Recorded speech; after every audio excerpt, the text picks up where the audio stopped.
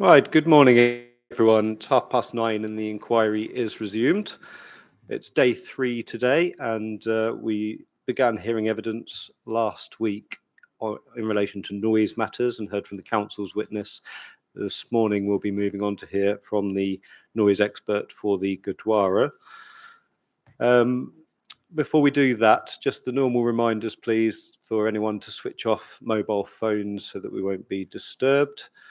And a few housekeeping matters before we get started. The first of which is the timetable for how the inquiry will be proceeding from this point. So the appellant made some session at the end of last week. Thank you for that.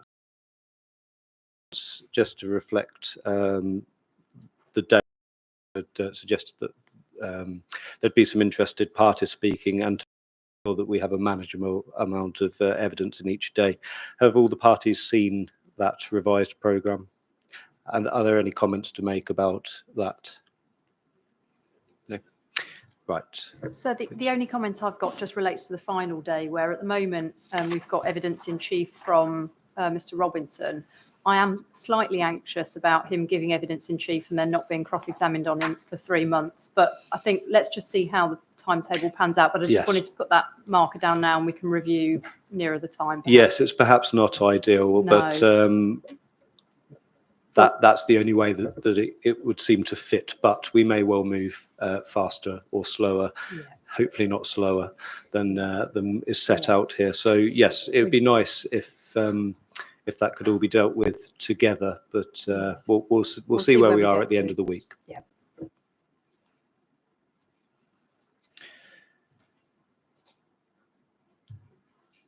Okay, are there any other matters that anyone wants to raise this morning? I have been told that there's some further interested parties who weren't here on the first day who are wanting to speak, so I've set aside some time to do that first thing this morning. We'll be doing that in just a moment, but anything else at all?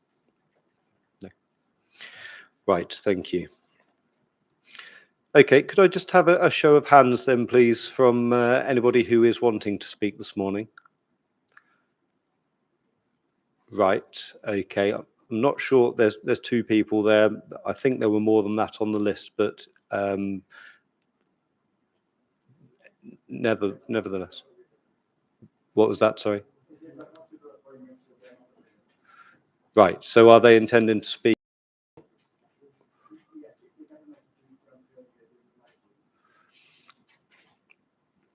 Right. Well, these people weren't in attendance at the beginning of the inquiry. Why is it that they're now expecting to come on Thursday?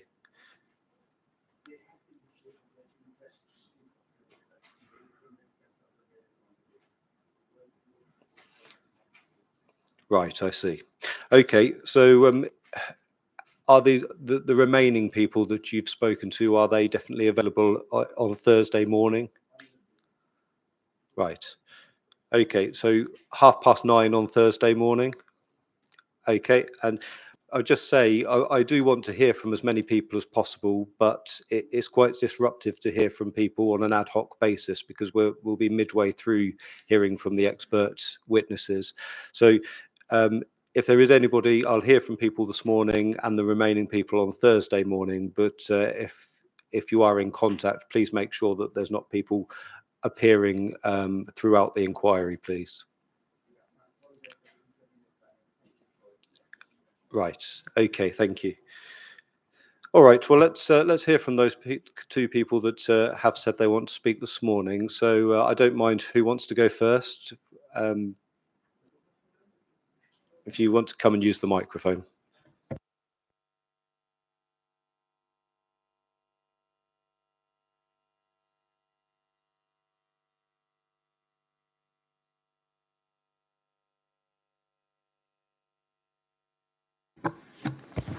Morning. Could I take your name, please? My name is Shafiq Rahman. Would you spell that for me, please? Yeah, SHAFIQREHMAN. And I'm the General Secretary of Hounslow Jamia Masjid. The chairman of? General Secretary. The Secretary. Secretary of, sorry, of? Hounslow Jamia Masjid. Thank you. or in short, Hounslow Mosque.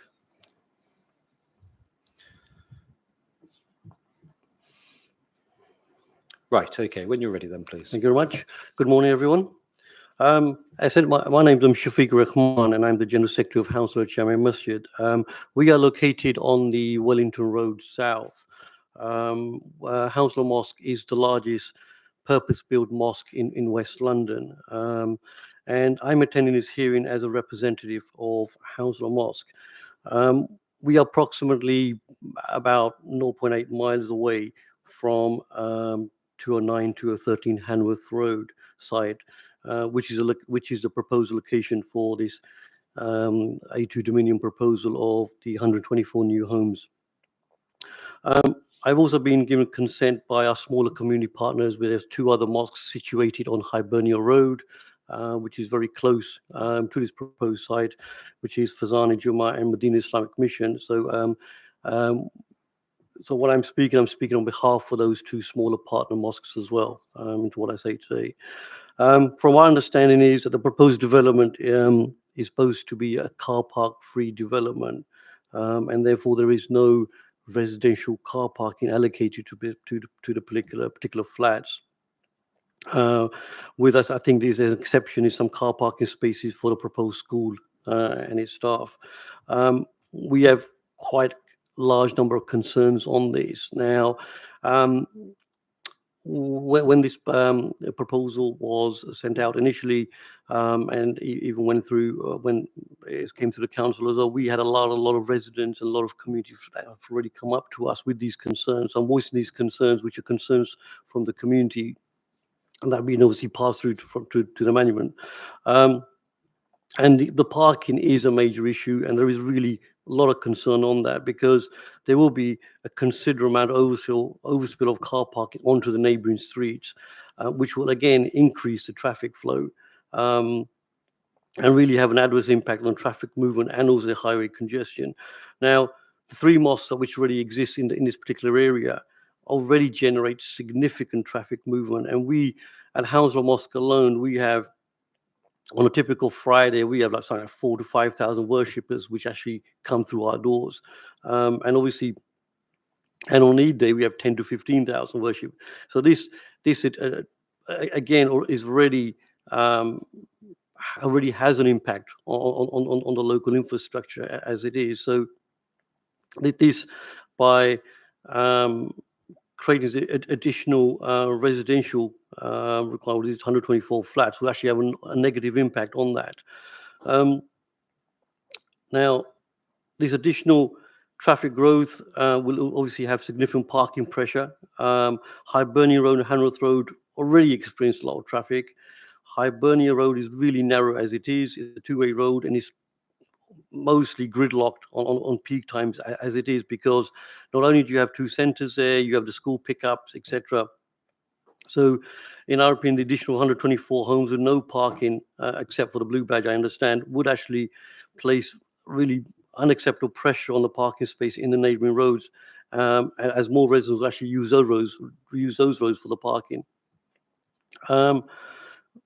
Also, from a mosque perspective, the Friday worshippers, from all 3 mosques typically drive and depart using those particular roads because they're all in the same vicinity, and people use it during lunch break. So, currently mosques don't have any car parking spaces either, there is again a problem with parking as it is. So we again feel that this would not actually be conducive to have more residential apartments with no parking, because again it will have a negative impact on the traffic flow.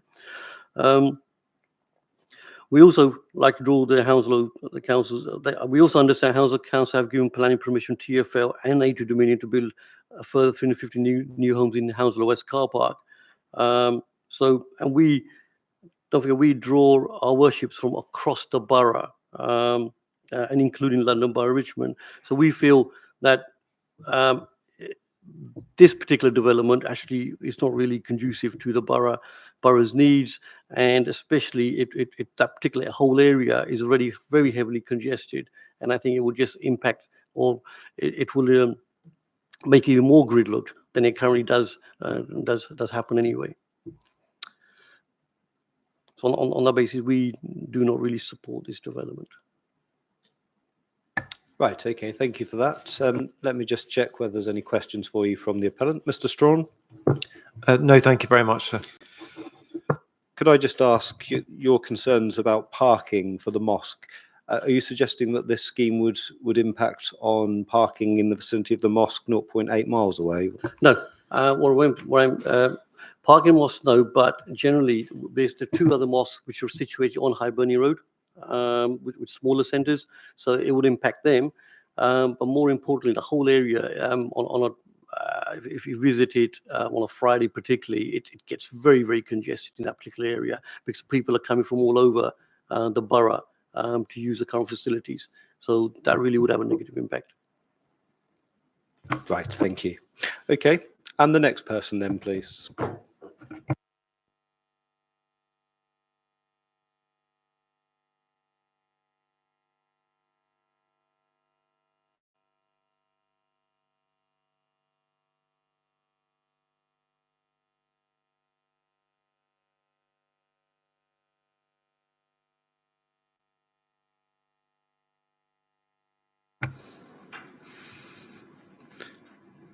Good morning. Could I take your name first, please? My name is Charanjit Kaur Ajit Singh, And would you mind spelling that, please? Charanjit. That's my first name. Kaur is my So middle. just slow down a moment. Okay. Say that again. Charanjit. Yes, thank you. And the second name, the middle name is Kaur, Kaur. And the surname I use is Ajit Singh, Ajitsingh.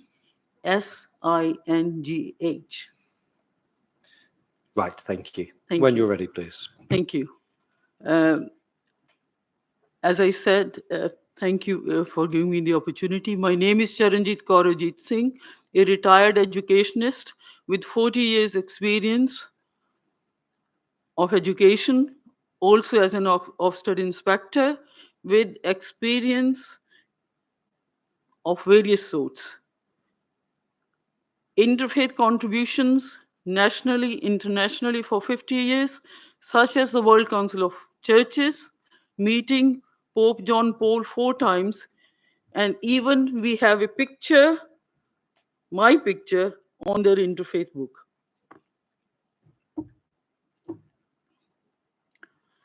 I was an observer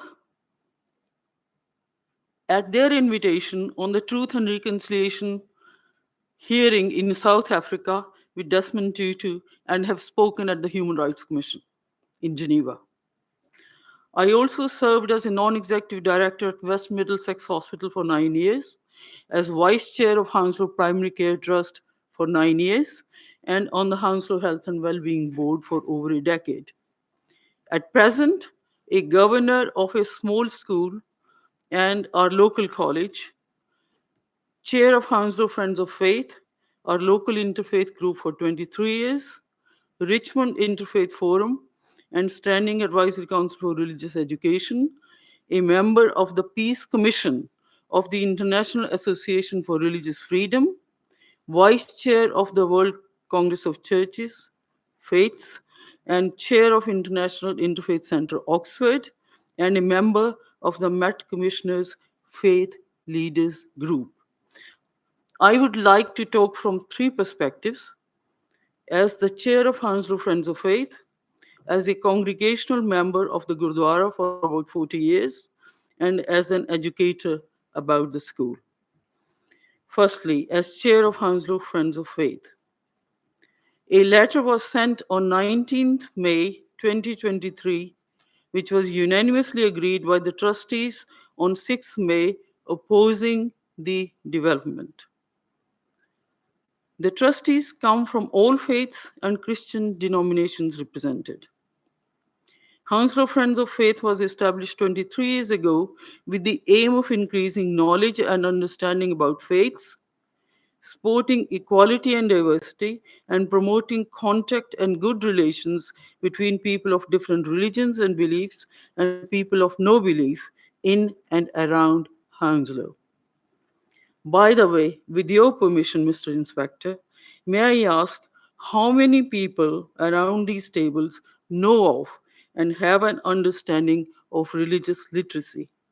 An issue identified in government and public services by NASACRE, which is National Association of Standing Advisory Councils for Religious Education, RE Council UK, and Interfaith Network UK. I wonder how well the diversity of the community in Hounslow is valued through this process, such as panels, etc. For example, I don't see the diversity represented in the teams in front of me. I would like to add that our committee meetings are hosted by different places of worship, and the police faith officer or hate crime officer attends and share information about reported cases. I have just been given the information that about faith crime there were 66 offenses. The hate crime generally was 739, and hate crime offenses per thousand is 2.7 of the population. July 2023 compared to June 2023, the increase is 60.8%. So it seems to be a huge rise. Come back to, furthermore, as far as I know, our mosques, gurdwara, and mandirs provide religious and spiritual care and other services for Hounslow residents, but also for Richmond, West Surrey, and Southwest areas, as there are no such places of worship. Speaking as a chairperson of this group, I can confirm that there have been and are racial tensions and regular incidents of antisocial behavior, not only in and around the Gurdwara, but around other places of worship belonging to ethnic minorities. Potential for racial tensions is an important factor which cannot be ignored. Bordering so close to the Gurdwara, anyone, resident or visitor, to neighboring flat, not enamored with the Sikh faith and so minded, could create problems, and it's more likely than not. The priests start work at 4 a.m., and some members of the congregation also arrive early to prepare for and participate in early morning prayers. We must consider their safety as well. I also attend meetings with the BCU, which is the Basic Command Unit, police commander, and they hear about reports from around the borough. And of course, we are in the cost of living crisis and the crime is rising, as I have just said. I am aware of serious incidents when Gurdwara was being established and for some time afterwards, such as throwing stones and intimidating people. Also, priests continue to endure antisocial behavior to this day. More recently, attack on an elderly Sikh female last year after returning from morning prayers is known. Theft of shoes from shoe storage in front of Gurdwara are a regular occurrence in some ways. As a member of the congregation, I urge you, Mr. Inspector, to consider the importance of the Gurdwara in architectural, historical, religious, spiritual, cultural, social, economic, and health care contribution to the wider community and its enhancement to the local environment. The Gurdwara is locally listed. The late Queen and the Duke of Edinburgh opened its educational wing, and King Charles III and Queen Camilla also visited, as did the former Archbishop of Canterbury and the Bishop of Kensington. It has great heritage value, and every effort must be made to ensure its sustainability and growth. The recently constructed high black boundary fence around the site has already had a detrimental effect on the visual amenity of people who are not being able to enjoy the view of the majestic building, and we are told that it has impacted upon the local peaceful community groups and residents. I'm also disappointed that so much of the good work that Gurdwara does is being curtailed, partly because of funding and partly because the congregation members are drifting away, as they are making clear that they do not want to attend here if the flats are built. The developer has not considered impact on community and the finances of the Gurdwara because they were unaware of what the Gurdwara does at the design stage.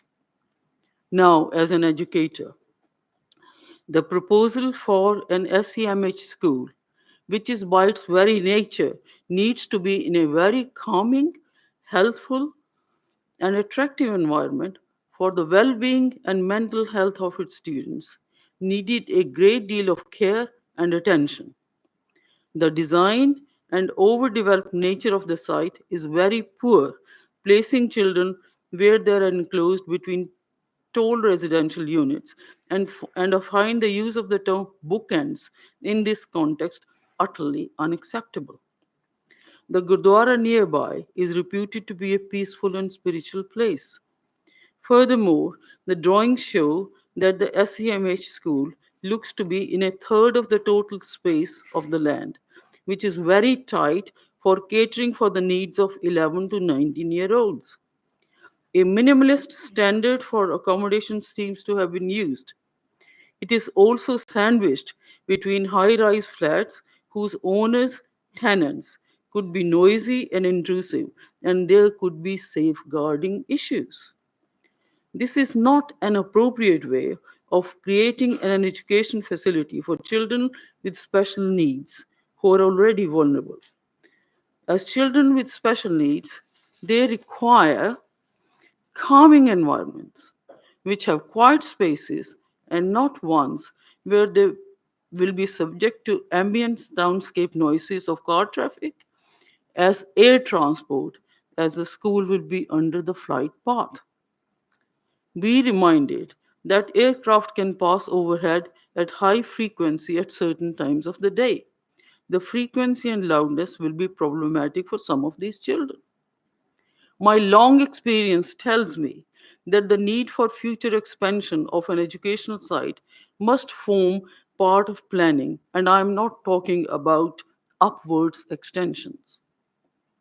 I must also point out that the Wings is not the first ASEAN school in the last 10 years in the borough. There are others which have been upgraded and expanding, such as Margaret Kinnan School, since 2018 is in the state of the art premises, costing about 30 million. The school looks after ages 4 to 16, have over 300 pupils, making them one of the largest SEND schools in the country. And the school is in Feltham. There is the Rise School, which caters for ages 4 to 19 and is run by Ambitious About Autism Schools Trust. And it was opened in September 2014, and its sixth form opened in 2019 to support young adults. And of course, Oakland Schools has also been upgraded. I also now want to make a general comment. Many flats in Hounslow are poorly managed, and adding the structures which are being proposed in relation, it seems to me, overdevelopment in the area beyond the infrastructure allows. Furthermore, the infrastructure is unable to cope with the existing requirements of the communities. For example, and Shafiq has mentioned this already, Hanworth Road is not a wide road, and in addition to its normal incoming and outgoing traffic from London, it leads to the crematorium and a number of graveyards, and even in increased capacity and car parks there do not appear to be meeting the requirements of our diverse communities of different faith traditions and none. The proposed development would add to the tensions further and may lead to social unrest. Thames Water also frequently pours untreated water into the river system. In January 2022, a report published by the Environmental Audit Committee revealed that Mogden discharged enough sewage to fill 400 Olympic sized swimming pools on 3rd, and 4th October 2020. It added that during the whole of 2020, 3.5 billion litres of untreated sewage entered the Thames from Mogden, 7 times as much as was dumped in 2016. The article in The Guardian of 27th May 2023 reported, in 2022, Mogden, which serves more than 2 million people, released a volume of raw sewage equivalent to 2,768 Olympic pools. Mogden is only a mile away from the Gurdwara. Other utilities such as electricity and gas would also be unable to deliver, as there are so many other developments taking place in the borough and near the site. The cumulative effect can be disastrous. The Energy Live news of 1st August 2022 carried the following news. The power grid is reportedly at a position where it cannot meet extra electricity demand coming from new homes in West London. It simply cannot cope.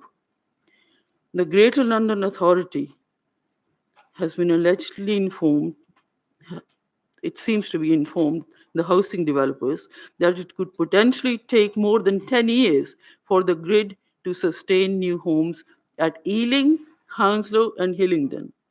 Shouldn't we be concerned, Mr. Inspector? Thank you. Thank you for that. Mr. Strawn, any questions?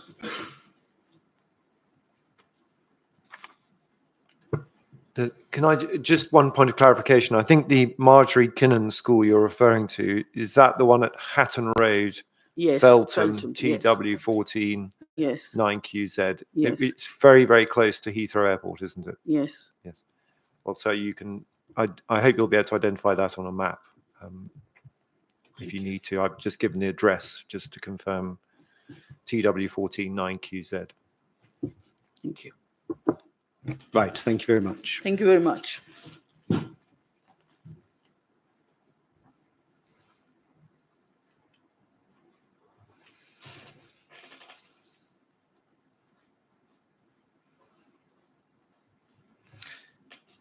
Right, okay. Ms. Clutton, then, would you like to call your witness?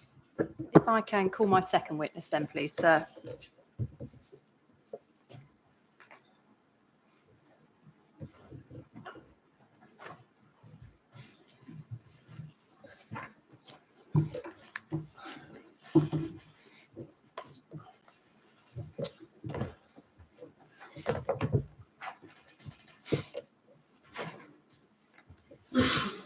Okay, so as I said, we're going to hear now from the noise witness for the Gurdwara. So when you're ready, please, Ms. Clutton, to introduce him. Thank you very much, sir. Good morning, Mr. Duncan. Good morning.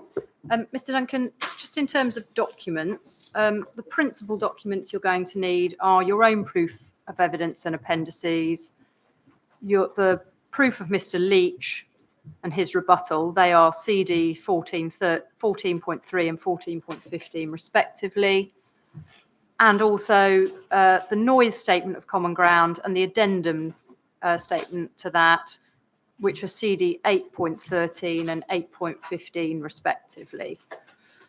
Now, we may need one or two other core documents as we go through, but they're the principal ones. Do you have those? Yes. Good, okay. Well, you are James Duncan. Yep.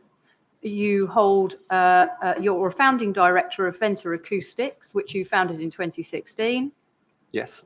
Prior to which you worked for Clark Saunders Associates for 12 years as an acoustic consultant, leaving as a senior consultant. Yes, that's correct. You hold a BSc Honours and the Institute of Acoustics Diploma in Acoustics Noise Control, and you're a member of the Institute of Acoustics. Yes. Thank you. Can I ask you please to confirm that the contents of your proof of evidence are true to the best of your knowledge and belief? Yes, that's right. Thank you. Now, you describe the purpose of the work that you were commissioned to undertake at 1.1.4 of your proof, and I'm going to go through some of the output of that work today, and then also going to ask you again to respond to a number of points made by the appellant's witnesses. Ms. Clutton, could I just ask you to move the microphone a bit closer just to make sure that everyone can hear what you're saying? Thank you. Sorry, is that better? Good, thank you.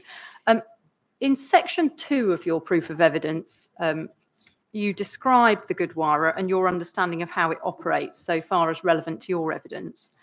We've obviously heard from Mr. Adan on that, and I'm not going to go over it in detail. There is just one point, however, that I'd like to pick up.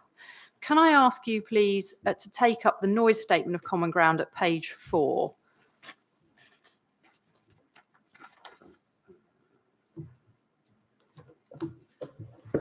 That's CD 8.13. It's page 4, paragraph 2.14. Yes. Thank you. Now, in that paragraph, the experts before this inquiry agreed a range for the sound pressure level of the Gurdwara's Nagara between 106 decibels and 115 decibels. Do you see that? Yes. And as I understand it, the difference between those two figures was that the former was based on Mr. Leach's measurements and the other those of Mr. Scrivener. Yes. Now, it was put to Mr. Scrivener that the upper end of the range was a biased figure because of an awareness whilst playing of it being monitored. Can I ask you, as a matter of fact, is the Gurdwara's Nagara capable of producing the upper sound power level? Yes. Yes, it is. Are you aware of any reason why that sound power level would not be capable of being produced at any of the Gurdwara's events? No.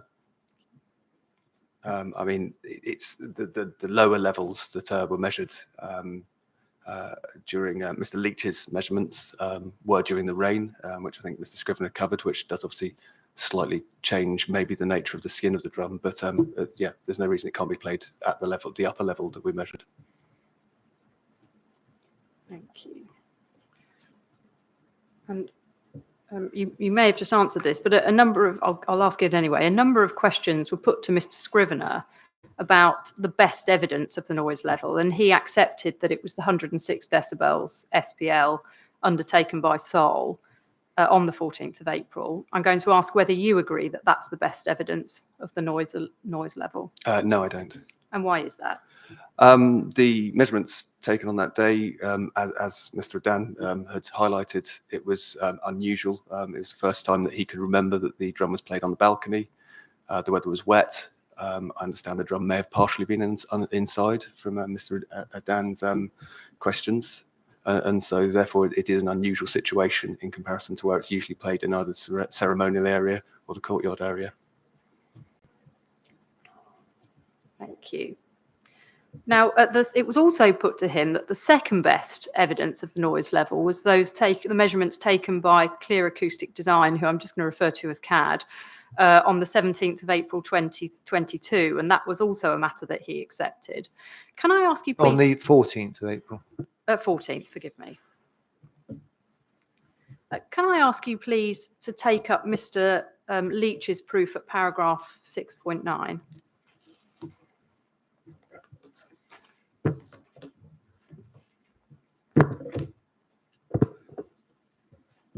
Yes.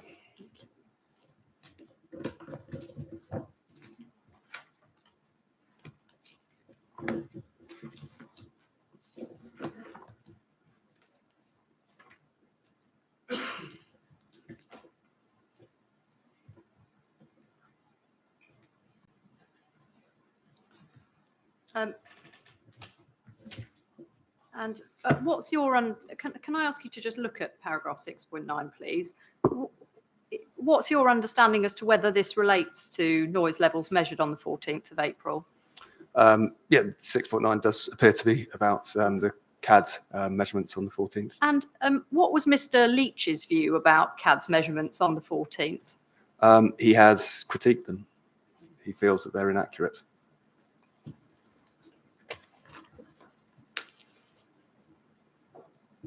Sorry, what was that? So he's critiqued them. He feels that they are inaccurate. Okay. And if he's right about that, what would your view be as to whether they were more or less reliable than the sound pressure level measured by Mr. Scrivener, in relation to which I don't understand there to be any technical arguments about the measurements taken? I would say that there would be less doubt in Mr. Scrivener's measurements, and so therefore there's potentially the CAD results would be less accurate. Now, when undertaking an assessment of the impact of noise, what's the usual approach taken to the selection of the figure or the sound power level as the basis for assessment? Normally, you'd want to be assessing on a robust, sort of a relatively worst case, not necessarily the very worst case that could ever occur potentially, but a robust assessment to show the level of impact that can occur on nearby noise-sensitive receivers. Thank you. And just to be clear, why is that done? It's really to try and make an accurate representation of the level of impact that could occur on future or existing residents. And having regard to that approach, what's your view as to the appropriate sound power level against which the assessment in this case should be carried out? I consider that the higher noise level would be more appropriate. Just to be clear, that's the 115? Yes, that's correct. Thank you. What, if any, risks would arise if the inspector accepted an approach that adopted the lower SPL? The risk is that if the drum is indeed played at the higher level that has been measured, then obviously the level of impact has been underestimated in the inspector's evaluation of it, and there's a chance of greater levels of impact and sort of complaints, that sort of thing, related to the noise. Thank you. Now, section 3, we can put Mr. Leach's proof aside for now. Back to your own proof of evidence. Section 3 of that deals with planning policy and guidance and standards. And I'm going to spend some time dealing with standards. But just obviously planning policy is principally for Mr. Robinson, and so we can deal with that briefly. But there are just a few points that I'd like to pick up with you, please. Paragraph 3.3 of your proof on page 6 sets out the London Plan Policy D13 on agent of change, and also over at 3.4 it sets out policy D14 on noise, and then subsequently on page 11, paragraph 3.11, you deal with the MPPF on agent of change. What's your understanding, Mr. Duncan, as to upon whom it is that these policies place the obligation to assess and mitigate the impact of existing noise generating activities? It's the person making the change to the local noise environment, so in this case, the applicant. Thank you. And looking at policies D13 and D14, what, if anything, do they say about the relevant standards to be applied when carrying out an assessment? D13, as far as I can see, doesn't actually mention any policies, or sorry, any standards specifically. Policy D14 refers to BS 8233 where appropriate, and in the notes, I think also refers to BS 4142. Was that just looking at D14? I think you might be referring to EQ5 there. D14 well be so, at 3.4. What does that say about standards to be applied for assessment? It doesn't actually, again, so yeah, it doesn't actually refer to any specific standards. Thank you. And then EQ5, as a matter of fact, that's dealt with on page 8 of your proof of evidence, and it's section 3.6. I think you've answered that question, but what does EQ5 say about standards? That refers to BS 8233 where appropriate, or as appropriate, and as I said, the BS 4142 in the notes. Okay. And what do you understand that reference to as appropriate to mean? I'd interpret that to as it's been agreed between the expert that BS 4142, BS 8233 is intended for this sort of anonymous noise, and noise with character is not necessarily appropriate when looking at BS 8233. So in certain circumstances where you have characterful noise, then maybe other methodologies may be required. Thank you. And if you do use another methodology, because, for example, you're dealing with characterful noise, having regard to the content of the development plan policies that we've looked at, is that necessarily inappropriate or policy non-compliant? I don't believe so, no.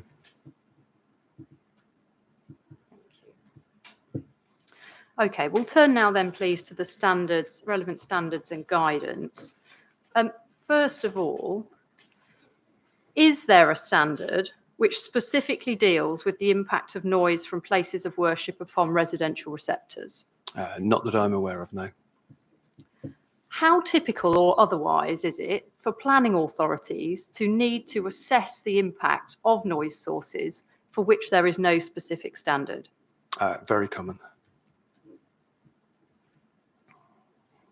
In the absence of specific standards, what would the usual approach of a professional acoustician be to undertaking such an assessment, and why? Typically in situations such as this,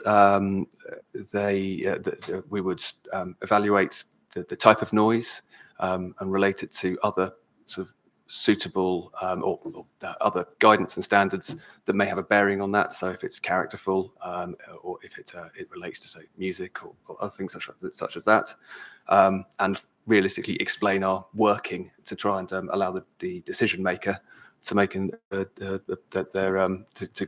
sort of review to allow them to make their decisions on that basis. And again, having regard to the discussion that we've just had about the development plan policies, would you consider that approach to be consistent or inconsistent with policy? I consider that to be consistent. Thank you. Now, there are obviously a number of British standards and other policy documents before the inquiry, and I want to focus on, I think, 5 of those: Pro-PG, BS8233, BS4142, Hounslow's SPD, which we'll just touch on, and COP95. So I'm going to start first, please, with Pro-PG and BS8233, which I'm going to deal with together. And they're dealt with in your proof at paragraph 3.13 and 3.16. So that's pages 16 and following. Now, in section 3.13, you identify the scope of the guidance and you say it's suitable for sites for residential development where there's predominantly exposure to airborne traffic noise. And then you also identify the 2-stage assessment approach that it recommends. The first stage being the initial risk assessment undertaken without mitigation, and the second being the detailed assessment comprising stages including observing internal noise levels and undertaking external amenity area noise assessments. I'm going to just focus on stage 2 for now. You note that Pro-PG draws on BS8233 for internal noise levels, which relates to anonymous noise.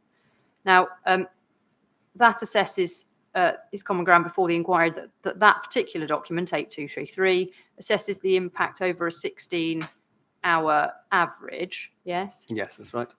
And then you set out in 3.13.5 the guidance which notes that BS8233 limits only relate to noise without character.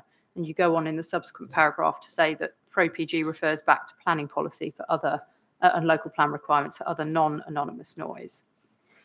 Now, your view, which seems to be shared by Mr. Leach in paragraph 4.30 of his proof, is that noise from the Gurdwara's ceremonial events is not anonymous noise.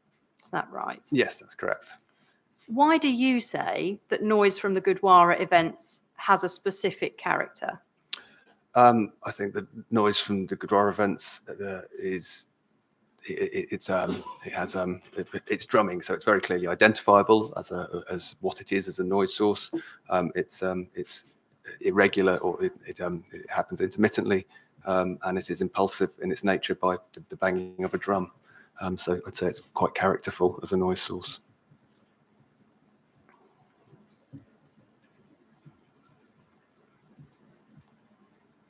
And so in those circumstances, do you consider Pro-PG and 8233 to be directly applicable to the assessment of the impact of noise from the Gurdwara?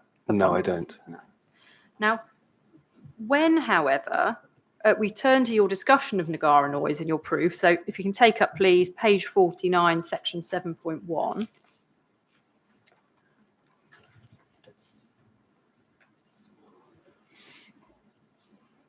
Yes. And in particular, I'm looking at paragraph 7.1.5. What we will see, or what the inspector will see, is that you do there relate the noise to the BS 8233 internal limits. Do you see that? Yes, I do. Now, in circumstances where you say that the standards don't specifically apply or directly apply, why have you undertaken that comparison? We've undertaken that comparison really because the BS 8223 has been, as far as I can ascertain, as would be normal, the internal noise levels stated in that have been targeted as the design level for inside the apartments for the other noise sources such as traffic, that sort of thing, and usually would also be used for the design of the building services in a situation such as this for the MVHR and the comfort and cooling element. So the noise levels, the internal noise level in the apartment, without any, in a sort of a standard situation, would be expected to be around 35 dBA during the daytime as an average level, as a normal level. So we've used that as a sort of baseline against which to assess of this, if this is how loud the internal noise level is without noise sources. How does if you then had the noise of the Nagara, how does that compare to that baseline?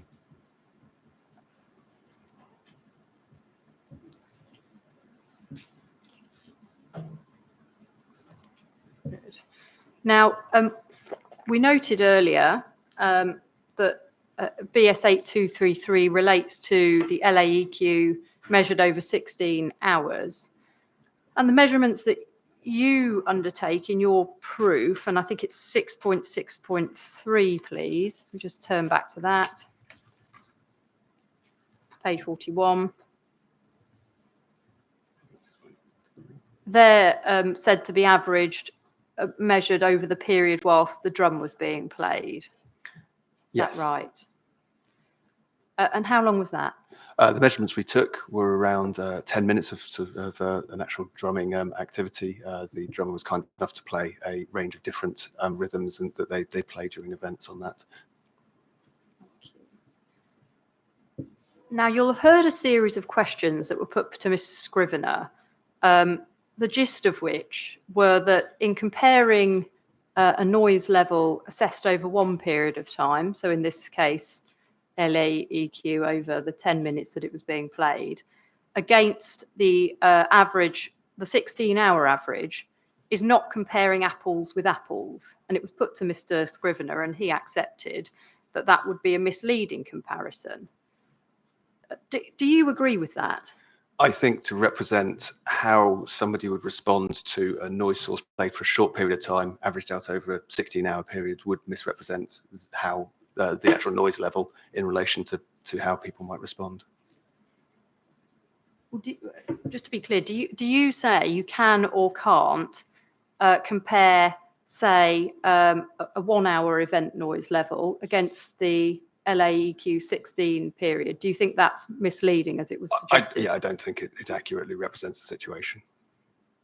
What do you mean you don't hear? I feel if you're looking at, if it was for anonymous noise, then it would be a different case. However, this is characterful noise, and we're interested.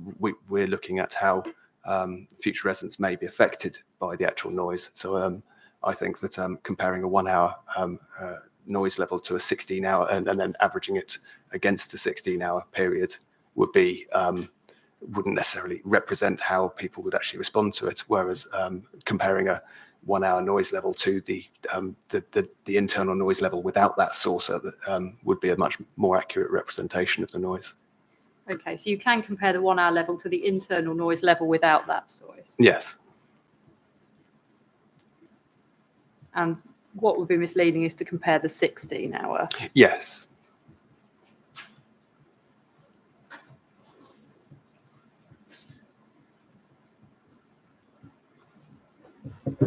Okay.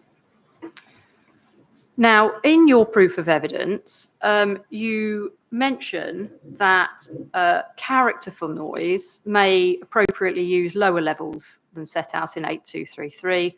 However, when you apply 8233 in the paragraph that we looked at a moment ago, which was 7.1.5, you didn't apply a lower level. Can I ask you why not? I think, I mean, there's a couple of reasons for some of our actual assessments. The noise level is during the event would actually be considerably higher than the background anyway. So in some respects, the lower lower limit becomes a bit more moot.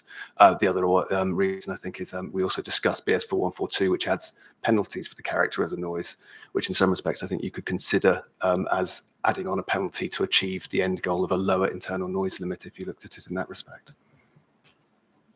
Okay. So in effect, you use another method that accounts for character. Yes. Okay.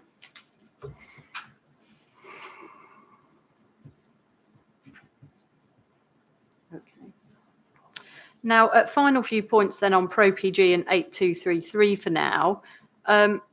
The appellant refers to the note to the BS 8233 guidelines on internal noise, and I think these are just reference at 5.1.2.3 of your proof.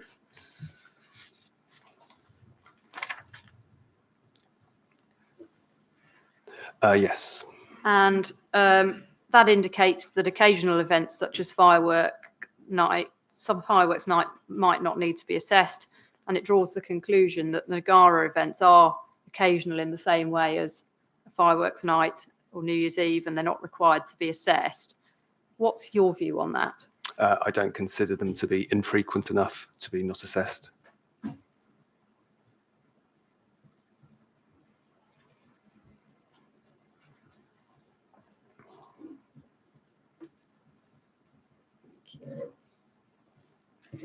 Now, as for the external noise levels, the appellant refers to the notes to BS 8233, which explain how the noise levels should be applied to external amenity spaces such as balconies, and that's set out in your proof at 5.5.3.1, which is at page 33. Yes. And the starting point for the appellant is that the scheme balconies within Block A are small balconies for the purposes of the standard. Do you agree? No, I don't. And can you explain why, and then what your position is as to whether noise limits ought to be applied in the present case? I mean, I think many of the drawings show the balconies to be quite long in respect. I mean, they're 1.5 meters deep, but they are many of them are considerably wider than that. I think in that respect, they're larger than would be indicated for the drying of just washing and maybe putting out plant pots, and could probably use for sort of relaxing, putting a table on, that sort of thing. And so therefore, I think they should be assessed to those areas. Thank you. Now, if for any reason the inspector disagrees with your assessment and does consider that specific limits are inappropriate in this location, what, if anything, does the standard require to be done about noise in external amenity areas instead? Can it just be ignored? No, it says that it should be reduced to the lowest practicable levels.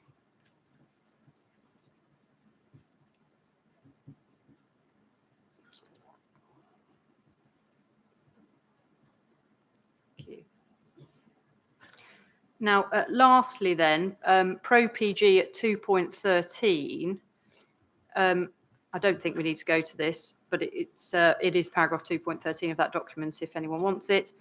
That notes that it can be used to assess the impact of commercial and industrial noise, which is, quote, not dominant. And it goes on in paragraph 2.15 of that document to say that noise is not dominant or is dominant, where it would be rated as adverse or greater under BS 4142. In terms of the noise from the kitchen extract fan that's discussed in your proof, would that noise be dominant or not dominant? I'd consider that to be dominant. And so would it therefore fall to be assessed under 8233 or 4142? 4142.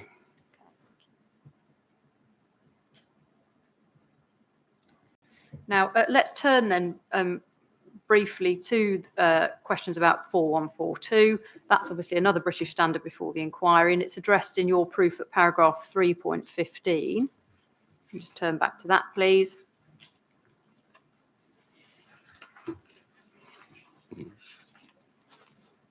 Page 20.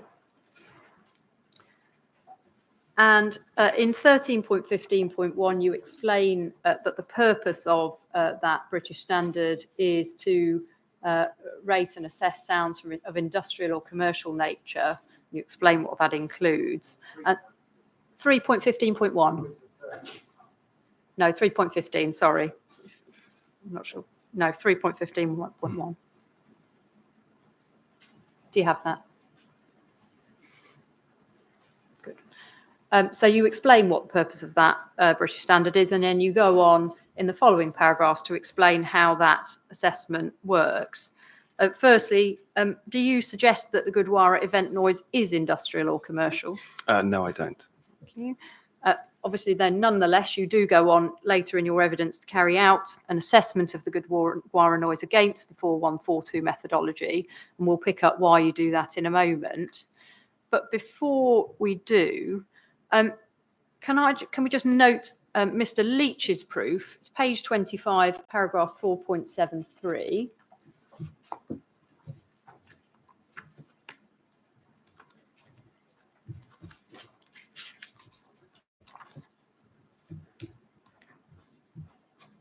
Where he notes that the British standard says it doesn't apply to the assessment of sound from people at music and entertainment or recreation.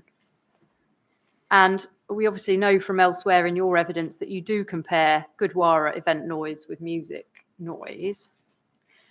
If you don't consider the Gurdwara event noise to be commercial or industrial, and you do consider it to be music noise, to which the BS says it doesn't strictly apply, why have you considered it appropriate to undertake that assessment against 4142? I think there's two reasons.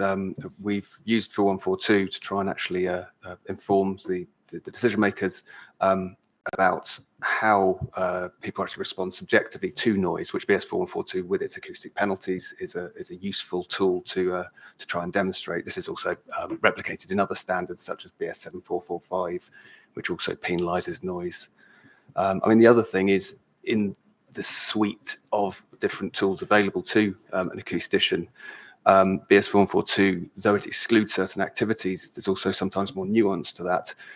For example, BS 4142 excludes the assessment of domestic animals and the noise from them. How often it is quite regularly used for the assessment of kennel noise. It's also been used for the assessment of music teaching facilities and school, private music teaching businesses, even though it may exclude the noise of the assessment of music when they then become a commercial noise source. So it is something that because it has been used before with interpretation and pragmatic approach by different decision makers in that respect. And so why or how do you say it will assist the inspector in this case? I think it indicates that there is more to just the level of the noise as such. The character of the noise makes it very clearly identifiable, and is something that people may well sort of focus on more than, say, if it was the anonymous drone of, say, an extract fan or a large chiller unit when it comes to something like the Nagara. Thank you. Just then, finally on 4142, obviously you do undertake also a 4142 assessment in respect of the noise from a kitchen extract fan. Do you understand there to be any dispute as to the appropriateness of applying that standard to the assessment of noise from the kitchen extract fan? No, I don't especially, no. Thank you. Now, the last document in your proof to which you, by which you assess the impact of by reference to which you assess the impact of the Gurdwara event noise is the Hounslow SPD, and you refer to three aspects of that document. Section 4, which provides guidance on the circumstances in which new development may be refused on noise grounds, which derives, I think, from Pro-PG, and then section 7 of that document, which sets out the guideline values for entertainment and music noise. Now, obviously, whilst preparing your evidence, it came to your attention that the SPD was never, in fact, adopted in Hounslow. How, if at all, does that affect your utilisation of the outdoor concert noise levels in the assessment of noise in this case? I don't believe it does. The document stood on its own before the SPD mentioned it, and it's a separate entity. What document's that? The COP 95.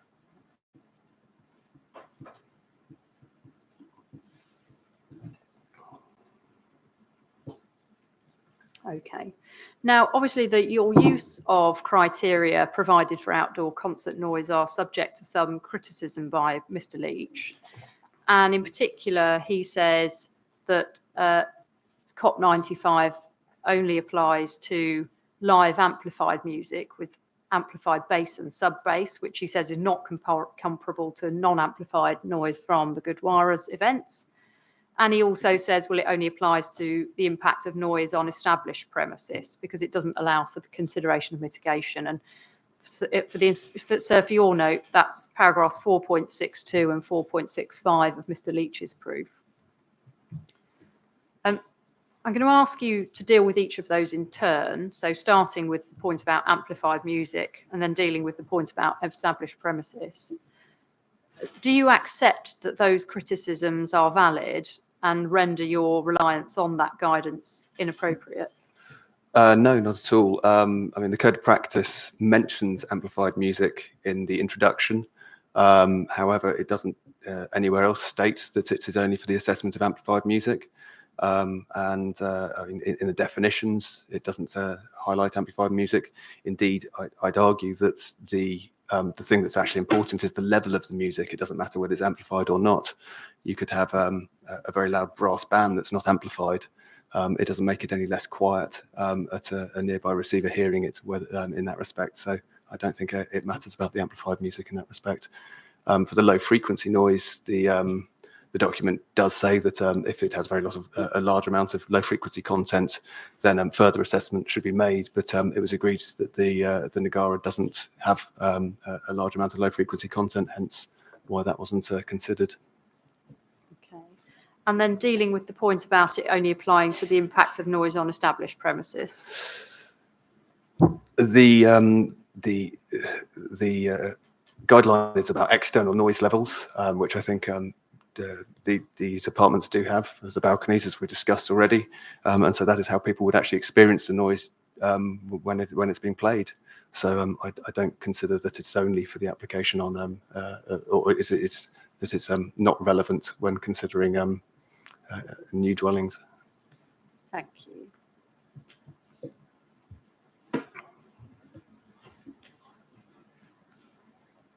Now, so if we are still using outdoor event guidelines, I just want to look at the thresholds that you say apply, please. Can we take up COP95? And in fact, we don't need to because we've got your proof open on page 20. I've got that in front of me. That's the relevant thresholds from COP95, I believe, isn't it? Same ones. Yes. Yeah. Now,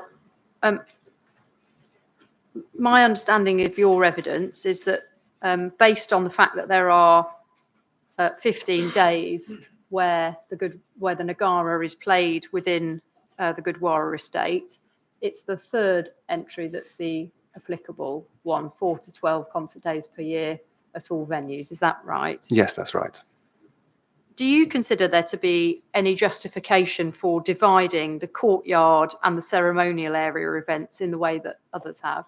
I don't know. It's if it was looked as if it was a venue, it is one location, so it is one venue in that. So no, I consider that it should all be under the one premise.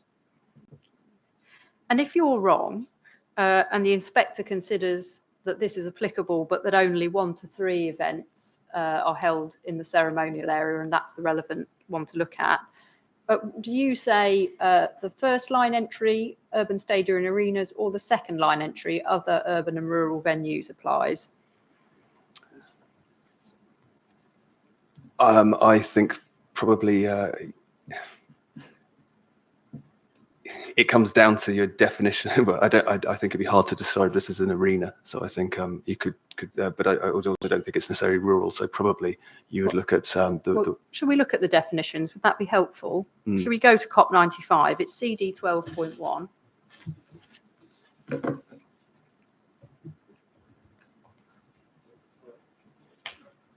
CD 12.1, COP95.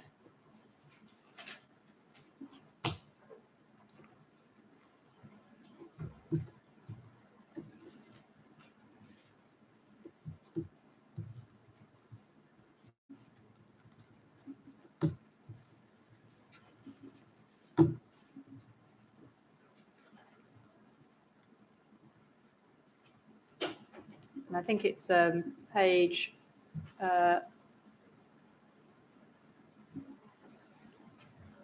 page 1 is sorry, page 5 of the PDF has the definition of urban stadia or arenas. Yes. And it says a regular venue for major sporting or similar events in an urban area.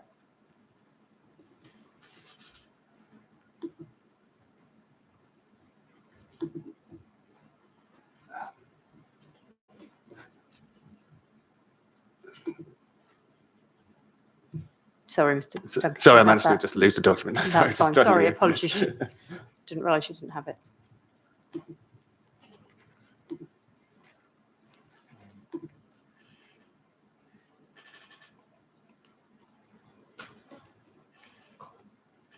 Yes, sorry, I'm there. So is the Gurdwara a regular venue for major sporting or similar events in an urban area? No, I wouldn't think it is. And then if we go back on the previous page, I think that has the definition for other urban venues. Don't think there's any dispute that this is not a rural venue. No. But that says an urban park or similar area which is not normally used for major organised events. Is Yes. that? I think it probably would fall into that category more Okay. accurately. Thank you. And so on that basis, in those if it were 1 to 3 events there, the music noise level should not exceed 65 dB over a 15-minute period. Yes. Is that right? Okay.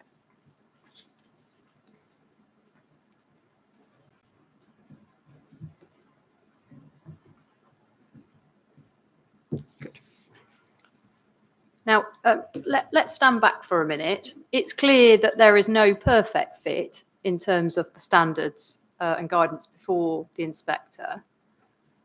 Of all of those that he does have in front of him, which do you consider to be the best fit in terms of addressing the nature and character of the noise that's generated by events at the Gurdwara?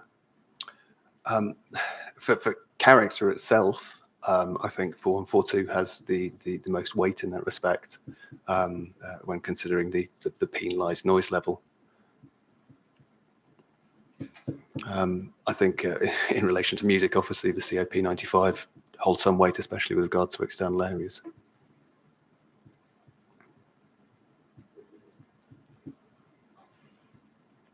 Thank you. Now, I want to turn now then to just look at how the event noise from the Gurdwara performs against these standards and your views as to the likely impact of that. We've obviously now got some agreed figures in respect of background noise levels and also internal and external noise levels at Block A based on different sound pressure levels and or sound power levels and glazing and building fabric performance. Can I ask you please to take up the addendum to the Statement of Common Ground? I think it's CD 8.15, but it's the one that we've all had open rather a lot. And when you get to that, can I ask you to turn up page 2, please? Yes.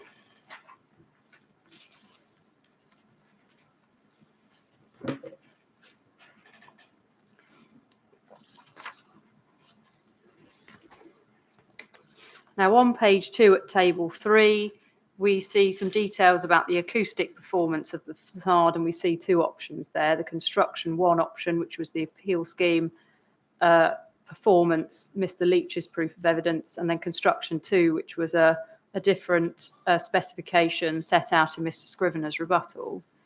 Now, we heard last week that the appellant would be willing to accept more extensive glazing requirements if necessary, so we'll look at both of those when we're dealing with this. Turn please to page 3 and table 4. This is the predicted event noise and event internal noise levels within Block A living rooms. Now, this is applying the BS 8233 35 dB over a 16-hour average for internal noise levels. And I know you say that doesn't strictly apply and that characterful noise might have a lower limit, or that you look at 4142 instead. But I just want to work on the basis that even if we do apply this, how this table shows the Gurdwara event noise to perform against that level on an LAEQ 16-hour basis. Now, starting with construction 1, briefly, but which is obviously what the appellant has proposed in its own evidence, based on their sound power level, if we're looking at a 16-hour average against a 16-hour average, what do you say about that? Is that acceptable based on the 16-hour as against 16-hour using their sound power level? Based on their sound power, then the predicted noise levels would be below the 16-hour criterion. How about on the sound power level that you consider it appropriate to apply, the 115 dB? It would be exceeded for the ceremonial area and the balcony. Yeah, and that's by 6 and 7 dB respectively, is that? That's correct. Yeah. And how would that be perceived by occupants of those flats? And the noise level from something with as much character as the drum, that's 6 or 7 dB above the underlying ambient in the flats, we'd expect to be clearly audible. And if we then look at the construction 2 approach, what's the position there? For both of the power levels, noise levels would be either below or meeting the criterion, with the exception of drumming within the ceremonial area, where it says it's going to be 36 dB over the 16-hour period. Again, if the noise level is equal to the ambient noise level, it's more than likely it's going to be audible, though obviously at a reduced level. Yes, but do you accept that the 1 decibel exceedance of the 115 sound power level on a 16-hour basis, and we'll come to not on a 16-hour basis, but on a 16-hour basis, would that be tolerable? If you're averaging across the 16-hour period, then yes, it's a very marginal difference. But comparing construction 1 and construction 2, if one is looking at a 16-hour basis, given what you've said about the risk of exceedances if the lower SPL is taken, ought the appellant to be required, in your view, to utilise the higher glazing specification in construction 2? Yes. Now, the $1 million question, though, do you accept that it is appropriate only to take account of the 16-hour average of Gurdwara event noise? No, I don't. And what, if any, relevance has the 1-hour event level got? I think the 1-hour event level is, I mean, there's been some discussion about it, but that many of the drumming events are approximately an hour long. So assuming that is how people would experience the noise, that would mean that this is these would equate to how they made the actual noise level they would experience during events when the Nagara is being played. Thank you. And if we look at that, and if we look at construction 2 on that, does even construction 2 result in acceptable conditions? For the higher sound power level, no. And again, what are the exceedances we're identifying? We've got them down as 48 and 47, so 12 and 13 decibels. And how do you think those increases over the internal noise climate are likely to be perceived by? They would be, I think, very clear, rather dominant within the space during the time when the drum's being played.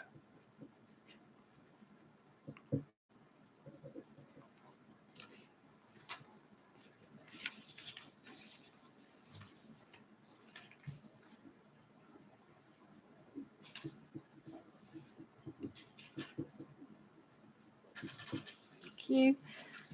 Now, turning then, please, to external noise levels. These are set out in the 3rd column from the, looking at it from the left-hand side, external 1-hour event noise level.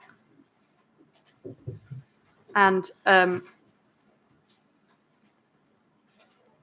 just looking at these numbers for a moment, how do they compare to the noise levels set out for external areas in 8233? And we'll work on the 55 dB upper limit for now. How do they compare on both, starting with the appellant's favoured sound power level and then turning to ours?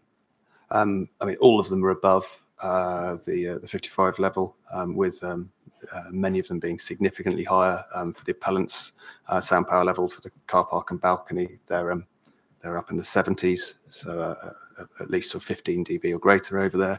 And for the 115 dB sound power, yeah, they range from 67 right up to 82 dB, so considerably in excess of 55.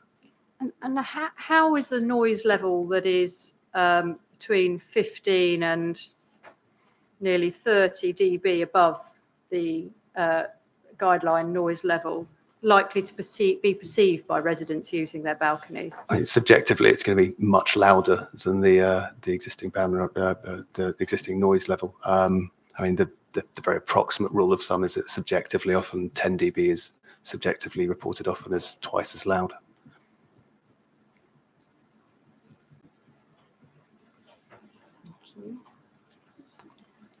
Now, the appellant will no doubt put to you that those need to be adjusted so as to be averaged out to the 16-hour level.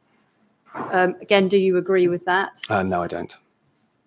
Even if that were right, I think we wrote on our drafts the other day, or on our versions the other day, we did a minus 12 dB to come up with the 16-hour equivalent for each of these. And the note I had is that starting from the top, 115 dB courtyard, that 67 would be 55 over the 16 hours. Yeah.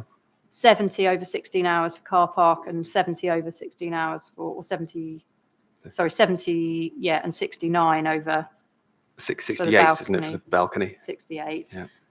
And then just following down, 47, 60, and 59. Right? Yes.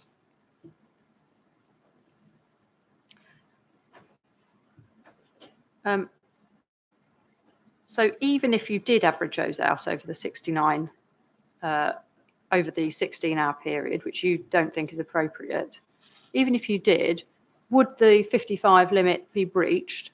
Yes, it would be for some of the events, definitely. And I mean, of the 6, how many wouldn't be? Balcony for both of the sound power, the courtyard for the greater sound power. Wouldn't be breached. Would be breached. Would be breached. Okay. So actually, there's only one of the 6 that wouldn't be breached. Is that? I had car park and balcony. Car park and balcony for Courtyard. each breached. So Yeah. yes, And then they That's 4. And then he said courtyard for the other on the cusp. not breached. On the cusp. What are you saying? So Well, I you said need to- not one that is not breached. Well, there are 2, aren't there? There's Okay. the sound power Mr. level Duncan, of 115 and the sound power level of 106. do you regard something that's on the cusp as not being breached? I think it needs consideration. It's on the cusp. It could be within that half decibel of rounding up or down. So we've got 4 that are clearly breached. We've got 1 that is on the cusp and 1 that is not breached. Yes. Thank you. Now, we again recall from our earlier discussions that the appellant says, well, anyway, these limits, they don't apply. And if we just remind ourselves of Mr. Leach's proof, please, at page 16, paragraph 4.31.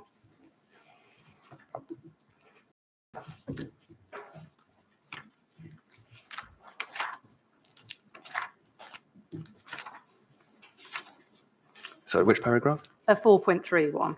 Yep. So this is just talking again about it's setting out the BS 8233 qualifications. Yes. And again, you said earlier that your understanding of what policy or what the standards required where the noise limit doesn't apply is that it has to be reduced. They have to reduce the level to as low as reasonably practicable. Yes. In your view, has the appellant demonstrated that it has reduced the noise levels in the external amenity areas to as low as reasonably practicable? No, not overlooking the ceremonial area. And why do you say that? I mean, acoustically, I think little has been done with regards to that. There was the inclusion of a solid front to the balcony, but I understand that was originally viewed for privacy reasons. However, no other measures have been taken to further mitigate noise. And what sort of other measures are you talking about? There's a whole suite of different options. The most sort of robust is winter gardens, but you at a lesser level, there could be the lining of the underside of balconies with absorptive finishes, just to try and help reduce reflections, more robust screening and that sort of thing.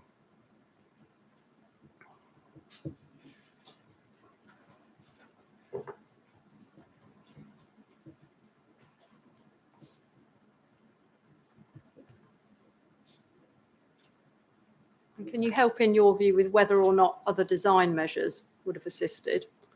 I mean,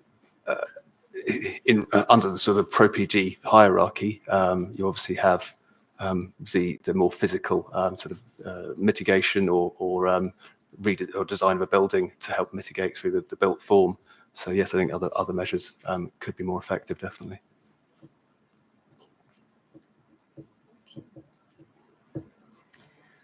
Okay, well, that deals with 8233. I just want to come on then, please, to 4142, and we'll look at the addendum statement common ground, please. Again, it's table 5 in this case.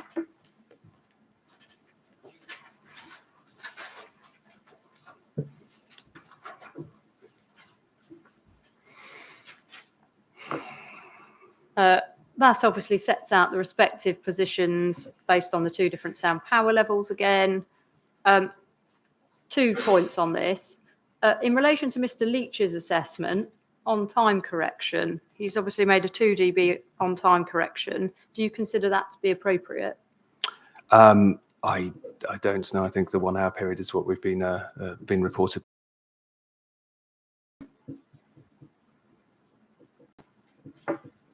And then just to be clear, why do you think the 12 dB, or well, my understanding is that you think that 12 dB is more appropriate than 9. I just want to explain your thinking, please. Yeah, sure. We think that the 12 dB is more appropriate. There's a 3 dB penalty for the intermittency of the event occasionally occurring intermittently. The level of noise above the background noise level and indeed the average noise level is so much higher that it is expected to be clearly audible. Hence why we feel the full penalty under impulsivity is applicable, rather than the slightly reduced one which Mr. Leach has applied. Okay. Now, the agreed initial assessment shows 30 and 45 dB on the sound power level of 115, and even on 106, and using Mr. Leach's reduced penalty and correction between 19 and 30 dB. Can you help with what that signifies and how that's likely to be perceived by occupants of the flats in external areas? That under sort of parlance of 4142 would be a significant adverse impact. It would be clearly audible and likely to, or potentially could cause complaints.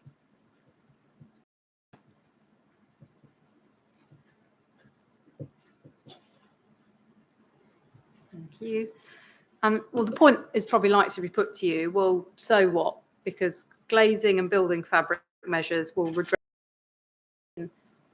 in acceptable internal noise levels.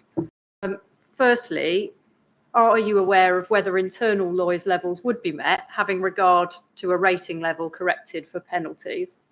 No, they would be.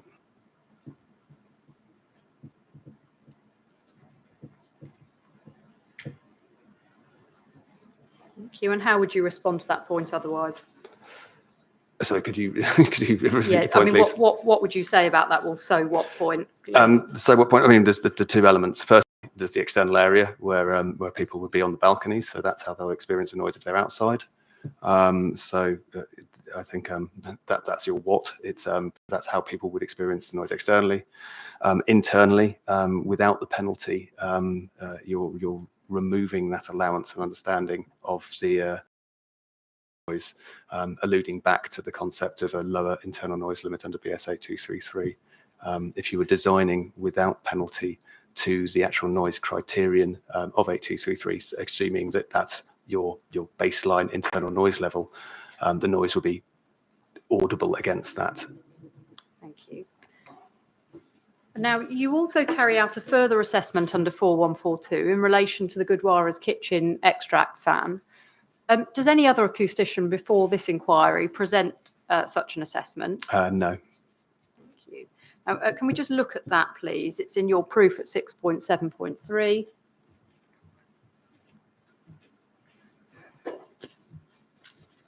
So we've got about 5 minutes. I'm nearly there.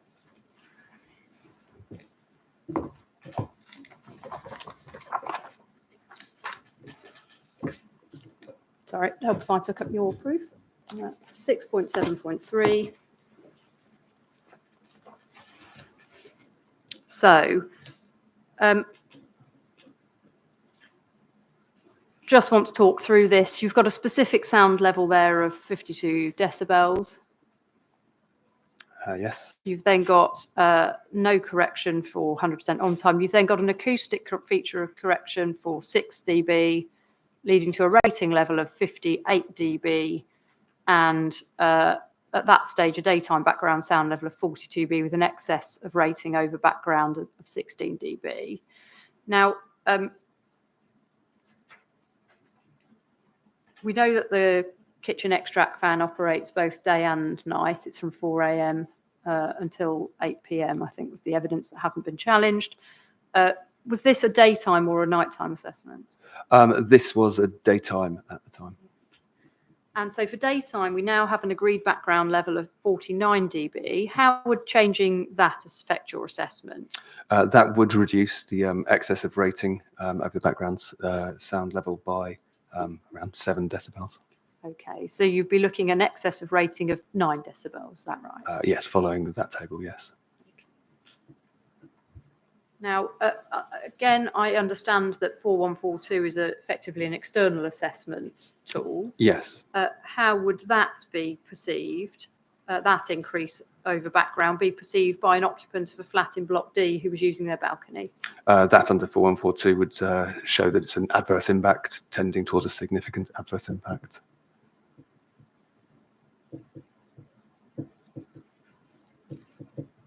And Mr. Leach, in his rebuttal, says, well, your correction of 6 dB is too high and it should be between 2 and 4 dB. So if you'll note its rebuttal, actually, yes, that's CD 4.15. Can you comment on the corrections there? He's basically reduced the correction by in relation to the daytime ambient noise level. And so because the predicted noise level from the extract fan is nearer to that, he slightly reduced the correction from 6 and feels that either 2 to 4 dB penalty would be more applicable. Okay, and what, if any, comments have you got about that? I think that for the general part of the day, I think that probably makes sense. Maybe sort of the earlier parts and later parts of the evening, it might be slightly different. Sorry, earlier parts of the morning, later parts of the evening, it might be slightly different, but it still does show an adverse impact. Okay, and so would you say 2 or 4? I think, considering the potential for quieter periods of day, 4. Okay, and if you do adopt less correction, when you just said a moment ago, it still shows an adverse impact. What would that? Well, if it was 4, so you would take further 2 off. So you'd be looking at 7 dB over background. Is that right? You would be if the acoustic feature correction was only 4. Yes, it would be 7 dB over background. And how does BS 4142 characterise? That would still be viewed as an adverse impact. And what's your understanding of how often that impact would be experienced on the balconies? Well, the fan runs in this manner 7 days a week, 365 days a year, from my understanding. So it would be daily. Is that adverse impact one that, in your view, ought to be mitigated? Certainly. And what, if any, measures do you understand the applicant to have applied to mitigate that effect? None for external noise.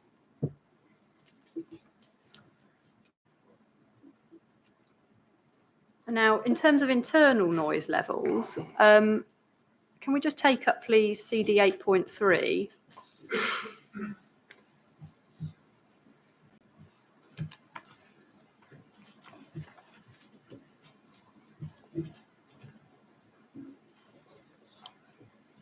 Now, I think it's section 11 of this document.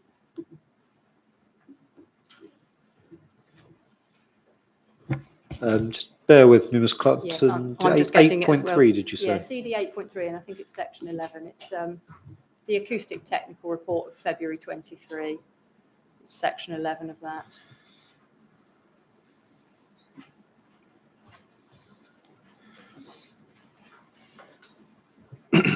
My computer's just having a moment as well.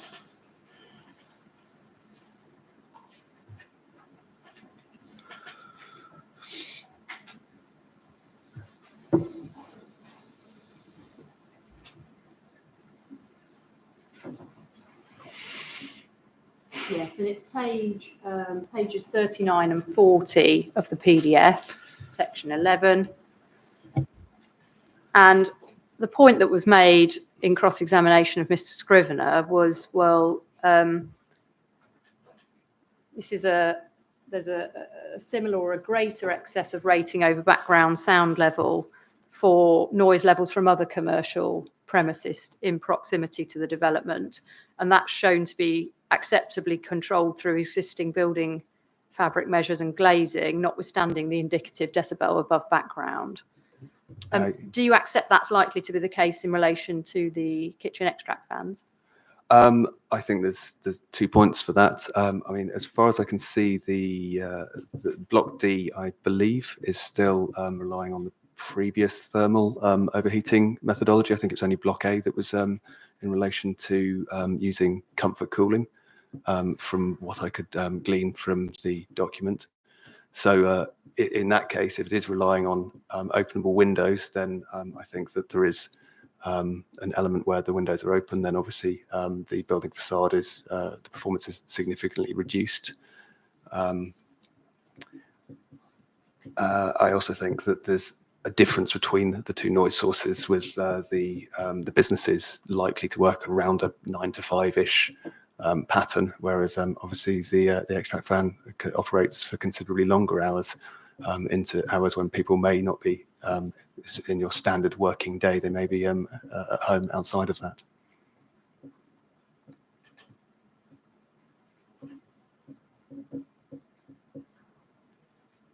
Thank you.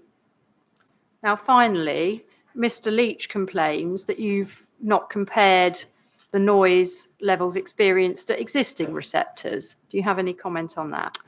Yes, we're employed to undertake the assessment with respect to the Gurdwara and how they affect this new development, because obviously the new development is bringing the receiver to the noise source and is affected under agent of change. So we weren't looking at the existing buildings because they're not going in for under the application.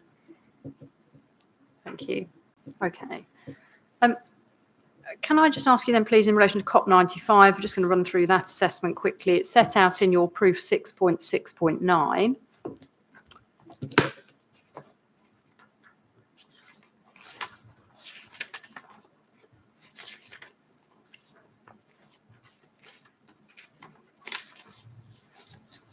And it might just also be worth having the addendum statement of common ground open again as well, please. Okay. Because we need table 4 of that.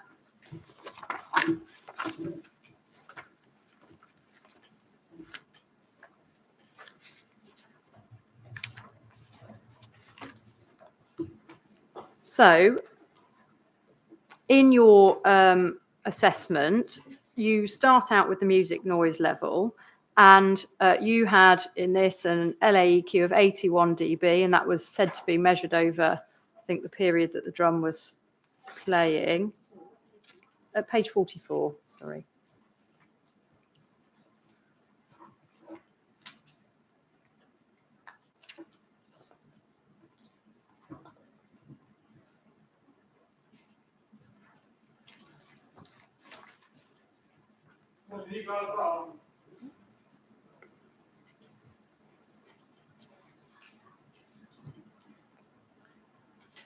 Sorry, Sarah, have you got 6.6.9 of the proof?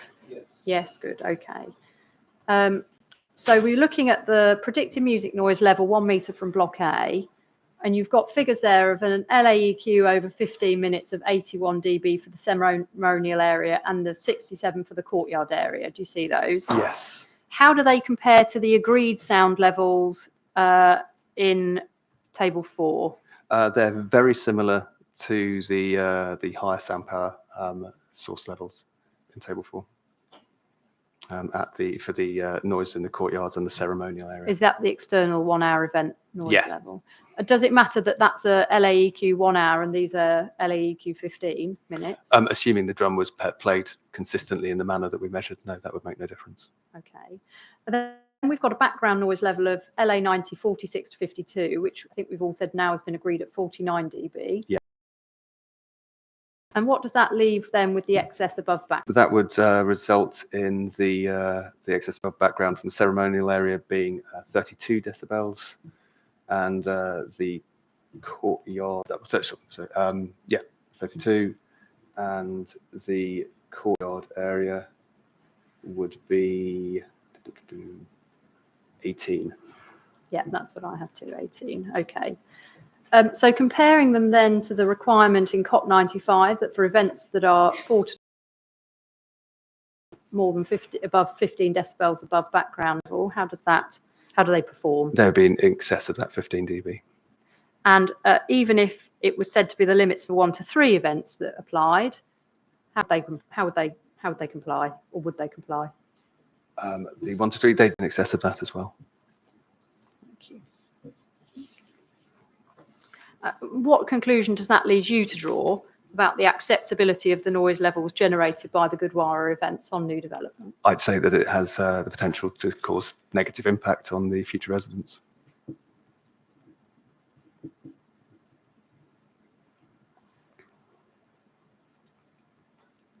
Thank you. And then at the very last point I just want to cover, just so we've got it dealt with, is what that means in policy terms in terms of the NPPG table at page 13 of your proof, please.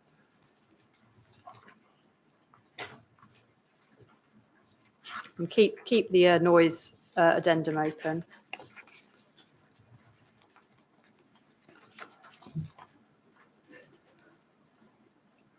So we've got the noise exposure hierarchy here.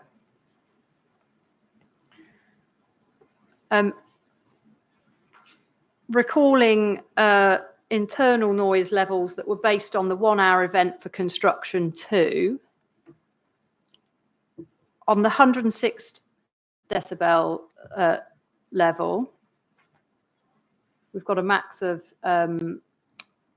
35 dB for the 1 hour event. Where would you say that fell within this scale? I think that's probably noticeable and intrusive. Noticeable intrusive. So that's an observed adverse effect level. Yeah.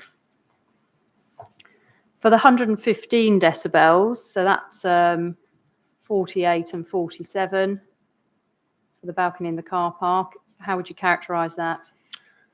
I think that's that falls into sort of the significant range, being over 10 decibels greater than the guidelines. So as in terms of the perception category, the perception it becomes just into disruptive at that point. yeah. And then in terms of external noise levels, based on the 4142 assessment, looking first at the 106 SPL. I think those levels, you're in the very disruptive range.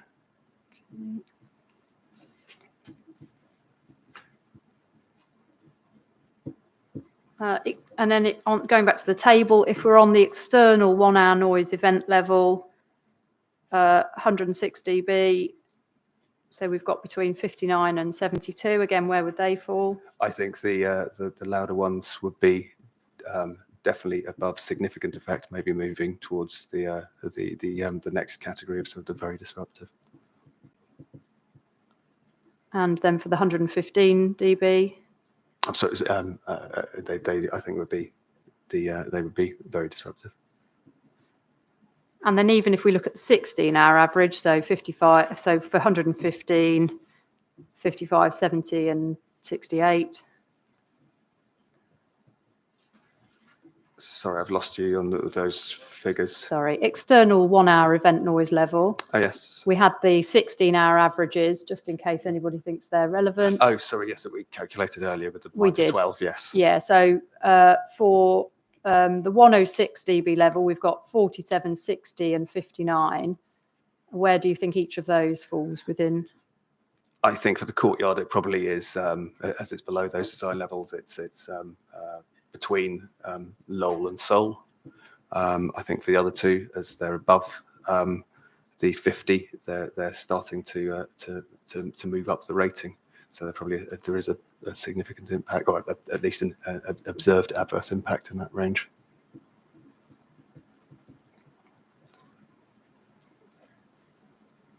And then just lastly, then 16 hour for the 115 dB level. I think again for the car park and balcony, you're probably pushing in the significant adverse impact range. Okay. Thank you very much, Mr. Duncan. Thank you, sir.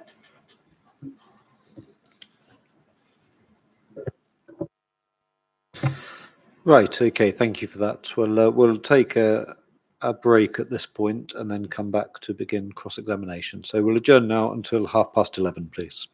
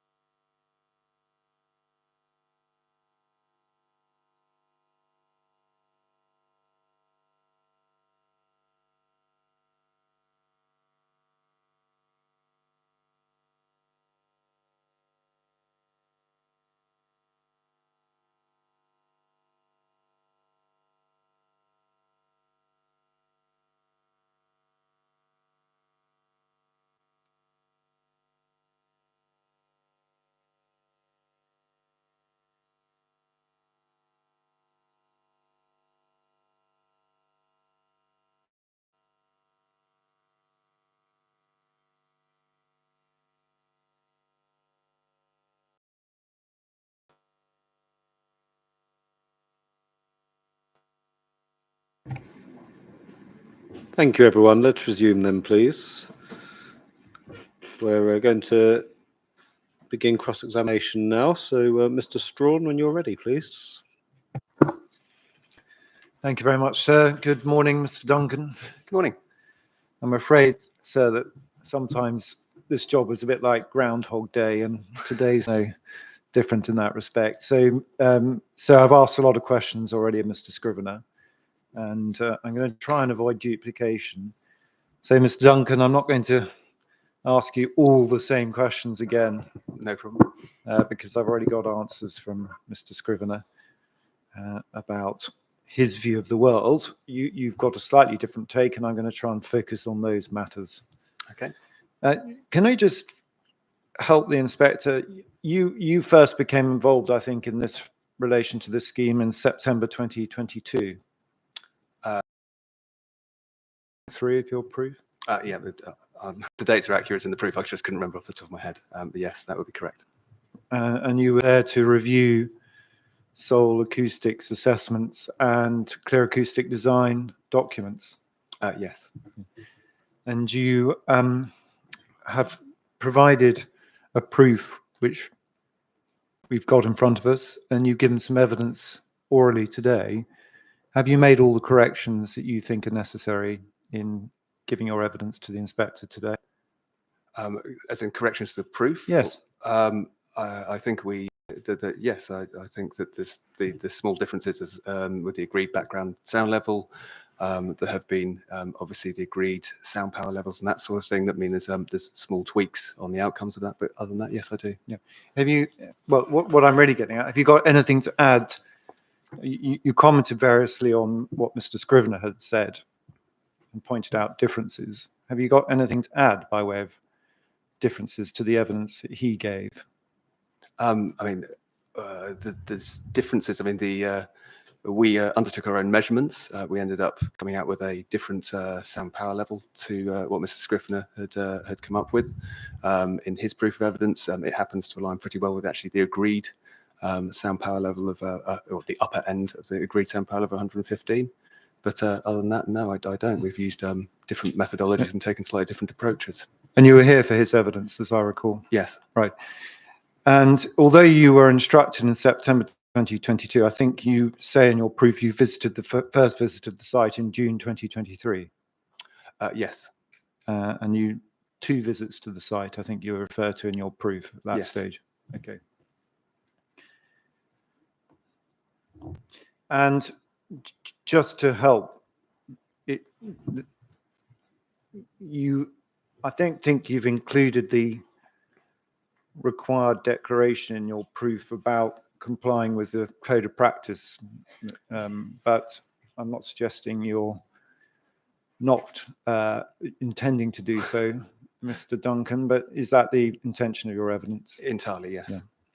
I only mention that because one principle in the British standards that we see, the inspector will see, but also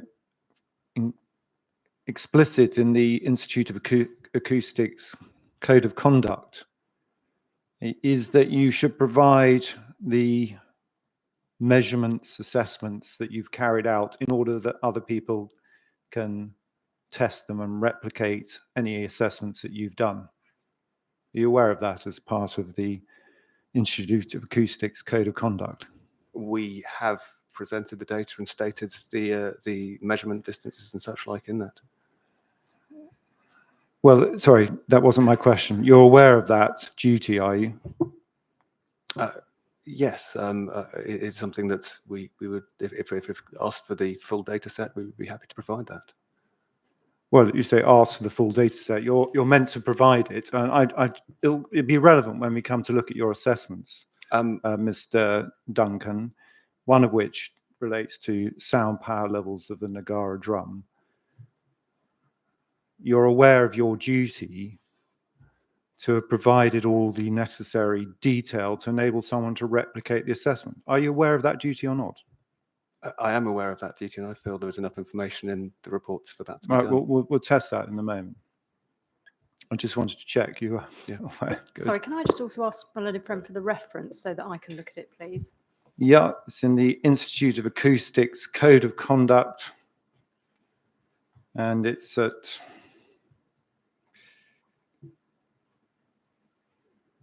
hold on. And is this a core document or is this No, online? it's not a core document. Okay. Well, that's why I was asking Yeah, that's all right. I'm just asking Mr. for the Duncan as reference. to why and he hadn't referenced it. I'm just asking for the reference. Code of practice, I'm told, is the correct thing. Oh, I'll give you a code of prac- paragraph for it. Code of practice, not code of conduct. I think it's code of conduct. It doesn't.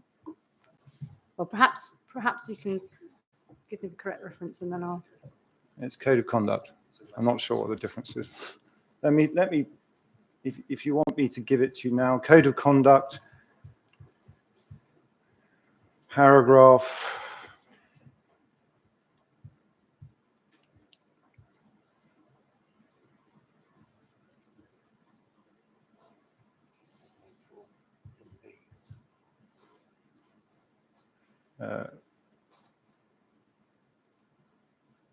A 1.4. Thank you. Members shall show proper regard for the sanctity of data. In particular, members will ensure, as far as reasonably practicable within any publication or report, that sufficient details of any method by which the data were derived are available for independent scrutiny to allow others to replicate such experiments. You're aware of that duty? I couldn't quote the exact wording to you, but yes, I am.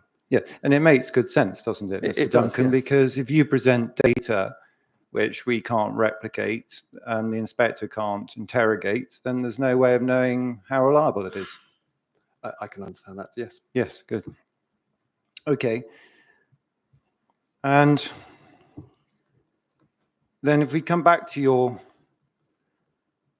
proof,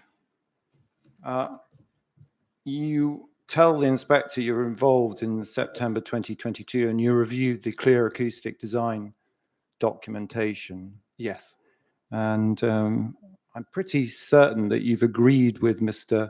Scrivener, although it wasn't entirely clear to me, but you agree with Mr. Scrivener that it would be misleading to compare LEQ 5 minutes with LEQ 16 hours. I don't think the two are comparable when you're trying to ascertain how it is actually people would respond to the noise, no. Right. And my question was, it would be misleading to do so, wouldn't it? I think if it's explained, if you're trying to say that a 5-minute event averaged over 16 hours is representative, no, I think that is misleading. Well, to represent a 5-minute time and an exceedance of the 16 hours, an exceedance in the way that was done in Clear Acoustic Design Report, as Mr. Scrivener accepted, was misleading.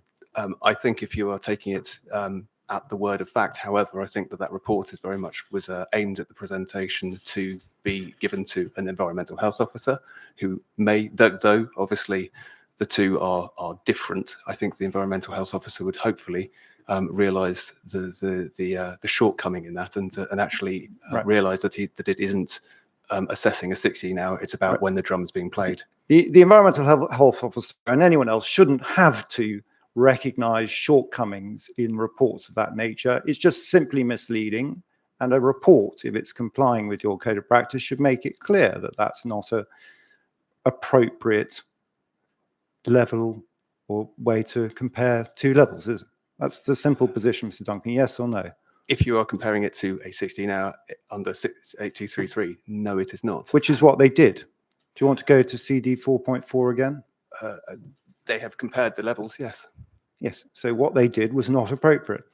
Under 8233, no. Well, that's what they were doing it under, Mr. Duncan. But I just agreed with you. Right. But you qualified it. It was inappropriate what they did.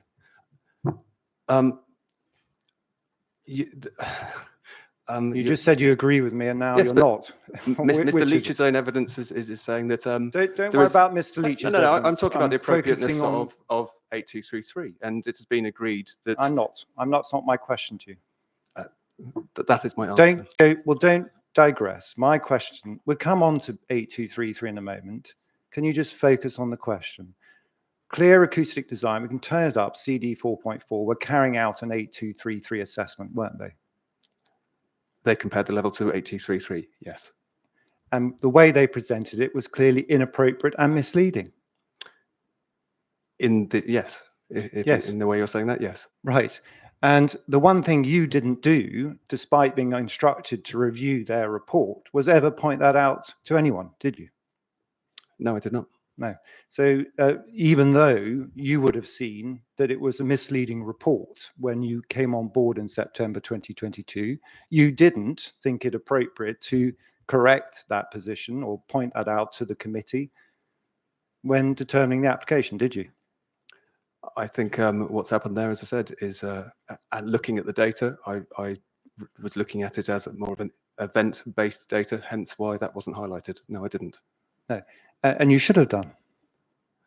I think our approach has always been, and I think that's represented in our documentation to do with the planning application, that this isn't about a 16-hour noise level. And so therefore Mr. Duncan. 8233 is a difficult variable. Not the question, Mr. Duncan. Try again. There was an 8233 assessment on behalf of your client, which you were instructed to review. And I think you attended the committee meeting, and we've agreed it was inappropriate and misleading. You should have pointed that out. I should have. I used the source noise levels as the basis of the assessment. It wasn't a 16-hour average, no.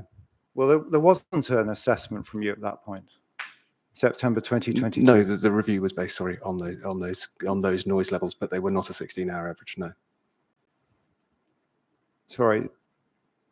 There wasn't an assessment by you. You were instructed in September 2022 to review the material from Sol and from Clear Acoustic Design presented on behalf of your client. You weren't presenting your own data. No, we were not. Our review was based on that. Sorry, my apologies. And you were content to allow that misleading information to be presented to the committee without correction, weren't you? As I said, I don't I don't accept it in those words as such, because I don't feel it was. That's what happened. It was presented to the objection was sent to committee members by your client, attaching the report.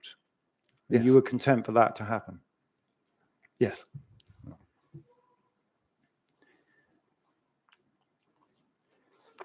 Let's just see if we can focus, try and assist the inspector on what Mr. Scrivener agreed and where you depart from it.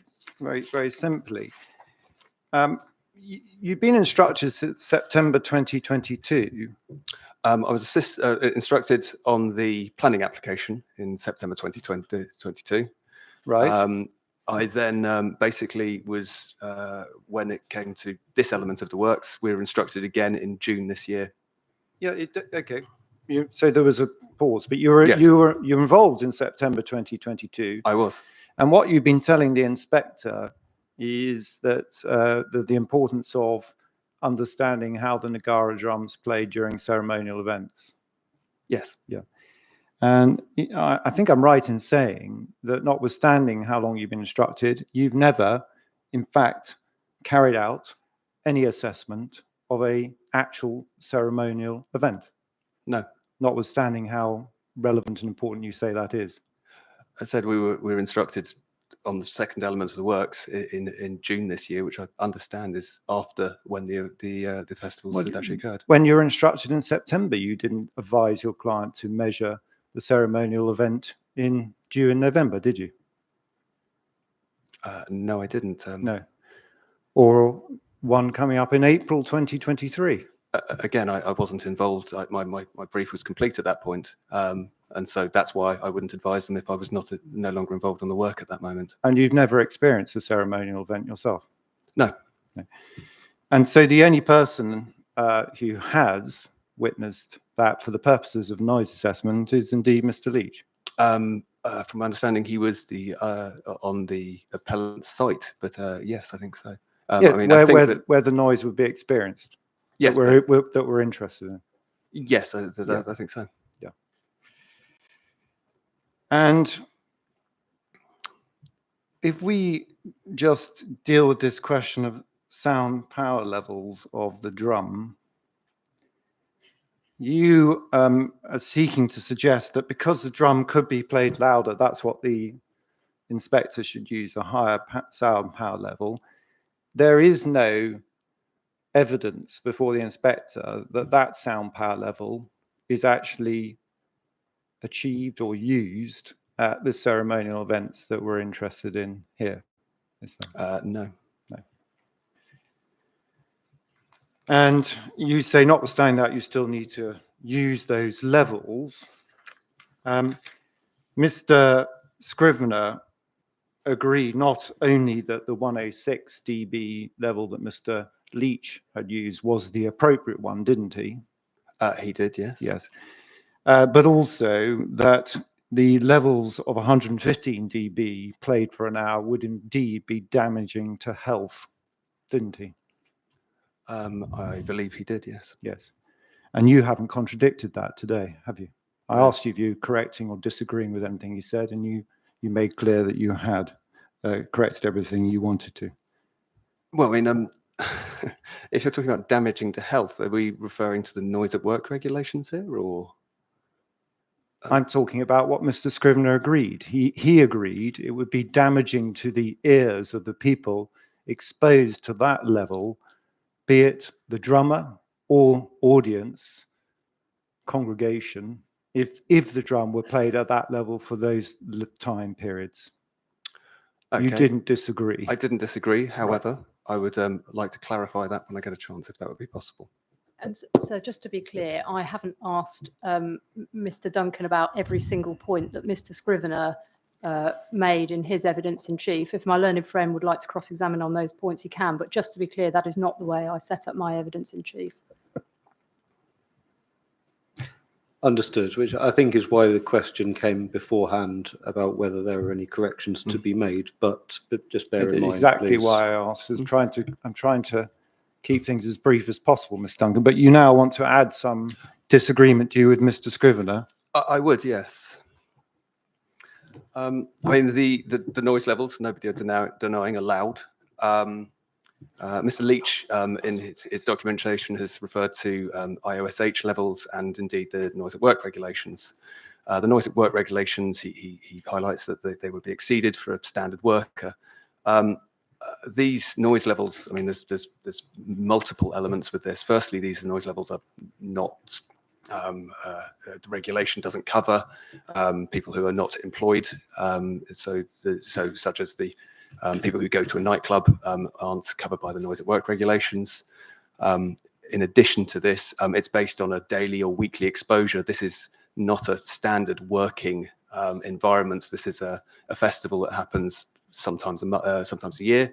And so therefore, I think actually trying to draw parallels between the two is rather difficult, especially with the noise levels from the Nagara being considerably below the peak noise levels at which the noise at work regulations clearly lay out that hearing damage can occur sort of instantaneously. So I think that side of it is that was my clarification I'd like to make. Well, okay, clarification about the noise at work regulations. It's a simpler point. Mr. Scrivener had no difficulty agreeing. There's no evidence of those sound power levels actually being used at ceremonies unaffected by bias. We only have and that's the position, isn't there? The one measurement that you're saying that Mr. Leach has got of that? No, there are two measurements. There's the 14th of April 2022, and there's the 14th of April 2023. Okay, so the clear acoustic design levels, and I don't know because I don't think Mr. Leach made any comment on the clear acoustic design levels in relation to noise at work noise levels. No, I'm sorry, we're going down rabbit hole, Mr. Duncan. The levels at which these drum are actually played are the ones in any ceremonial events, the ones that Mr. Leach has identified and represent the 106 dB in the tables, correct? That's what Mr. Leach has mentioned, yes. The notional, much higher sound power level, I think on your basis, double the loudness. Yes, objectively so. Don't come from actual ceremonial events unaffected by potential bias, do they? Yeah, we'd already confirmed that, yes. And those levels, just looking at the, if you want, the rebuttal of Mr. Leach, come into the highly hazardous category of levels of noise, don't they? Page 4 of 23, below paragraph 2.14, the IOSH categorization. Page 4 of 23, paragraph 2.14. I mean, Mr. Leach has said that it'll be over 100 dBA within 300 with 3 meters of the Nagara drum, which, looking at the IOSH table, is within that range. Yes. Yes, and as Mr. Scrivener had no difficulty agreeing, playing it at that level would be not only damaging to the drummer's ear, but also to children's ears if in close proximity. It potentially could be based upon duration and repeated exposure. It potentially could be. Come on, Mr. Duncan. The IOSH is not objective about this. The IOSH is not the noise at work regulations that provides the actual guidance. The IOSH is not providing it doesn't provide the basis of the noise exposure, yes, time, duration, and such like. Mr. Duncan, it's a simpler point. Mr. Scrivener had no difficulty in accepting as a professional noise acoustician. Those levels of noise, if they were to be generated for that 1 hour period in close proximity to children, would be damaging to their hearing. I'm saying that yes or no? I do not have enough information to agree with that statement. So no, I can't agree with it because the IOSH, I don't. So you don't have a view?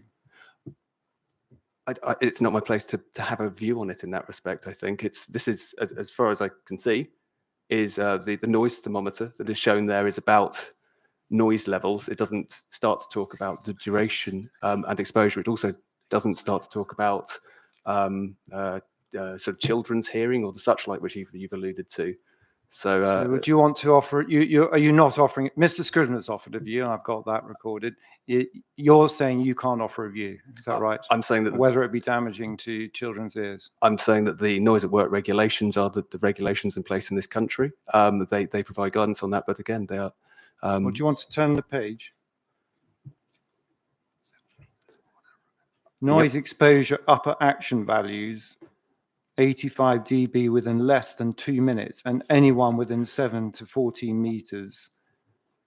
And as I've already highlighted, the noise at work regulations is based upon a worker. It also allows for a weekly exposure, which has not been covered within this, or other daily exposures, an LEPD, an LEPW as such, to allow for variation in that, and also does not start to accord for people who are, it is designed for somebody who's working in an environment that may well occur more regularly than once every number of months. Right. So are you offering a view or saying you don't know whether it would be damaging to the health of children to be exposed to that sound power level on a weekly or monthly basis? Yeah. No, monthly basis.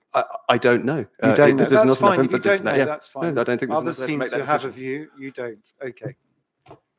So you don't know. I think on the basis of that evidence, no.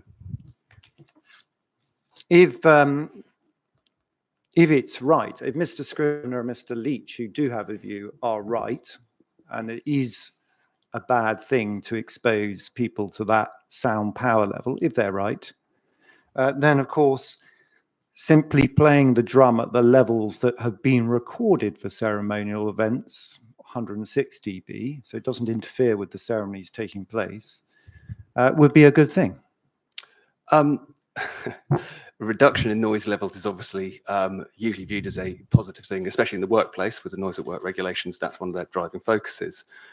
It would be positive in the respect of it would reduce the noise level in the audience, yes. However, there's other considerations outside acoustics, obviously, to do with the ceremonial feature. Yeah, that's why I caveated it, Mr. Duncan, because there's no evidence at all that playing the drum at the level of 106 dB interferes with any of the ceremonial parts of the events for the Gurdwara, is there? None has been presented. So hence my question. If it's a virtuous circle, isn't it? If the drum is actually played at the levels which have been recorded for ceremonies, rather than at the notional, much higher level you referred to, that would be a good thing. That would reduce, yeah, that would reduce the noise levels. I know that's obvious. It would be a good thing. And we're entering a degree of sense and perspective here, Mr. Duncan. It would be a good thing if Mr. Leach and Mr. Scrivener are right in their assessment of. I think it would be a good thing, though it is obviously relying on a change in behaviour of the temple, which is Well, that's not right, Mr. Duncan, based is on, it? Where's the change in behaviour? There's no evidence whatsoever before the inquiry that it would result or need to result in a change of behaviour, is there? as I said, that we have the difference in the measured noise levels that we have received and everything, and Mr. Leach has measured. Sorry, we measured and Mr. Leach has measured. Sorry, just stick, Mr. Duncan. The 106 dB figure is based on actual events, unbiased recording of actual events. Undertaken in an unusual location that, as Mr. Adan had confirmed. Yes, the balcony was once off. Mr. Adan's testimony said that the balcony had been used. That was the first time, I think, from memory, that he could remember the balcony being used for the ceremony. Right. Well, I'll come back to that. That doesn't affect the sound pressure level of the drum. But leave that aside. Why is the 14th of April 2022 an unusual location? The 14th of April 2020, the clear acoustic design. Yes. Within that, I haven't based my assessment upon that. I know, because you pick and choose what evidence to use. But if you are being professional about it, Mr. Duncan, and responding to my question, you will know that the only noise measurements of actual events are the ones that show a sound power level in the region of 106 dB. Correct? I disagree on the clear acoustic design, because the basis of that statement is on a single photo. I don't believe that clear acoustic design ascertained a sound power from their measurements. Sorry, you can ascertain the sound power level from their readings, can't you? You can calculate a sound power, which from is sound what pressure. Mr. Leach has done. Mr. Leach has done that, as I'm Yes. saying. Though Mr. Leach had said it was in attendance on the 14th of April this year.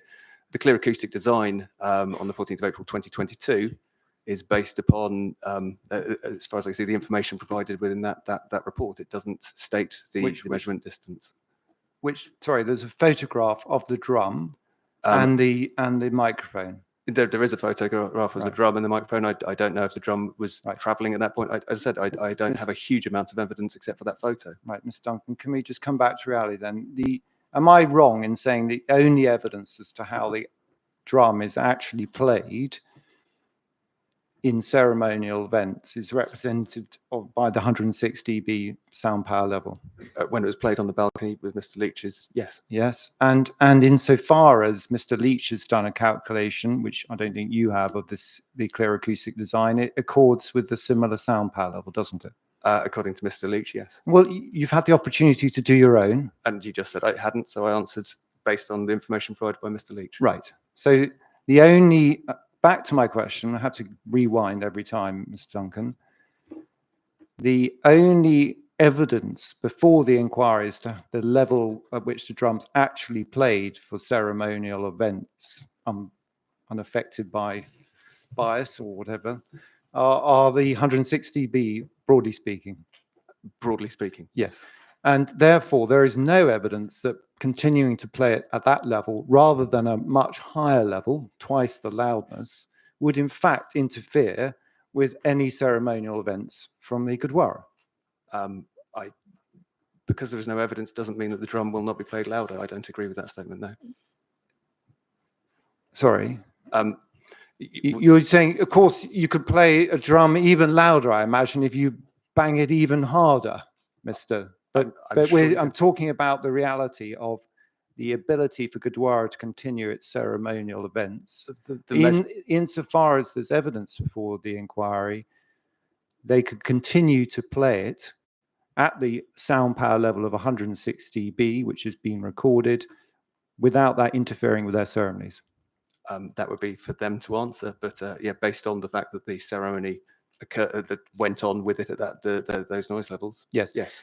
And insofar, and if Mr. Leach and Mr. Scrivener, both who feel are able to offer a view, I know you can't, but they have offered a view about playing it at 116 dB. If they are right, and we'll leave that for the inspector to decide, it would be a good thing to keep it at the level of 116 dB rather than expose people to harmful levels of the type Mr. Leach and Mr. Scrivener have identified.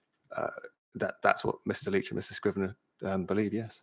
Yes, if they are right, it would be a good thing. If they're right, yes. And so it wouldn't be an unreasonable restriction, even if it were to manifest itself, to encourage the Gurdwara to continue to play it at the levels that they have played in the past. I don't know about the reasonableness of the restriction, because that's something that the temple would have to answer. It's how they operate, not my opinion on it. Well, put it this way, there's no evidence that it would create any unreasonable restriction, because they haven't actually produced any evidence that it's played at those levels for any ceremonies in practice, have they? No. And just for completeness, you keep on suggesting it's just the events of those 2 April events. In fact, in your proof of evidence, 5.1.5,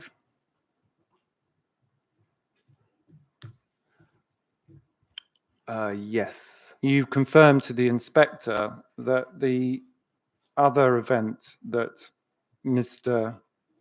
Leach monitored on the 8th of November 2022 with even lower sound power levels also involved the playing of the Nagara drum in the ceremonial area. I don't know if it was in the ceremonial area, but yes, I do understand that was measured on the 8th.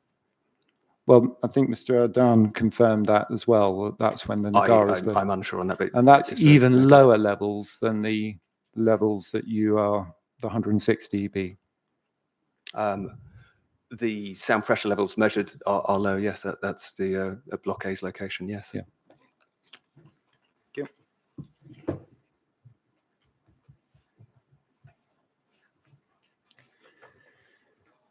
Right. And back to my point, Mr. Duncan, it's right, isn't it, that notwithstanding that this application's been in existence, I think, or on the cards since 2021 through to 22, through to 23, the Gurdwara and you have not produced any sound recording of an actual ceremonial event to contradict the readings that Mr. Leach has produced. That's correct. Yeah. You've had the opportunity to do it, though. I wasn't appointed, but yes, if well, I wanted Gurdwara. to, the Gurdwara has, but I can't speak for them on that respect. Well, okay. And you had the opportunity to ask them to do it in September 2022. At that point, I believe, I'm not sure, I can't remember entirely the dates. Is this prior to or after the planning refusal in September 2022? I think it was prior to. I don't believe I think that's when you were instructed. I don't think there's a ceremony in September, was there? I think that they are in November. No, but at any point you could have asked, said, well, what you should do is obtain, if you don't agree with Mr. Leach's assessment, you should do your own. And I mean, for the work in September, I mean, firstly, that doesn't remove any of the questions you'd have about unconscious bias. Sorry, Mr. Duncan, you're not answering my question. If you disagree with any of the evidence Mr. Leach was producing through Soul Acoustics, you could have produced your own, and you could have advised Gurdwara to produce their own. Yes. Yes. Right. And can we just clear up a point that seems to be constantly repeated about the agent of change principle? The agent of change principle, yes, places the obligation, if you want to put it that way, of mitigation where there is an issue on the developer, but it certainly doesn't affect the principle of engagement by the relevant stakeholder, does it? I'm not quite sure what you mean by the question. Is Gurdwara a stakeholder in relation to this process? They obviously have concerns about it, so yes. Yes, your answers come at the end. But is it a stakeholder? Yes. Right. 3.14.1 of the London plan, please. Which is, I've got it separately, but it's in the CDs at CD. Someone give me the reference. 10.1. And within that is 10.1.16 agent of change.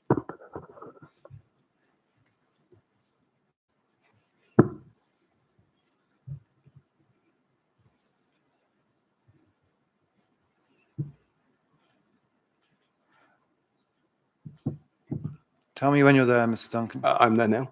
You don't refer to this at all in your proof. You only refer to the policy. But have you read the reason justification? I'm so sorry. My list says 10.16, but it may be 10.17. CD 10.17. I don't know which you've got, sir. I'm looking at 16. Okay. 16 is sorry. Sorry. This is under policy D14. okay. Comes after D13.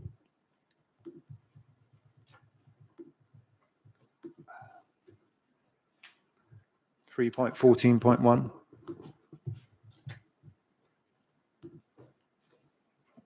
Sorry, so that's my sending on the wrong reference. Sorry, I'm just getting to that. Two policies, D13, D14, agent of change, and then noise, D14.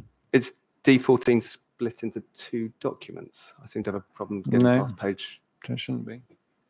Policy D14 is shown at the end of 16, but the supporting text comes on the next core document. Okay, let me get to 17. Sorry, 117.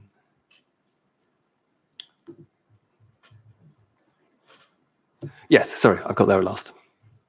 Right. 3.14.1. Again, you don't refer to this in your evidence. But it tells us very clearly, boroughs, developers, businesses, and other stakeholders, that would be the Gurdwara, yes? I mean, a stakeholder is someone who is concerned about the noise affecting them. Their noise affecting the scheme. Yes. Yes. Should work collaboratively to identify the existing noise climate and other noise issues to ensure effective management and mitigation measures. Yes. Yes. So there's a lot of emphasis on us having to mitigate the noise, but it's clear the Gurdwara and you and CAD should work collaboratively with the appellant in addressing what is the noise environment. I think it's putting quite a lot of responsibility outside the remit of the applicant in that, but I think that's probably more of a planning question than an acoustics question. Mr. Duncan, do you just want to answer the question? Do the words mean what they say, or do they mean something else? They do mean what they say, yes. Right. So the Gurdwara, you, as their consultant, and indeed Clear Acoustic Design, should have been working collaboratively to identify the existing noise environment. Yes. Right. Let's see if that's actually what happened. Can we just turn up your proof? You talk about predetermination noise assessment in your proof of evidence. What section would that be, please? Sorry, what paragraph?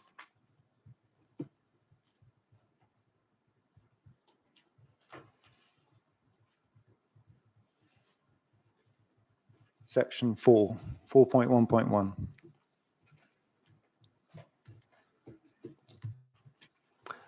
Yes.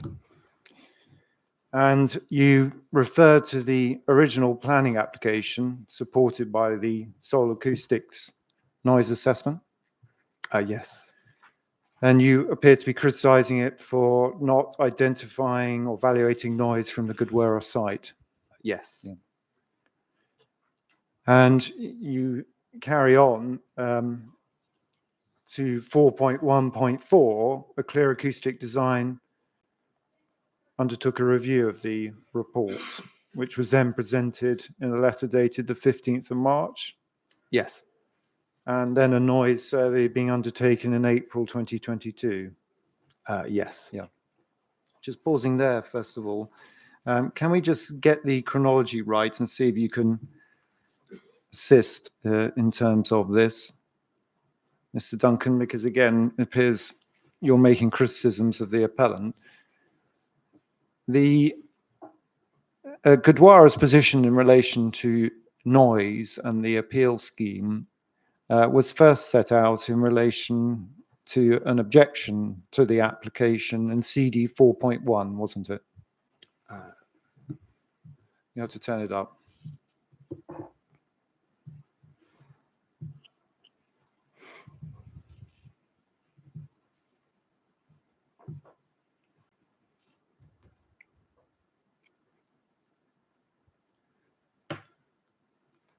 That looks to be the case, yes. There's a letter from Mr. Basuta, a town planner, who I assume is aware of the agent of change principle. I'd guess so. Yeah. Letter dated the 18th of December 2021. Yes. A response to the planning application had been submitted. Yes. And you can read it all. I don't want to disadvantage you, Mr.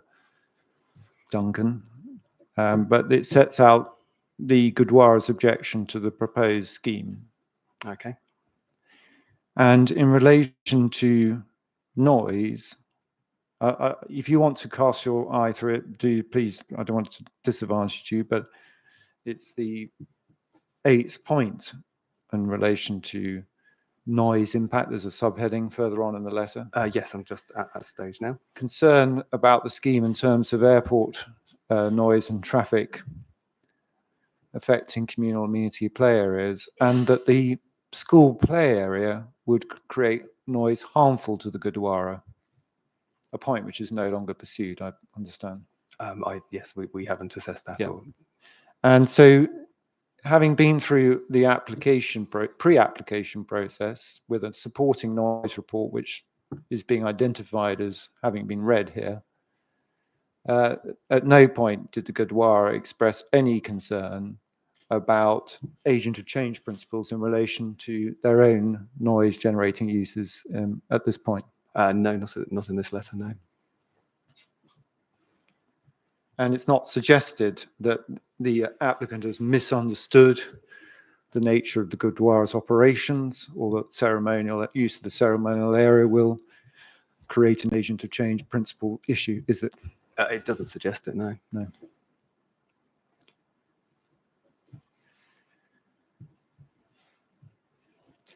And then if one turns to CD 4.2, the first time that issue is raised is in March 2022, letter of the 10th of March 2022, CD 4.2, another letter from Mr. Basuta.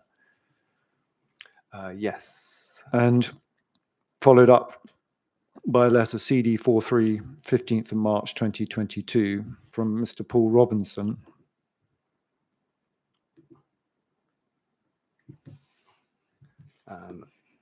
Yes. And that is the first time that criticisms are made in relation to what we could loosely describe as agent of change principles.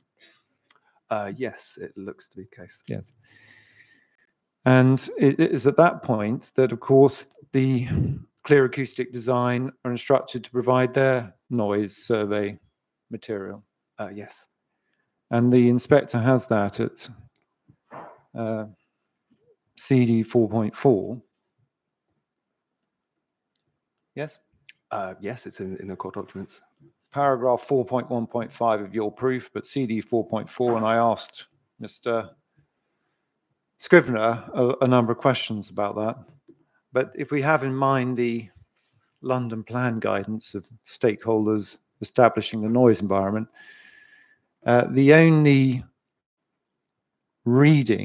monitored reading of noise from a ceremonial event provided by the Gurdwara, from which one can replicate anything, is the 14th of April 2022. That looks to be the case, yes. Yeah. And I can ask you all the same questions about the event on the 17th of April 2022. Mr. Scrivener, which is also referred to in the Clear Acoustic Design Report, but Mr. Scrivener agreed it's unreliable because you simply don't know where the microphone is in relation to the drum. Yeah, that information is not provided. So no. that is inherently unreliable, the 17th of April. Yes, there's not enough information to Yes. draw that analysis. So what the inspector knows from what this material is that at the point that the Gurdwara chose to raise an agent of change argument in March 2022, it then provided a noise reading of a ceremonial event in the car park space, which, as Mr. Leach has calculated, is a sound power level, broadly speaking, of 106 dB. Yes. Yeah.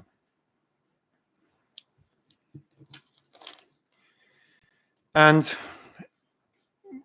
if we just take the time to look at the CD 4.4 document and indeed any representations from Mr. Robinson and Mr. Basuta, all of it's concerned with ceremonial events in the what's described as car park area ceremonial ground. Yes. And that continues right up until the, I think, proofs of evidence. Yes, I think that's There's correct. never a suggestion that activity in the courtyard from use of the Nagara with the Gatka would cause a problem, is there? Not until that stage, no. No. It's simply not raised by the Gurdwara at all for the appellant to consider, as, let alone a criticism of their noise report. Not at this stage, no.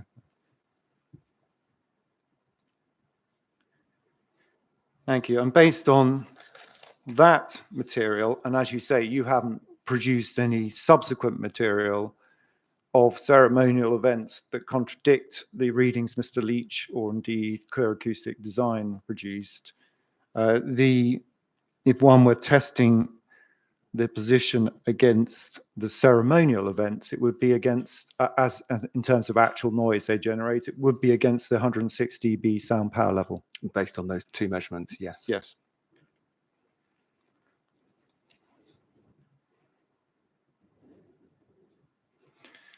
Good.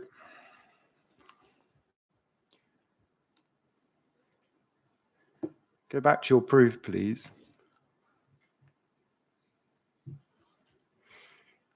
4.1.8. Sorry, 4.1.7. So 4.17, yes. Yeah. SA then undertook a second survey summarized in their acoustic technical note dated 9th of June, focusing on typical daily activities. Yes. Yes. That was one of the points being raised, wasn't it, in the objection?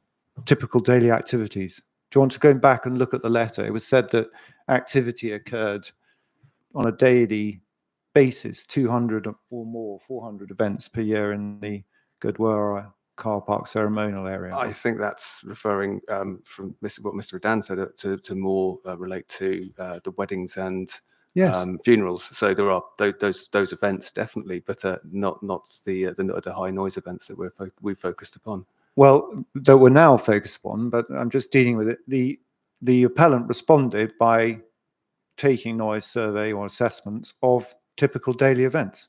They measured a typical daily event, yes. Yes, and we're now agreed, aren't we, Mr. Duncan, that this proposal will not have any unacceptable effects on the Gurdwara carrying out its typical daily activities on a day-to-day basis. It's typical daily events, no. No.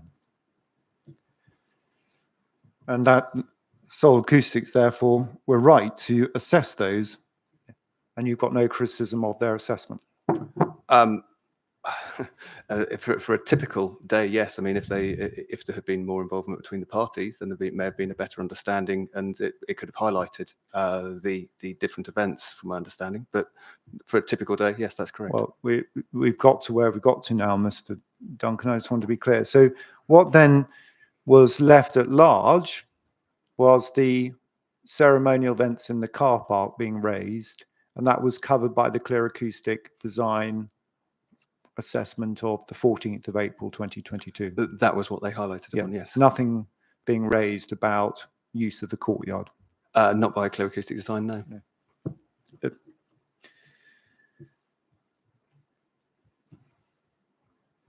And during this period, although you appear to be criticising Seoul Acoustics for not addressing clear acoustic design report in greater detail, the Gurdwara had refused to allow its clear acoustic design report to be treated as anything other than private and confidential and not disclosed to the appellant.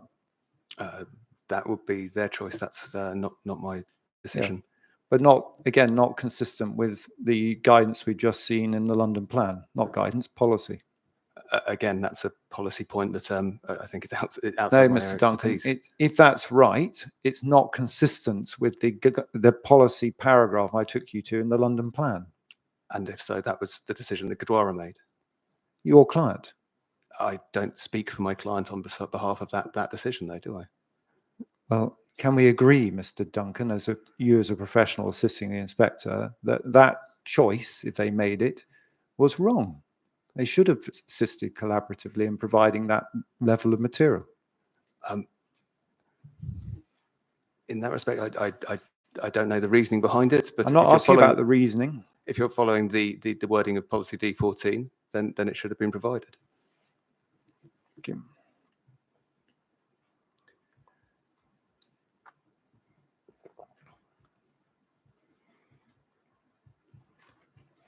Right, then we come on to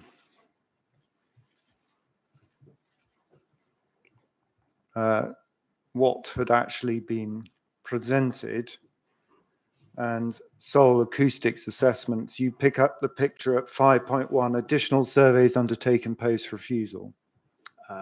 Yes. 5.1 of your evidence. Yes. Further surveys were carried out. 5.1.4 you record. Yes. June 22 to November 22, December 22 to January 23, and February 2023. Yes. Including an event on the 8th of November 2022 when the Nagara was played. I understand that to be the case, yes. And none of those, or all of those assessments, if I can put it in that way, the inspector can note that none of those activities throughout that period would there have been any problem with Block A being present. I would have to check the numbers on the 8th of November. As we said, I think they were lower than Mr. Leach had measured. I haven't compared the noise levels against the external noise limits. So well, you're not suggesting, as I've understood it, that there's any issue with the assessments that Mr. Leach and the conclusions he's drawn about all of those events being capable of taking place without any unacceptable effects or interrelationship with Block A. I think that would be the case, yes. Right. And that, of course, as part of that, would have involved playing of the the Nagara in the courtyard. I don't know if it was in the courtyard that day, and I well, sorry, not that day. You were saying it takes place on a monthly basis throughout those periods. Sorry, I was thinking the ceremonial. My mistake. Yes, that would probably have captured the Gatka within that yes, that month. And yes. no issue that you're raising anyway. As I said, I don't think so. No, I'd have to check. I need to find the numbers that are reported there by Mr. Leach. Well, I assume you've taken all the points you wanted to, Mr. Duncan. You've seen all that material because you refer to it. I've seen it all. As I said, I don't know the exact number because I don't have I can try and look it up and just to confirm and just look at the report. But as I said, I don't know the number off the top of my head. Yeah. Okay. Well, having looked at that, you haven't raised any issue with what he recorded as to actual use of the Gurdwara in that period, including use of the Gatka in the courtyard when it was actually taking place without unbiased readings. I said no, I haven't. Yeah. So is it a fair summary, Mr. Duncan, that throughout this period and Seoul Acoustics measurements measuring actual activity at the Gurdwara, and I'll come to the 3 hours in dispute in the ceremonial area, 3 hours per year. But it's a fair summary that, and based on actual measurements, you're not unable to identify any problem with the proximity of Block A and all of those other actual events. Based on those measurements, yes. Yeah. And those are the best evidence before the inspector, aren't they? They're actual measurements of what took place throughout those periods, unbiased by. As I said, that's how you have referred to them repeatedly. I know, yes. that's how I refer to it, but I'm getting your agreement, Mr. Duncan. You could agree, couldn't you? I don't agree, as I've tried to make clear. Sorry, that's the best evidence. I don't agree. I think that is the evidence, the best evidence that is related to what has been measured on site. I don't agree that it wouldn't vary. It doesn't have the potential to vary. Sorry. Well, that was you say it doesn't have the potential to vary. Insofar as there are variations in events and in that cycle, that's the best evidence, isn't it? Yes. Yeah. In that respect.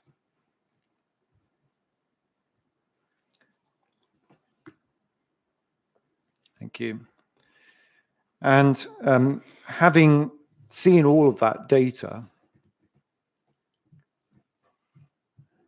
and also the data that exists of the ceremonial events in issue, 14th of April 2022 and the 14th of April 2023, it remains the position that Goodbara has not put forward any counter evidence or readings to contradict the assessments that Mr. Leach has. Not of a ceremonial event, no.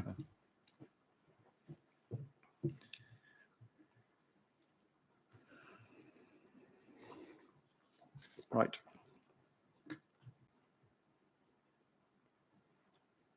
Let's then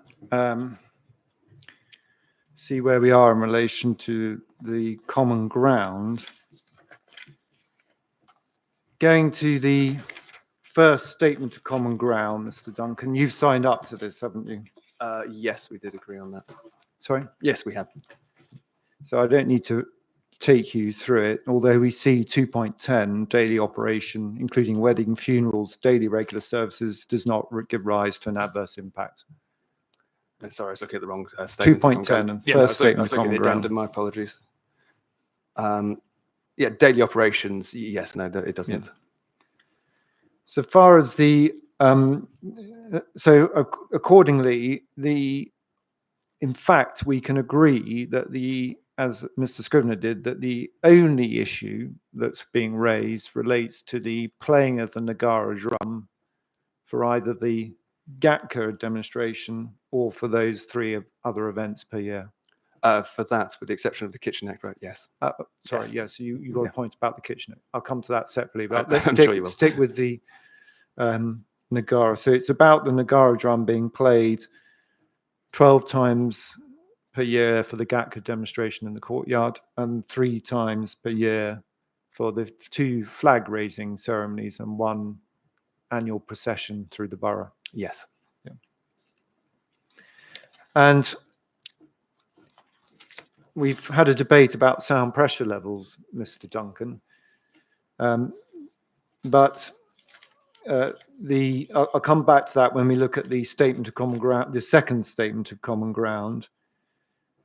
Can we also agree that in paragraph 2.21,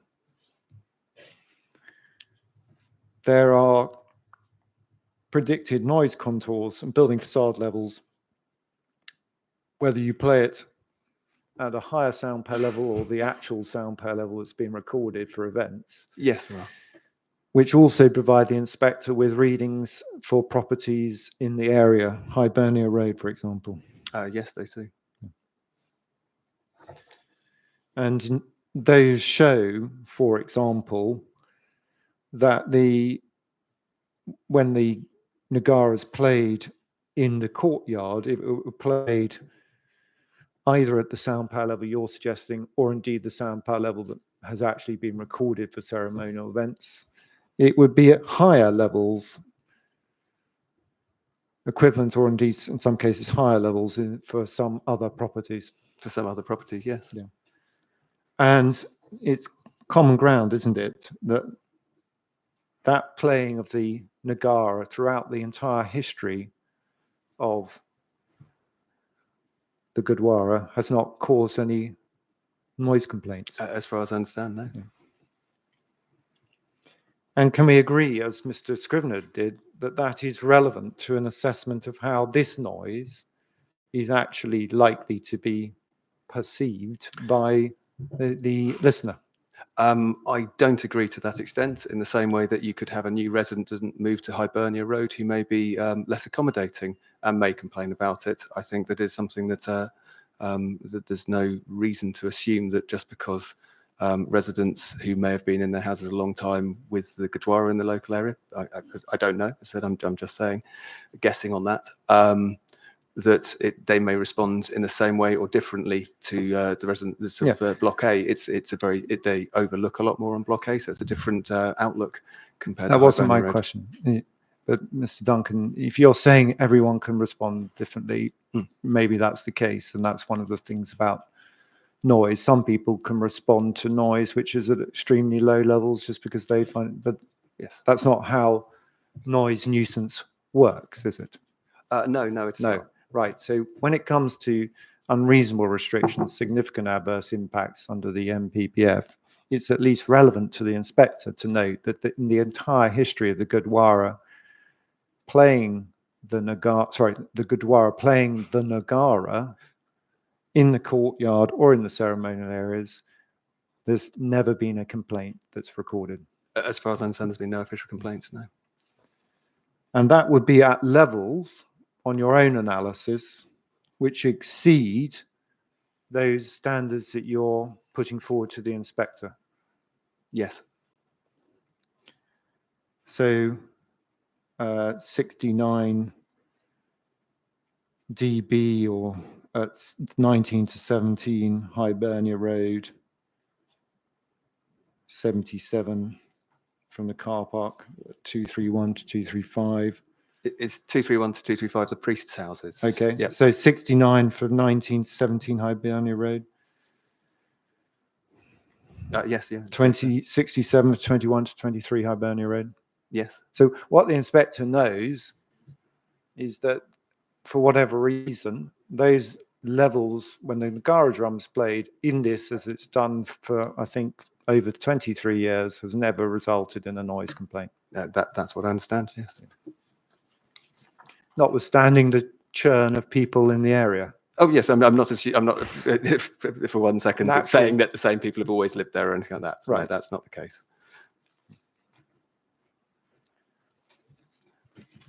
And that is relevant. I think the lack of complaints is a good consideration to show how many of the local community are tolerant of the noise. I don't think it necessarily is a great indicator of future likelihood of complaints because, as you said, noise is a complicated issue. Right. So relevant, that you dispute the degree of relevance. I think that, I mean, it's... Sorry, simple question. Yes, I do. Don't ask you to repeat it. Yes. Thank you. And can we agree, because you didn't formally correct this, but the diagrams attached to Statement of Common Ground produced by Mr. Leach, based on a correct Cadnan model, are the correct ones to use, not the ones you produced in your proof of evidence? Yes, we discussed that with Mr. Leach, and yeah, no, these we don't have any issue with these. We feel they're accurate. Well, that's a somewhat benign way of doing, Mr. Duncan. Yours were inaccurate because you had produced a Cadnan model which simply failed to reflect the building structures. No, as I explained to Mr. Leach, it's something that our noise map was output at the most affected floor level, which was the upper floors of Block A, and so didn't show the noise propagating underneath the undercroft because it was at a third or fourth or fifth level. If we reran the map, which wasn't included within this, we actually come up with an output that looks very, very similar to these.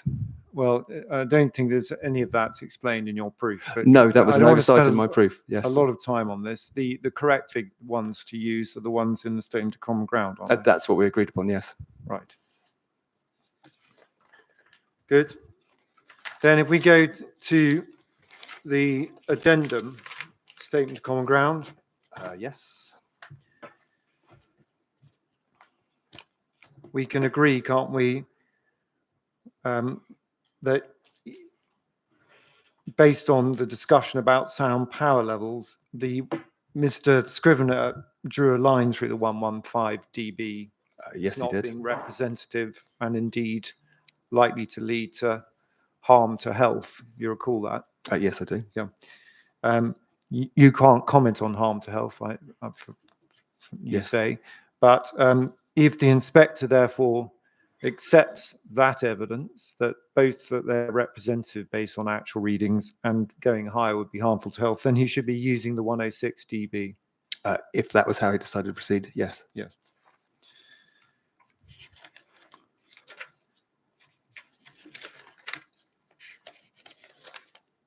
Good.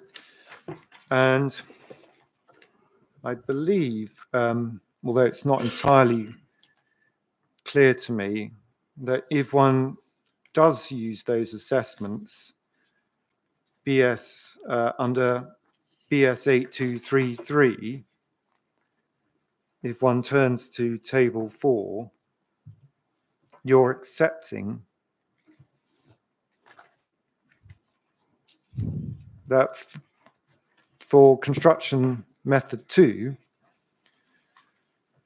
all of the internal noise levels within block A, the worst affected block A living rooms, would be provide living conditions that complied with BS 8233 LEQ standards. For the 16-hour or the 1 Yes. hour? Well, that's what is BS 8233 provides. For the 16-hour periods, yes, they do. Well, is there a different BS 8233 period, Mr. No, sorry, that's my point of contention, but no, 8233 is clear on the 16 hours. Right. So if one were carrying out a BS 8233 assessment of the internal living conditions of Block A, if one were doing that, the result is with construction method 2, all of the living rooms and indeed bedrooms are compliant. If one were doing that, yes. Yes. And I think that's also the case for construction method 1.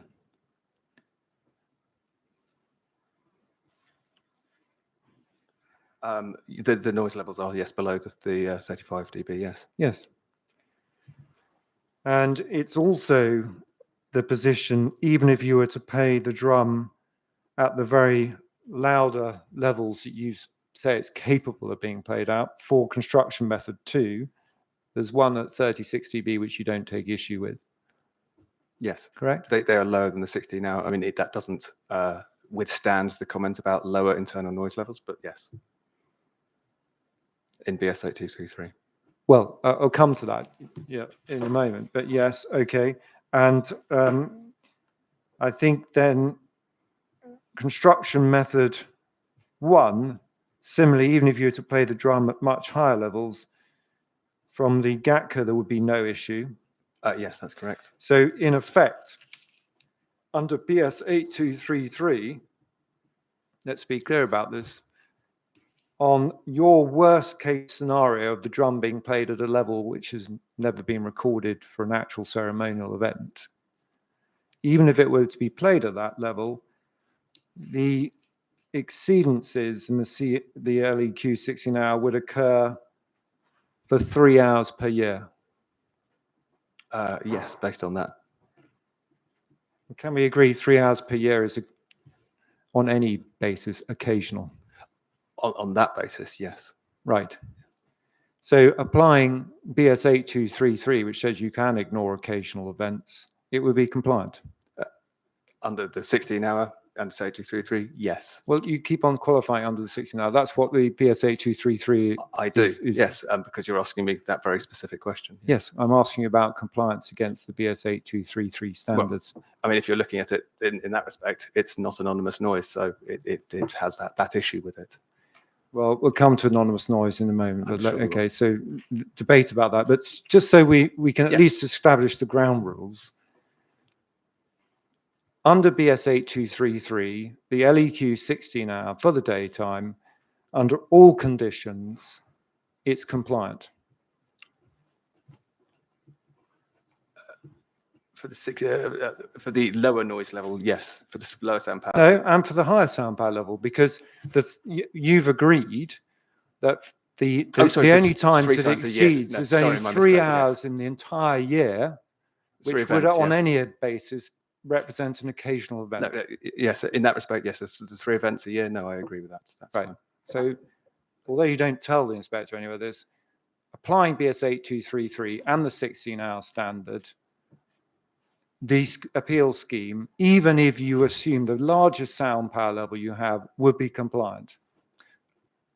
Under the 16-hour assessment, with yes, ignoring my other issues, yes. Yes. Okay. Well, just an important context.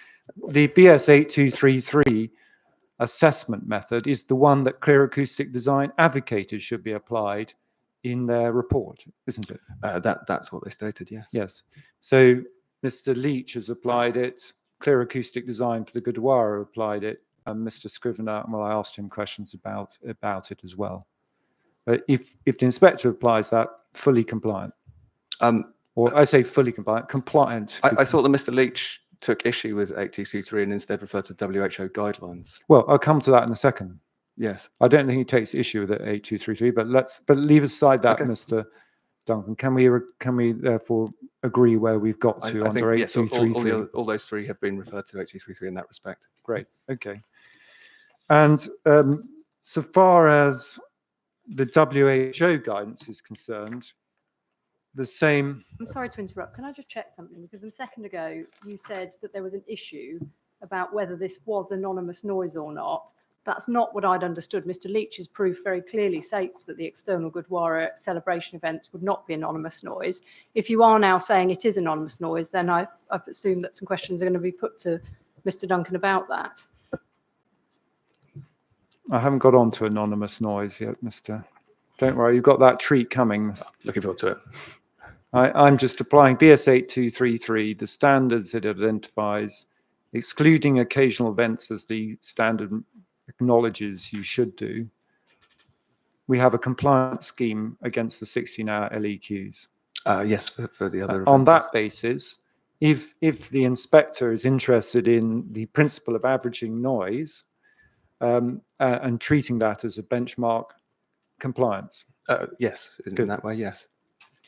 And that you referred to WHO, yes, the World Health Organization, that also has an identification of community noise, which I think is what it does. Yes, it would classify this as. Yes, the Gurdwara. Yes, and there would be compliance with it as well. There would, though. I would like to raise some points where the noise levels in that have been compared by Mr. Leach on a much shorter time period. If we look at, so let me just try and find which document. No. So, sorry, sir, the WHO guidance for your note is CD, I think 12.1, it might be. Let's just check. Comments. 12.2. Rebuttal, yeah. Yeah, I mean, if we look in Mr. Leach's rebuttal in section 2.14, it is located on page 5 of the document, the third bullet point.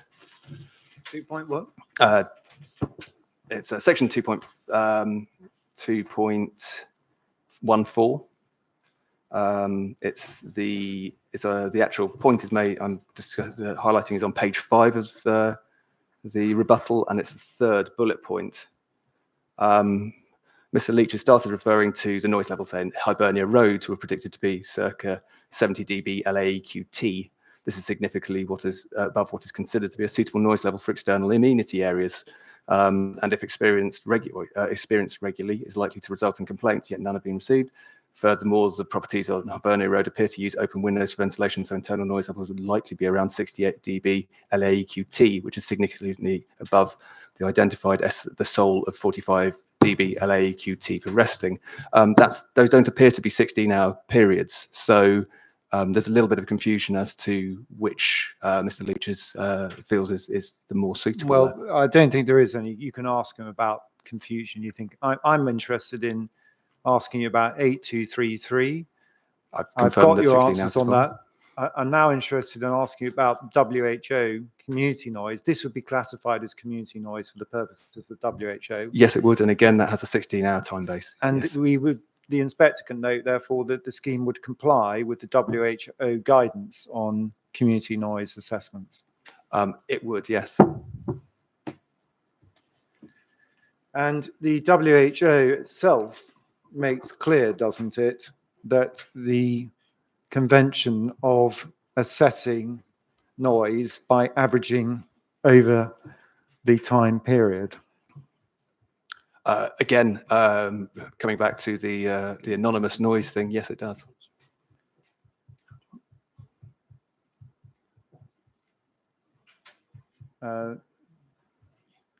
Well, just turn to CD 12.2, Roman numeral 11. 12.2. 12.2. It's actually based on a lot of research about what constitutes annoyance. So what paragraph? Or point? Roman numeral 11. 11. There's a heading under social and behavioral effects of noise, annoyance.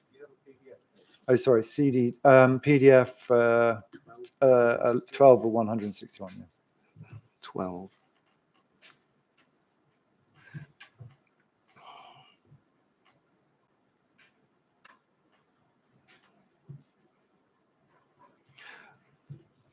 Sorry, your question was? The WHO research is looking at questions of annoyance, and it identifies, of course, you can get different effects from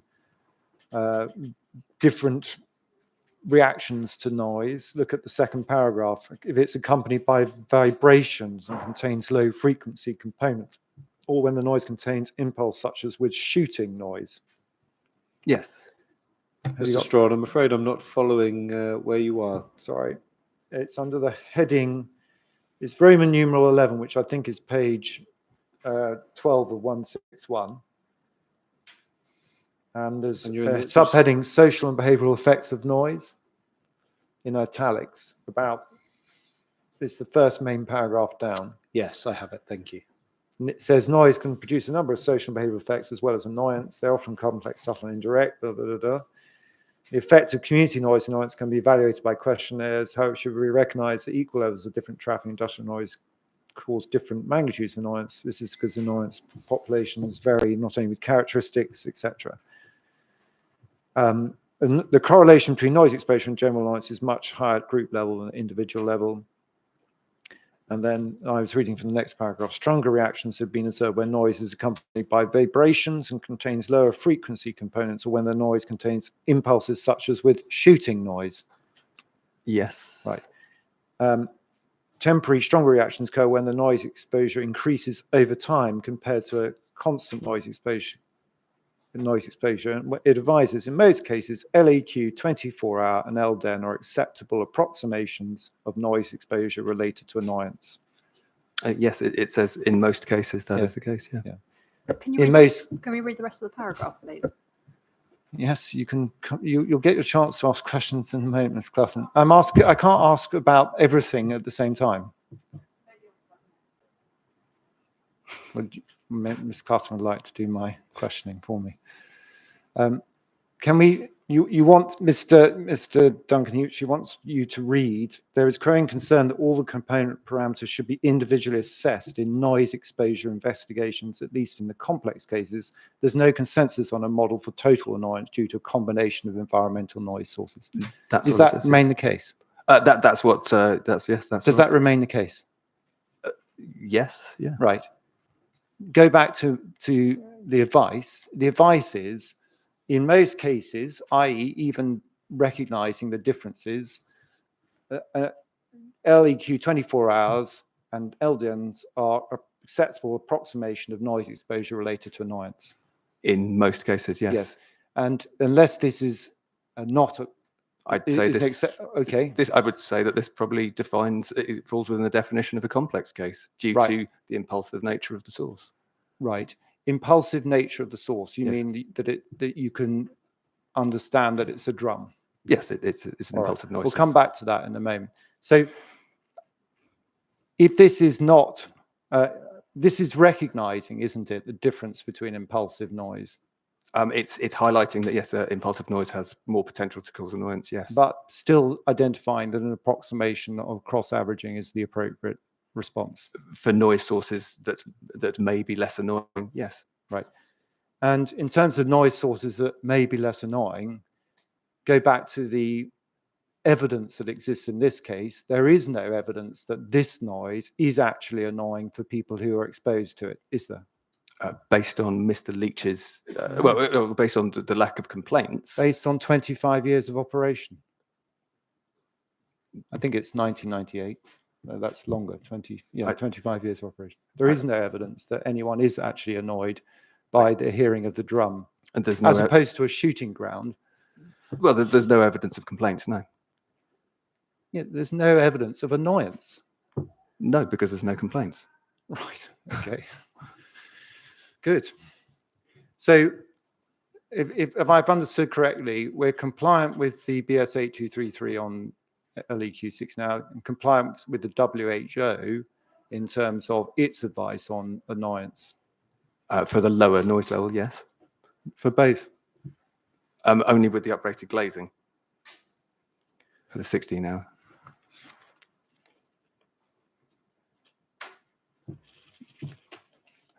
No. So you're saying for the courtyard or the ceremonial area? I'm saying for all areas. The occasional events, with the exclusion of the occasional Oh, sorry, events, with the we exclusion of agree. the occasional events. My mistake. Yes. Sorry. Yes, no, that's correct. Right.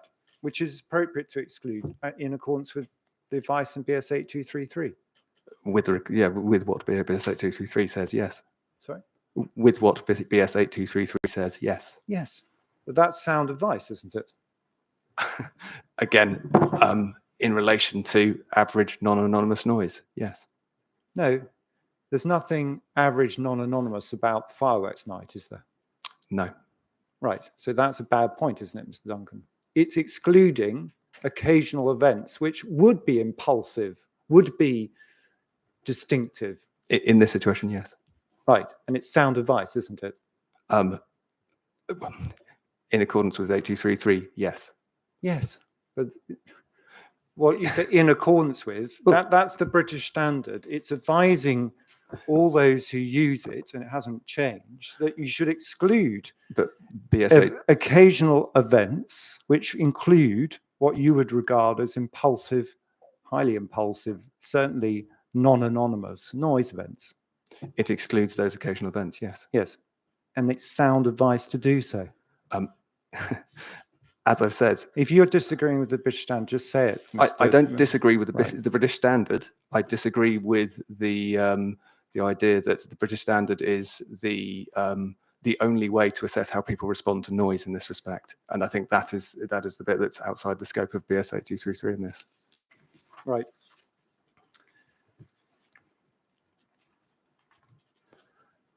Mr. Strawn, we're just approaching 1 o'clock. Is this a convenient point to take the lunchtime adjournment, or are you coming to one soon? Just one other, well, we've got the WHO guidance open. The WHO guidance does specifically deal with, as does the British standard, if you can turn onwards, page 14, with the effect of specific noise events. And the use of L maxes.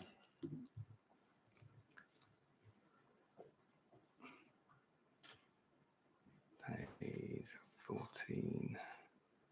L maxes are used in WHO and also in the British standard because of the effect on waking people up in the night time. Yes, that is in there. And that's not a concern here, is it?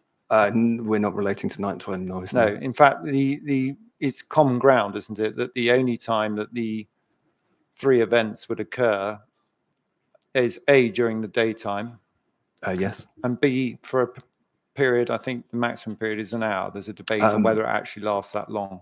We've said, I think Mr. Dan had said that sometimes it goes 1 to 2 hours. I think that's that may be related to the travelling in Negara. The But procession. yes. Yes, fine. Okay. Good. Thank you. Yes, so that's probably a convenient moment, sure. Right. Okay. Thank you. Well, we'll pause there and continue cross-examination after the lunchtime adjournment. And Mr. Duncan, obviously, cross-examination is ongoing. So if you Yes, could no not talk to your team, please. Okay.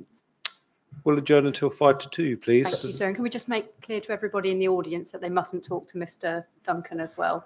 Yes. Sorry. So no discussions about the case at all, Mr. Duncan. Thank you. Okay. We'll adjourn until 1 to 2.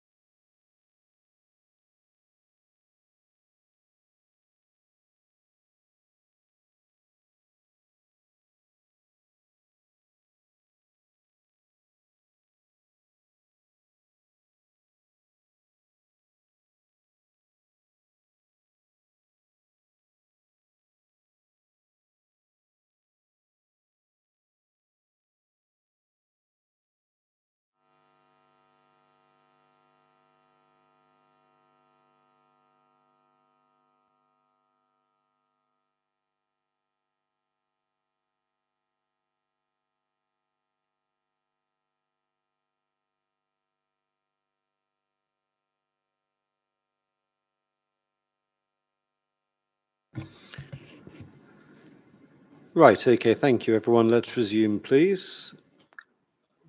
Are there any housekeeping matters to raise before we continue with cross-examination? No. Okay. Right, so when you're ready then, Mr. Strawn, thank you. Thank you, sir. Good afternoon, Mr. Duncan. We've just been discussing BS 8233 in relation to internal spaces, and I've got your answers on that. Can I just then go to external spaces, please? Yes. And just see if we can agree the position. The levels for external spaces against BS 8233, a couple of points we can agree, I hope. BS 8233 specifically advises, and do you want to get it out if you need it, which is CD 12.7.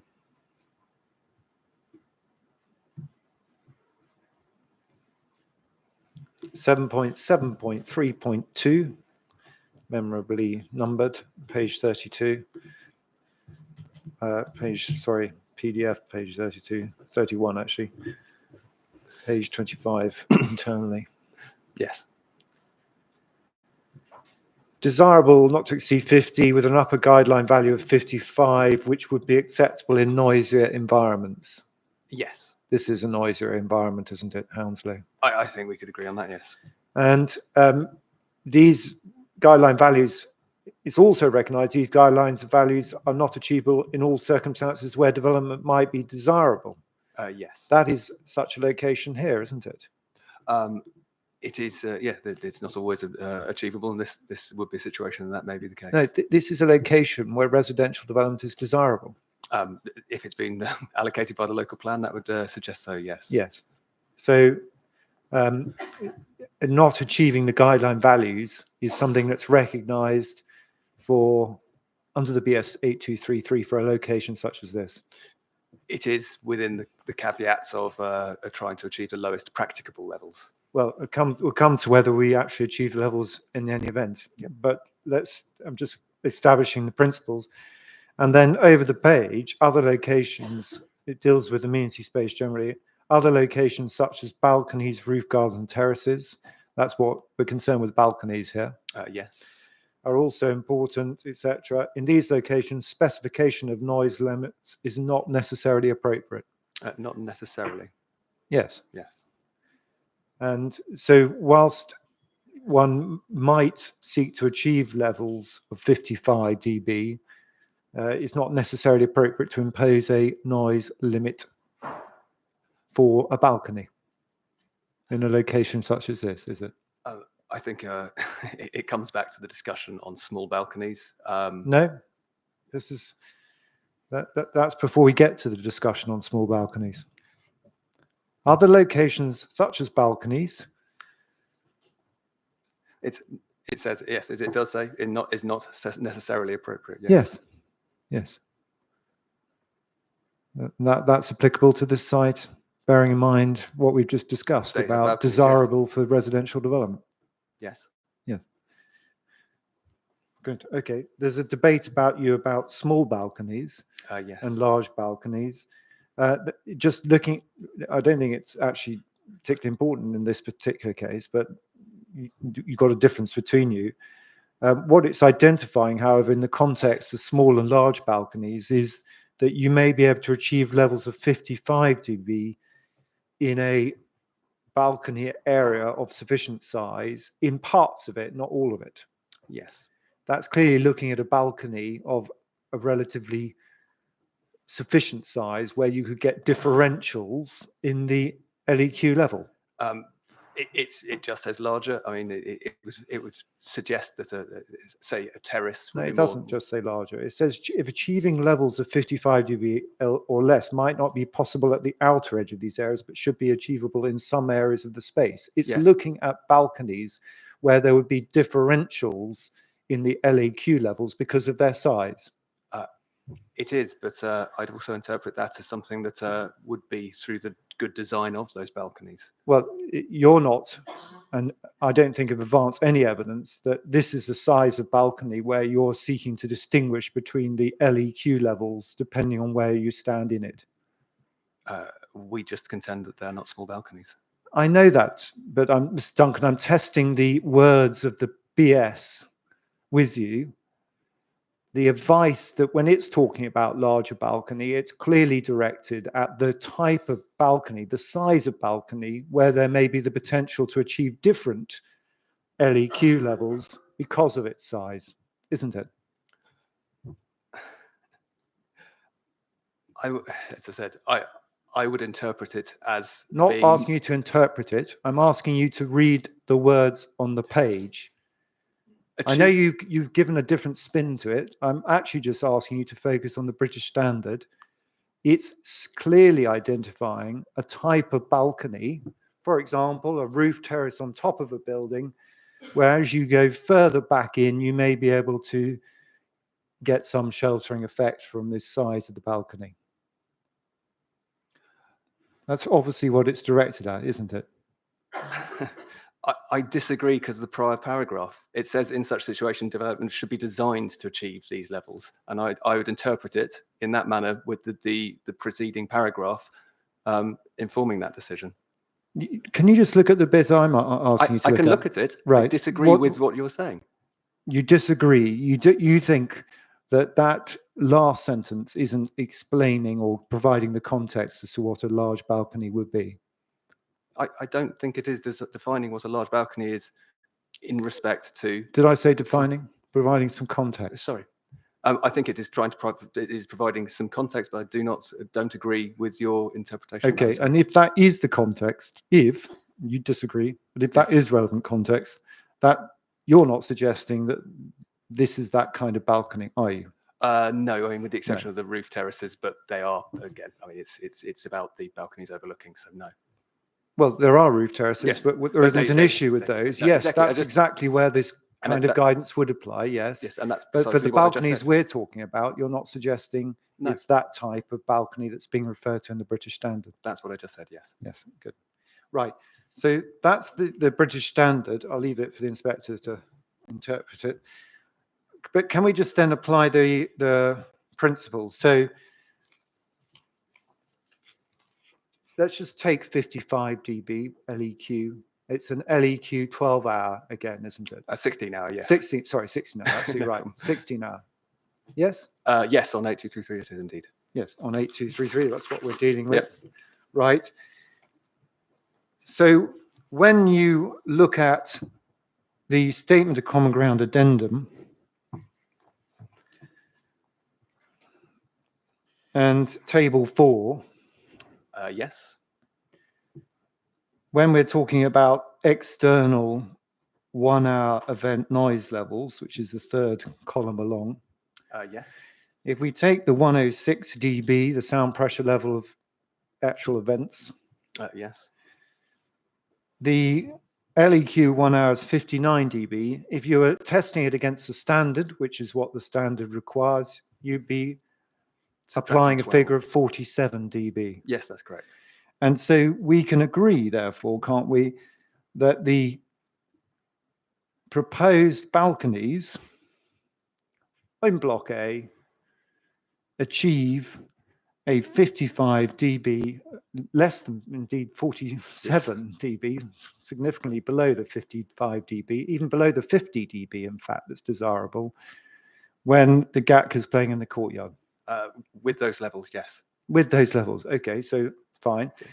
And we can also agree, because we've already agreed this, that for occasional events, 3 hours per year, there would be higher levels, but those occasional events are not ones that need to be included for the assessment under BS 8233. That's correct. Right. So the figures, car park and balcony, yes, they'd be at 60 and 59 dB, but under the British Standard, you can exclude those from your assessment. Yes. So on that basis, both for internal and external, applying the British Standard, the inspector can note 8233, what's proposed, is compliant with the British Standard 8233. With BS 8233, with the exception of the anonymous noise, as we will discuss later, I'm Well, sure. not with the exception of anonymous noise. I come on to what you do with anonymous noise, but if you treat this as anonymous noise. If it was treated as anonymous noise, yes. Right. Okay, we'll caveat that. I'll come back to anonymous noise in a moment. And can we agree exactly the same position applies even if you bang your drum as hard as you say you can do it? We are, yes, as I said, for the courtyard, it would be 55. So you would be on the cusp of that 55 You say limit. on the cusp, you would achieve the 55 dB. I don't know why you call it the cusp.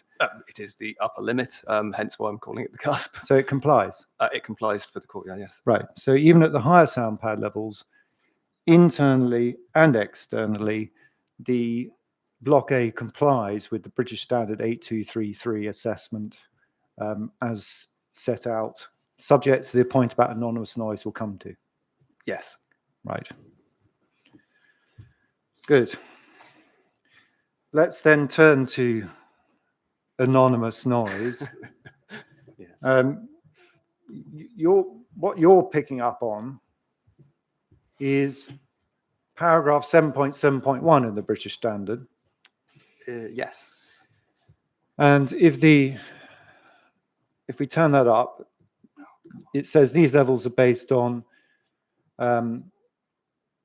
external noise that affects the internal acoustic environment, sources without specific character. Occupants are usually more tolerant of noise without a specific character than for neighbors who can trigger complex emotional reactions. For simplicity, only noise without character is considered in Table 4. And then the note, noise has a specific character that contains features such as distinguishable, discrete, and continuous tone. That's not the case here. No, the drum is not tonal. It's irregular enough to attract attention. I think that's one you're relying on, is it? Or has strong low frequency content. And no, we don't think it has a strong So low it's frequency content. irregular enough to attract attention. Yes. What the inspector can, we can all agree, is that events that attract attention, such as fireworks night and New Year's Eve, are excluded. That they would be non-anonymous noise, correct? They would be non-anonymous. But yes. but the British Standard recognises that it's perfectly legitimate to take those out of the equation for the purposes of annoyance. It does, yes. Yes, and we have already agreed between ourselves, Mr. Duncan, that those ceremonial events in the ceremonial area of the car park are the very definition of occasional events. They're 3 hours per year. They are, so under BS 8233, yes, they would be excluded. So when it comes to applying BS 823, even with the caveat that you've given about anonymous noise, the inspector can note that there is full compliance with the British Standard in respect of noise for the car park balcony, externally and internally. Under BS 8233, yes. Yeah, under BS 823 and taking account of the anonymous noise point. Yes. Yes, good. So in reality, therefore, although it's taken us a long time to get there, we're concerned only in this respect with the noise from the courtyard where the drums played with the gatka. No, that is not my point at all. As I said, BS 8233, as we've said, we don't feel it is appropriate to be comparing on a 16-hour LEQ, or indeed viewing these as separate events. It's about how people respond and how that may affect the future residents. So under BS 8233, yes, I fully agree with your point, but actually under human response, no. Well, I'll come on to human response. Let's deal with 8233, which is what I was dealing with, Mr. Duncan. We can agree under 823, even taking account of your point about anonymous noise, we're concerned with the events from the courtyard. Yes. Right. And those figures are the ones, depending on the sound power level that the inspector adopts, are an LEQ 1 hour of 25 dB internally or 34 dB internally. Yes. And let's just see how that then pans out. If we just look at the anonymous noise principle. Anonymous noise, is that applicable to aircraft? I mean, BS 8233 doesn't especially cover aircraft. It discusses it, but they're not part of the anonymous noise element, no.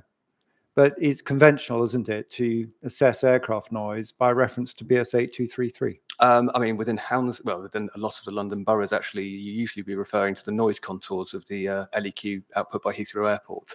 Well, you do both, as the SPD identifies, but it does require an assessment against BS 823 LEQs, even though aircraft noise is not anonymous.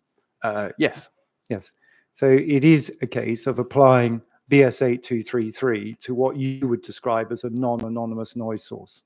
It's part of the assessment, yes. Yes.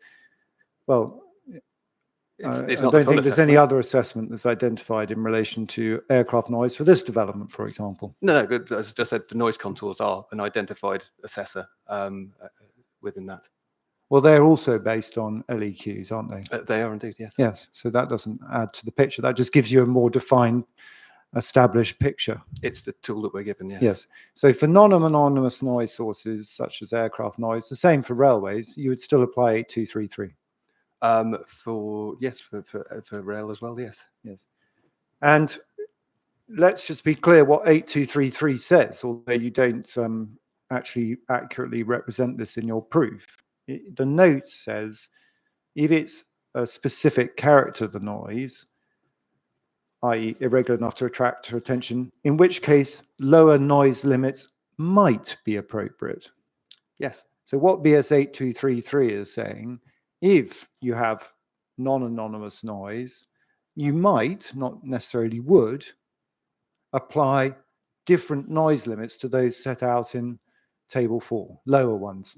Yes. So there'll still be LEQs, but you'd have a lower level. Well, yes, unless you're saying that 8233 doesn't refer to nighttime maxes, so yes, it would be LEQs. Yes. So Yes. all it's saying, advising people, if you do have noise that's non-anonymous, you might set a lower level than the 35 dB a day Yep, that would be appropriate. LEQ. Yes. Correct? Yeah, that would be appropriate, yes. Right.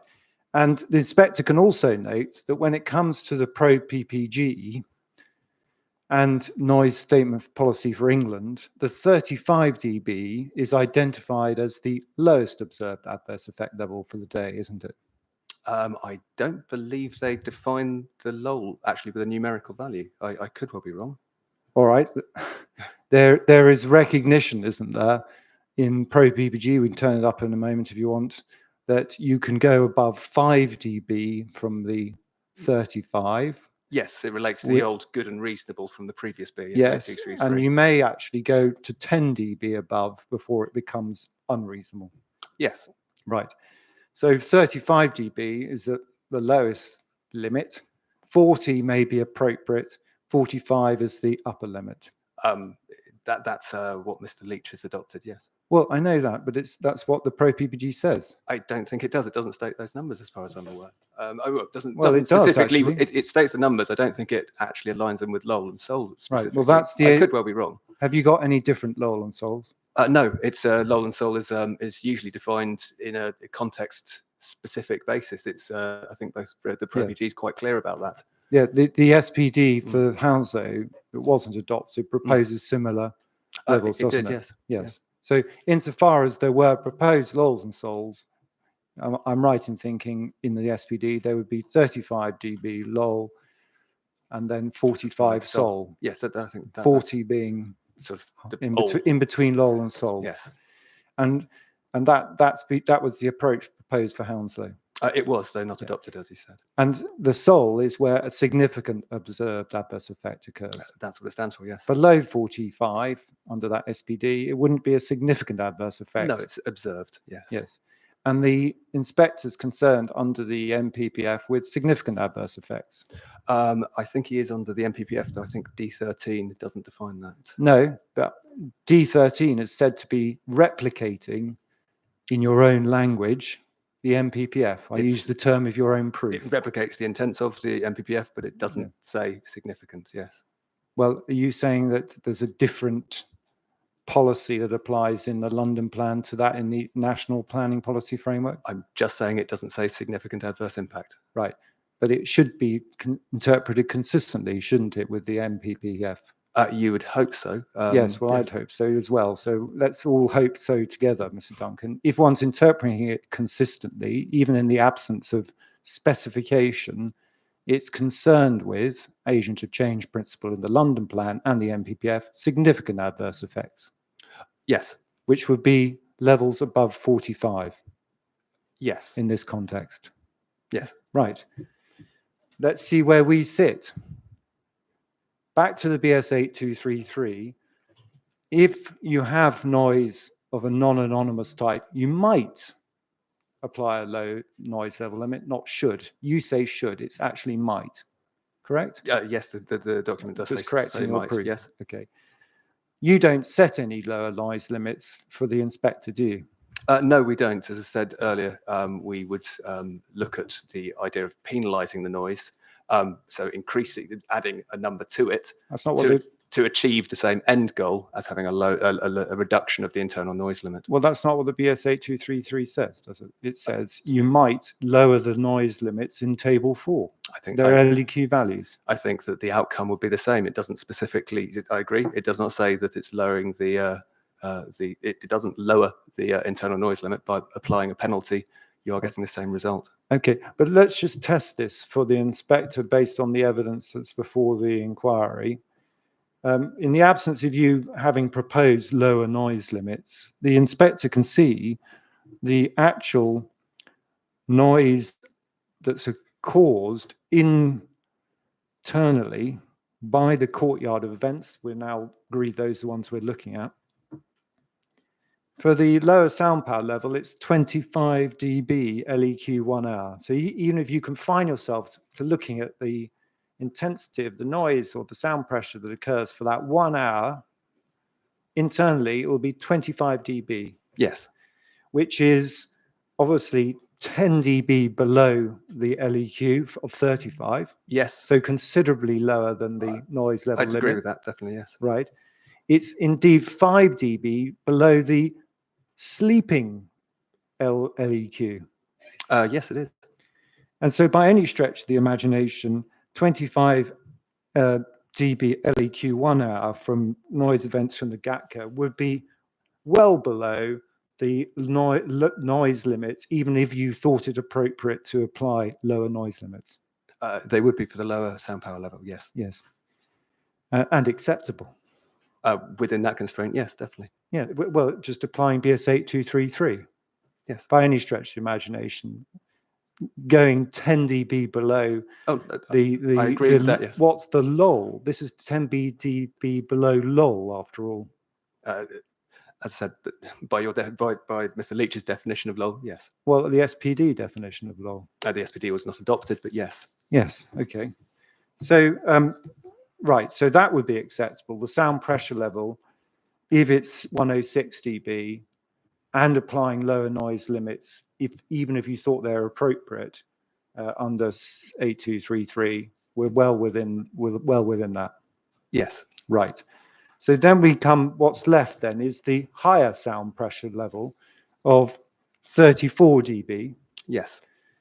That, again, clear dispute between us as to whether that's realistic and indeed damaging to health. But even if one were to play the drum that loudly in the courtyard, the resulting 1 hour event is below the lull. It's below 35. It's below 35, yes. However, to provide an analogy for understanding, for example, if you had an apartment that was located above a pub, you would not design the music from pub noise to equal the ambient noise level within the room, because it would be apparent. Yes, for Mr. Duncan, the problem with all analogies is that they break down. This isn't noise from above a pub, is it? No, as I said, I was trying to make that point for clarity. Yes, and one of the crucial things that you're ignoring, of course, is that this is a noise that would occur, A, during the day, not during the night. Yes. And B, once a month. That's yes, that is true. For 1 hour. For the GATCA, yes. Yeah, so it couldn't be more different than living above a pub. As I said, it was to try and explain that the understanding of why you would not be designing to a background level. I wasn't claiming that this was a pub. Right. So in this context, 34 dB, even assuming you play it as loud as you say theoretically could be played in the courtyard, even though that's not how it's been measured, even if you did that, we'd still be below the LOL figure set by the SPD, or the non-adopted SPD. Yes. So not a significant adverse effect by any stretch of the imagination. You'd have to add another 11 dB before it became a significant adverse effect. Yes, using your figures, yes. Well, using my figures, using the ones in the non-adopted SPD. Yes. Right. So on that basis, if we were to use those as setting lower noise limits before you got to a significant adverse effect, 11 dB below the SOL would clearly be acceptable. Yes, if it wasn't, if you weren't having a lower limit, yes. Well, I'm just applying the agent of change principle in the MPPF, which is concerned with significant adverse effects. Here, even if on this theoretical level, you were to play the drum in the courtyard at this much higher level, you'd be at 34 dB, which is 11 dB below the SOL level set in the SPD. Yes, it is. So unacceptable. Yes. Right. Okay, so, and that, just pausing there, that applies BS 8233 with the caveat that you've expressed. I disagree on the point of the lowering of a noise limit and the increasing with penalty argument. Well, you disagree with it. I do. I'm sorry. I'm just reading the words of 8233. Yes.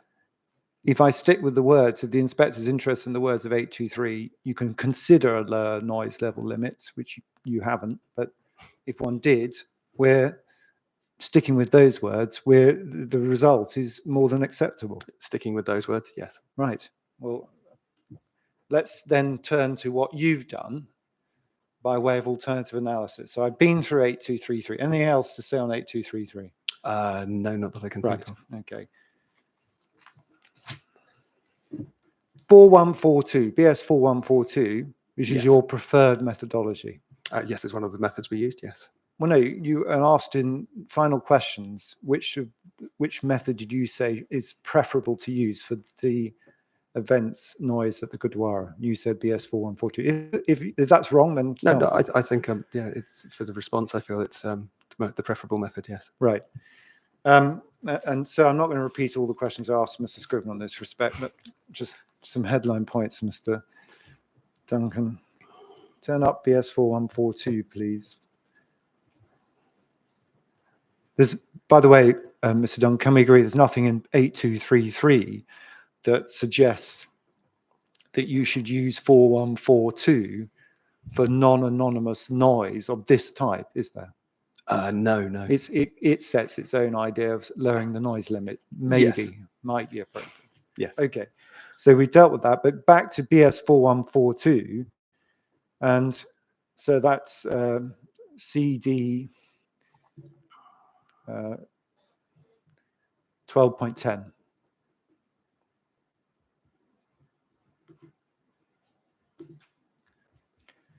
And it'll be very repetitive if I were to do it all over again, but Mr. Duncan, 1.3 of 4142 is explicit, isn't it, in identifying that determination of music noise, which you say this is outside or beyond the scope of this British standard. That's what the standard does say, yes. But yeah, that's what it says. I just agreed with you. Yeah, yes. Okay. And same goes for people. Yes. And are you saying that this falls, that because it's not very clear in your evidence, but you refer to COP 95, for example, and you've applied COP 95, and you also apply entertainment noise guidance. Yes. But if you're applying any of those, then it's also outside BS 4142 because of 1.3H. I would, the point I'm making is this is to try and show an indication of human response to noise, not following a full 4142 assessment as if it is in commercial or industrial noise. So the fact that it says that you can use other methodologies and you don't use BS 4142, I think in that respect, as part of the suite of tools available to assess impact, it is something that I think is it's a valid tool in this respect. Right. And very long answer, Mr. Duncan. Can you remember the question I asked you? I can. What was the question I asked you? The question says about No, what's the question I asked you? the question you asked? I can't remember exactly the sub number, but it was it's the one that relates to if there is other guidance out there to use 4142. I'll try again. Can you just focus on the question? You've applied COP95 and/or entertainment noise guidance, haven't you? Yes. If either of those two are applicable, then this noise falls outside BS 4142 because of 1.3H. Under that reasoning, yes. Yes. And lastly, in your assessment for the inspector, when you look at 4142, where you've applied sort of rating penalties applicable to industrial and commercial noise, and we'll come to the appropriateness of that in a moment, but just pausing there, you've ignored note A1. Sorry, note A1. Same page. There are two A1s, but it's the second one. The assessment of indoor sound levels. Sorry? The assessment of indoor sound levels. Yes. I'm Well, in your evidence in chief, you went through it with Miss Clutton. You were asked to look at the resulting noise levels and how you look at them internally. Yes. That's completely contrary to the guidance. The standard is not intended to be applied to assessment of indoor sound levels. It does state that. However, ProPG does allude towards that the use of penalties such as 4142 can be appropriate for internal noise levels. All right. So taking BS 4142, I'll come to ProPG to see what you rely on that. It would be contrary to use 4142 to assess the acceptability of the internal noise levels of this scheme, wouldn't it? It would be if it was following a commercial or industrial noise assessment in that manner. Yes. Yes. Okay. And then BS 4142 is very clear, isn't it, that in identifying an assessment for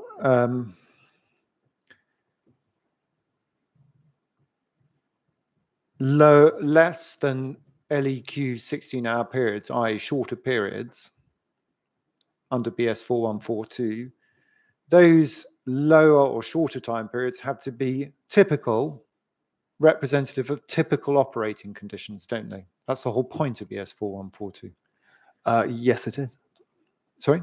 Yes, yeah. Yes. Because 4142 is assessing commercial and industrial noise, allows you to do it, for example, by a 1-hour time period. Yes, during the daytime. But only if it's representative of typical operating conditions. That's the wording of the document, yes. Yes. And by any stretch of the imagination, the use of the Gatka, the Nagara with the Nagatka in the courtyard 1 hour per month is not representative of typical operating conditions at the Gurdwara, is it?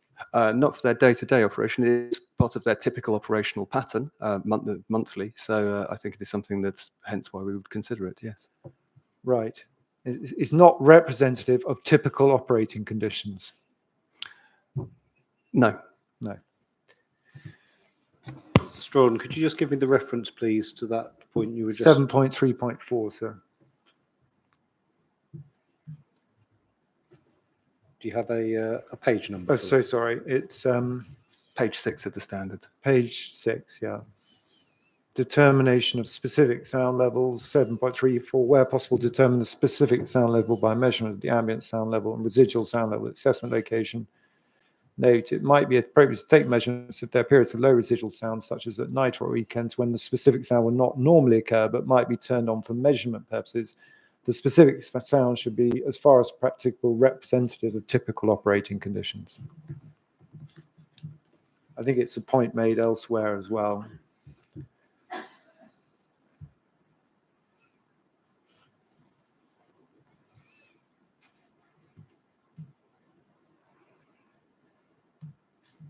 Did you find that, sir? Yes, I've got that. Thank Okay, you. And just a wider point on BS 4142, because sadly I've read it from cover to cover, Mr. Quite a read. Duncan. But one thing is absolutely clear, is that it's concerned with, and all the examples are concerned with, that principle of noise from an industrial commercial source, which is occurring throughout the year. Within the standard, yes. Sorry? Within the standard, yes. Well, that's what I'm dealing with, within the standard. It's a way of approaching assessment of industrial and commercial noise, which is continuous in the sense that it's there all the time, even if the noise itself isn't continuous. It might be intermittent, but it's their day-to-day operations, a continuous feature of the noise environment. Yes. Right. Not applicable to the situation here. As I said, it's widely applied in application elsewhere, but within the wording of the standard, yes. Within the wording standard, yes. You mean, you agree with me, that is not the environment that the inspector is facing here? No. Save for the fan, of course, because Yeah, we'll come back to the yeah, fan. fan's a I later don't want to issue. be Yeah, no unfair to you. The fan is a different point. But the noise sources we're dealing with don't fall within any of the natural examples or the principles of 4142. No. And so when, for example, one goes to a 4142 assessment and is talking about noise above background sound levels, be it at 15-minute periods or even 1-hour periods, that 4142 assessment is looking at those as being representative of the noise environment created by the industrial commercial noise.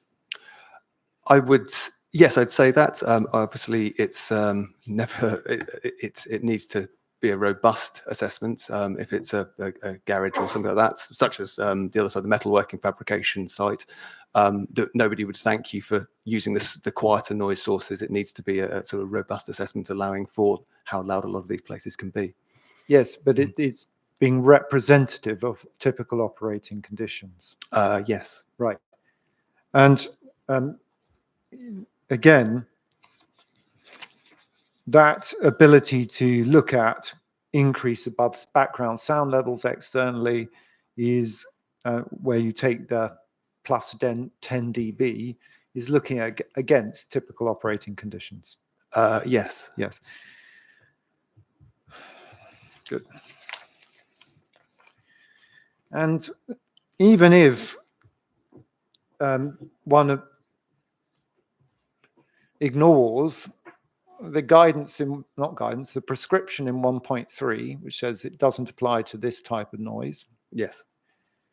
Even if one ignores the fact that you're not even looking at representative operating conditions throughout the time.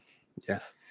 And even if one attempts to apply BS 4142 in that sense of looking at what's the increase above background noise levels for the time it occurs, the whole structure of BS 4142, even if you got to that point, is then to carry out a context-specific assessment.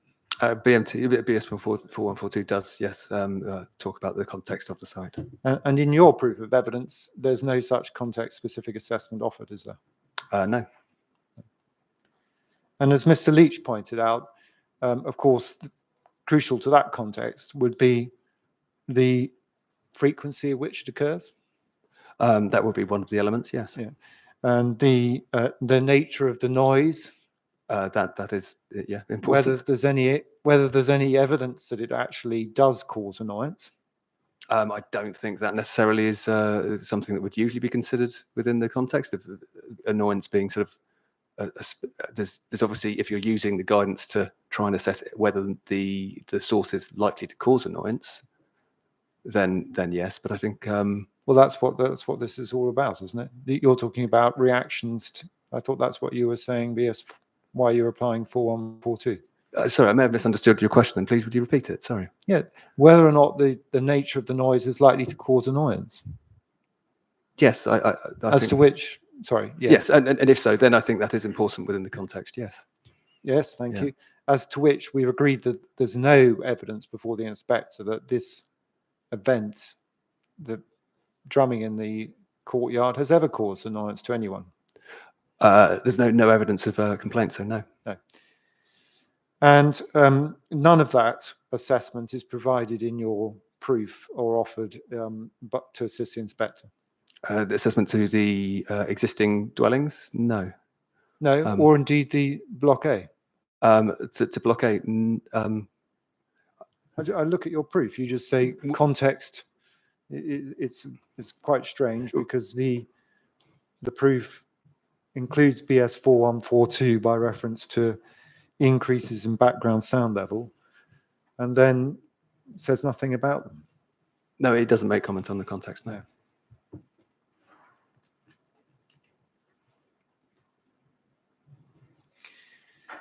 And it also requires an assessment of uncertainty in the way Mr. Leach has identified in his evidence. Yes. Yeah.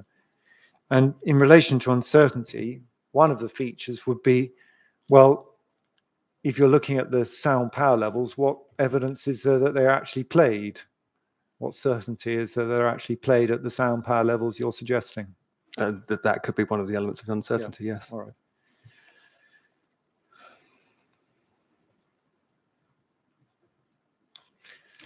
And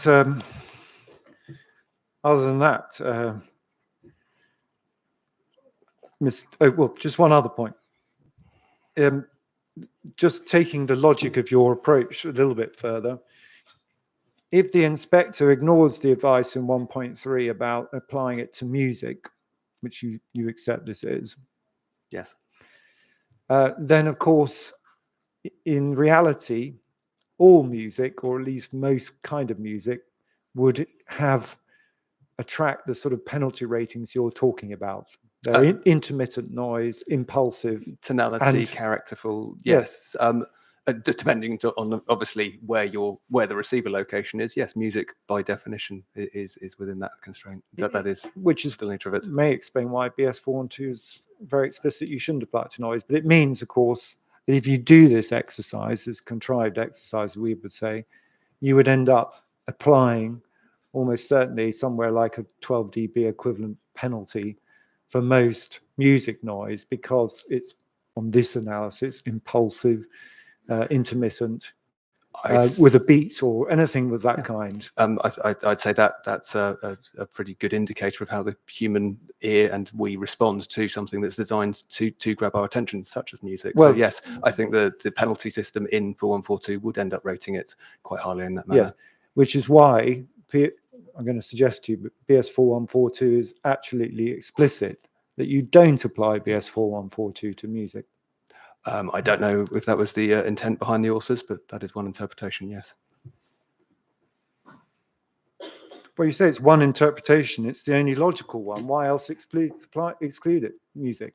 If there's, on your analysis, no, BS 4142 is perfectly applicable to music, and you apply all these rating penalties, and you can't think of any explanation of why they deliberately excluded it. As I said, BS 4142 has been used for assessment of music schools and such, like where it's from a commercial noise source. So I think there's more nuance to the actual use of the document than that clear line. Well, I don't know about that, Mr. Duncan, whether it's been applied to music schools or not. I haven't got those in front of me, and whether it was applied correctly or not, and I don't think the inspector's got those in front of him. But going back to the other point, you talked about kennels, yes, music schools, matters of that kind. That is drawing on the previous point we've already discussed, that it's dealing with representative operating conditions where something's run as a commercial operation. Yes. Not the case here. No. Right.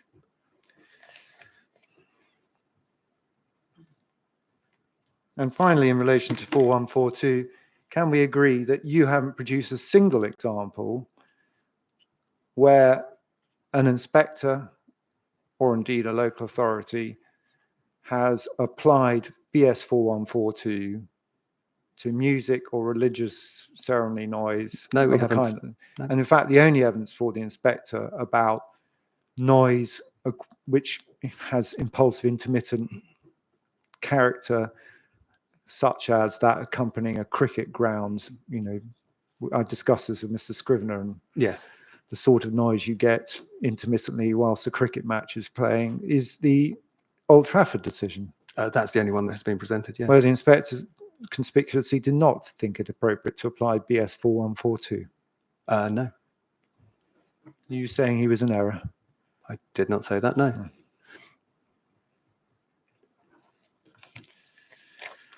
All right. That's 4142. And then COP95. Now, COP95, I don't think has any status as a standard, does it? It's not an official piece of sort of British standard No. in that respect, no. And so far as it goes, you were seeking to say, well, don't worry, you can apply it to this music noise. Again, you don't identify a single example where any inspector or local authority's ever done that, do you? No, we don't include that in this proof, no. No. Just so the inspector knows whether he's in good company or not, if he were to go down this route. But let's just look at it. If you got it there, CD 12.1. 12.1. Yes. It explains what it's about in the introduction, first main paragraph. Yes, it's about the impact of music. Yes. Well, it's not. That's very, I think, very broad summary of what's in 1.01, which ignores the actual detail of it, Mr. Duncan. It says, large music events involving high-powered amplification are held in sporting stadia, arenas, open-air sites, and within light-work buildings. okay, they are held within those venues, yes. Yes. These events give pleasure to hundreds, in some cases thousands of people. However, the music from these events, so that's referring back to large music events involving high-powered amplification, would you agree? Yes. Can cause disturbance to those living in the vicinity. The purpose of this code is to give guidance on how such disturbance or annoyance can be minimized. What such disturbance is it referring to? Such disturbance from music noise from events. No. Yes. Large music events involving high-powered amplification. It says that in the introduction. However, if we look down to the definition of the music noise level, later further in the document, in the definitions on page 2, nowhere does it mention anything about amplified music. No, well, It talks about music. Come to that in a moment, because your interpretation, I think, is missing some crucial ingredients. But certainly, if we can take 1.1, the such disturbance is referring to the large music events involving high-powered amplification held in sporting stadia, arenas, open-air sites with lightweight buildings, isn't it? I would say the wording of it suggests such. However, I don't agree with the interpretation that is the only way it can be assessed. It's about the level of the music noise. You seem to have a different way of interpreting most things, Mr. Duncan. I'm just reading. If one just read to the word to what it said, it's actually telling what the purpose of the code is, and it's code dealing with such disturbance. Such disturbance is the one that's described in paragraph 1.1, isn't it? Yes. Right.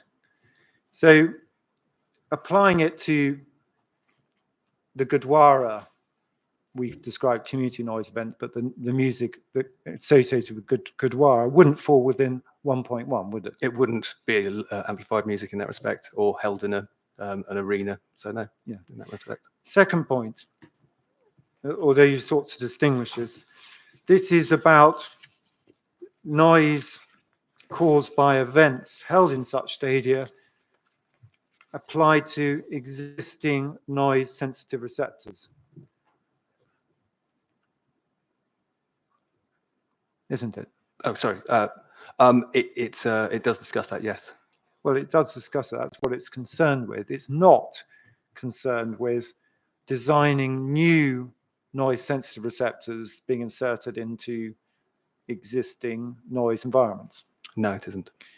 That is what BS 8233 is dealing with.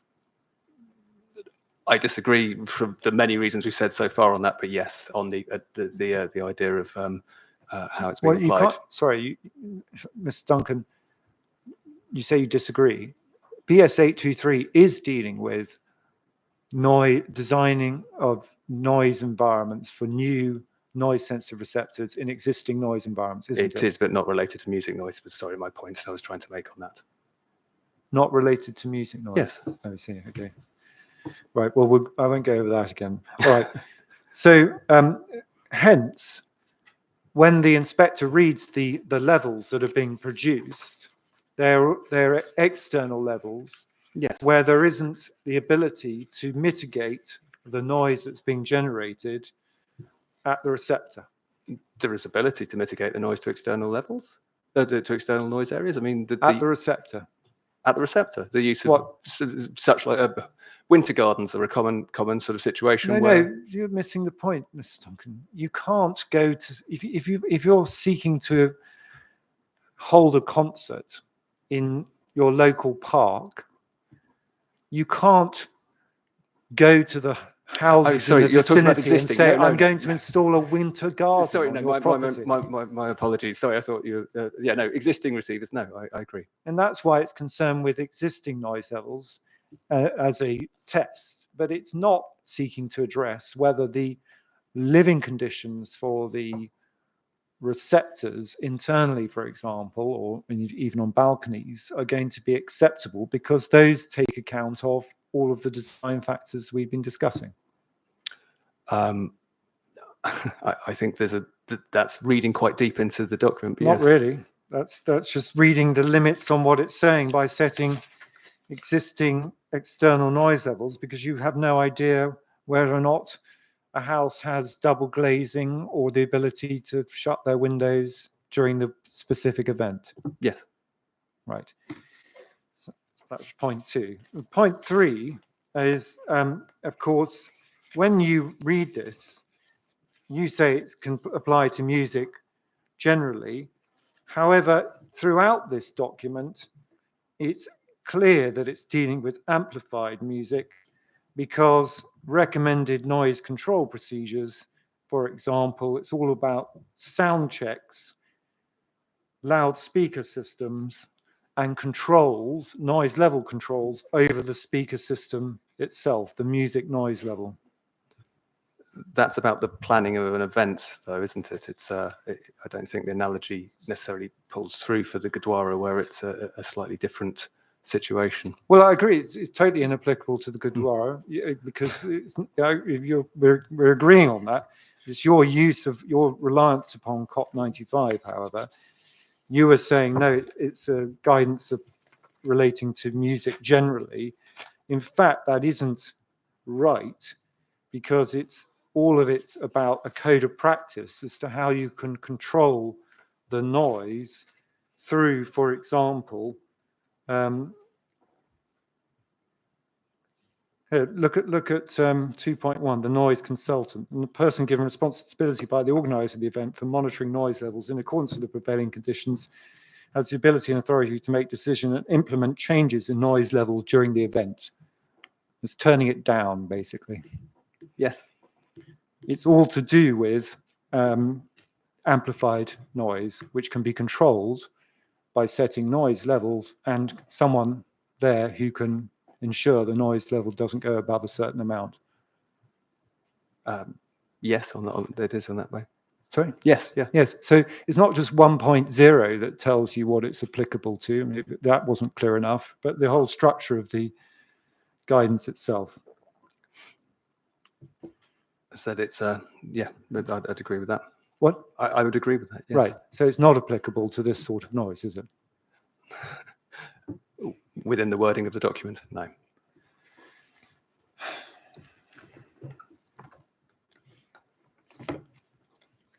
So notwithstanding all that, you say it should be applied. If it is applied, we're back to this debate. Let's just go back to the table. If the inspector thinks it is applicable, sorry, so you might need that table of. Is it, It's on page 3.1. The music noise levels, when assessed at the prediction stage or measured during sound checks or concerts, should not exceed the guidelines. So Yes. again, consistent with this idea, you can turn it down. And then table 1 sets concert days per calendar year per venue. yes. Yeah. And just we get those difference depending on the venue category. Yes. We say not applicable for all the reasons.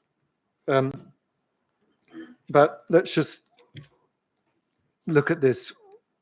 And if we wanted to try and apply it, first of all, we're already agreed that the sort of occasional events at the Gurdwara under BS, the British Standard, the flag raising ceremony, 3 hours a year, wouldn't ordinarily be counted in a proper noise assessment, would they? Within 823, no. No.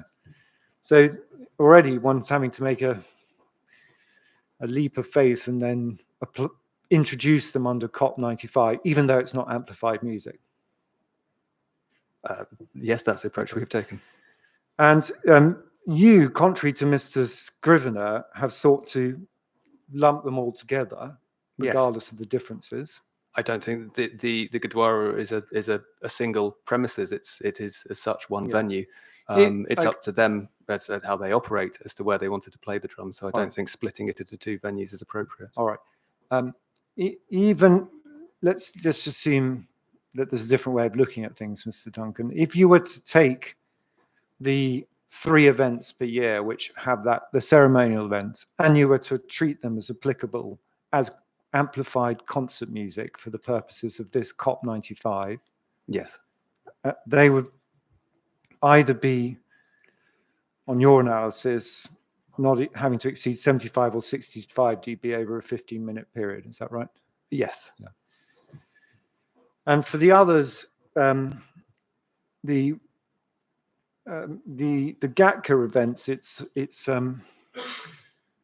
1 event per month. Yes. Yeah. I just simply don't understand the logic of anything you're doing here, Mr. Duncan. Why have you limited yourself to these events? What's the logic? This talks about 4 to 12 concert days per year. We're not holding concerts, and Gurdwara is not holding concerts. It's not amplified music. But you're just picking and choosing bits. Why have you just taken the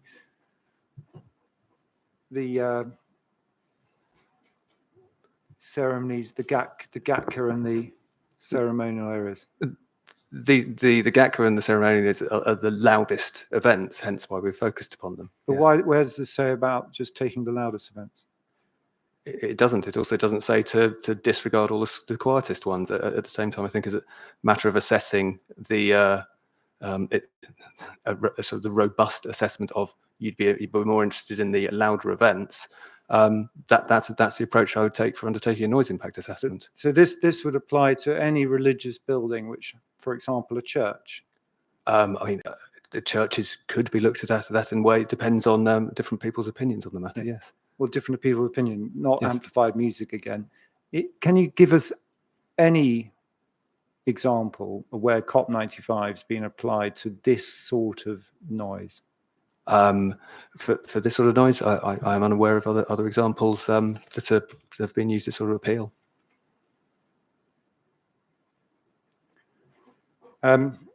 If one were just looking at the GATCA events, can we agree, and just ignoring internal noise values, because I don't think this doesn't tell you how to assess them at all. No, I agree. Back to table 4.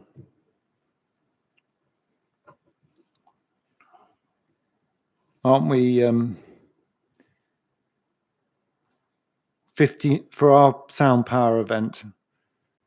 Is it 59 dB? Yes. I'm trying to do the exercise you're suggesting. Yes. Which, what, 59 dB, that's the LEQ. 59 Which dB, would so be- LEQ 1 hour, is it not? Sorry. The criteria on this for 4 to 12 events, more events, would be 64 dB. It would be 49, 49 which is plus background 15. plus Yes, 15. yes. So the GATCA is not causing a problem. Based on the Mr. Leach's source levels, no. And if you play it as loud as you can, it's 67 dB. Yes, it is in excess of the 64.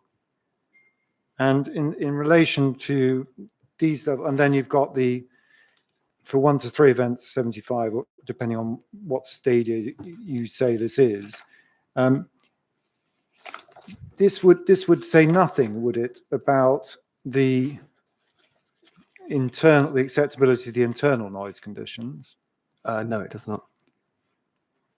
And this would not assist you at all in understanding, for example, if you're talking about balcony space used throughout the year, of the events you're talking about, the once per month from the courtyard where the drum is played, use of the balcony through the months of October, November, December, January, February, March, April. People are allowed to use their external areas all year. I Yeah, think I know they're that's, allowed to, of course. But yes, and in terms may of well do. Sorry? And may well do. It's something that, where you have limited external amenity space, there's no reason to suggest otherwise. That's COP95. And then finally, I think entertainment noise levels. I'm not quite sure what point, if any, you're making about entertainment noise guidance in your proof, but that relates to, again, sorts of noise that comes from an entertainment venue, a persistent noise. I don't think it says persistent noise, but yes. Yeah. Well, commercial premises operating for entertainment purposes throughout the year.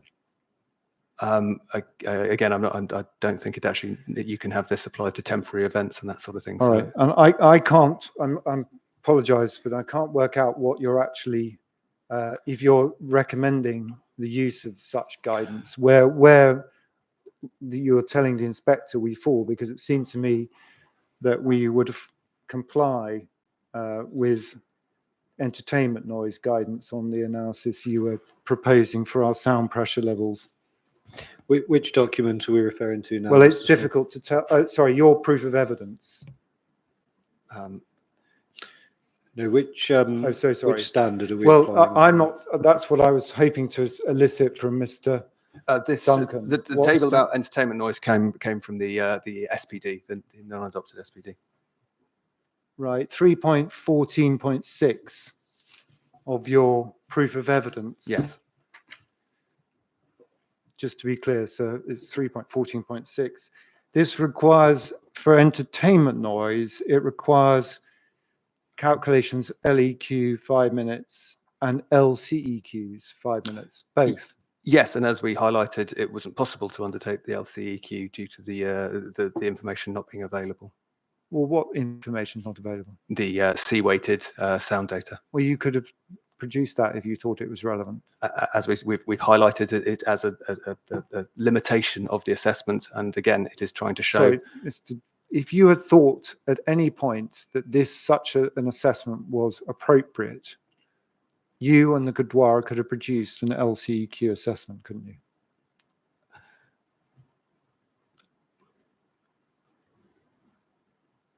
No. Well, so we could have, but we, as said, we were using the background noise data. That was the limitation. We have the C-weighted data for the measurements of the Nagara from when we took our measurements of the drum. It was the background noise data we did not have. Well, you can produce that background noise data if you think it's relevant. We haven't. So. No, I know you haven't, but you could have done. Yes, we could. So we don't think this is relevant because it's not entertainment noise. and has never been treated as such. You've produced this for the first time in your proof, as I've understood it, as a suggestion, Yes. not previously suggested to the appellant No, it was or anyone. one of the suite of tools of assessment that we used. Yes. And if you had thought it relevant, you could have produced in due time. You could have actually produced, as you would need to do, the LCQ in order to show that it was non-compliant. The LC90, yes.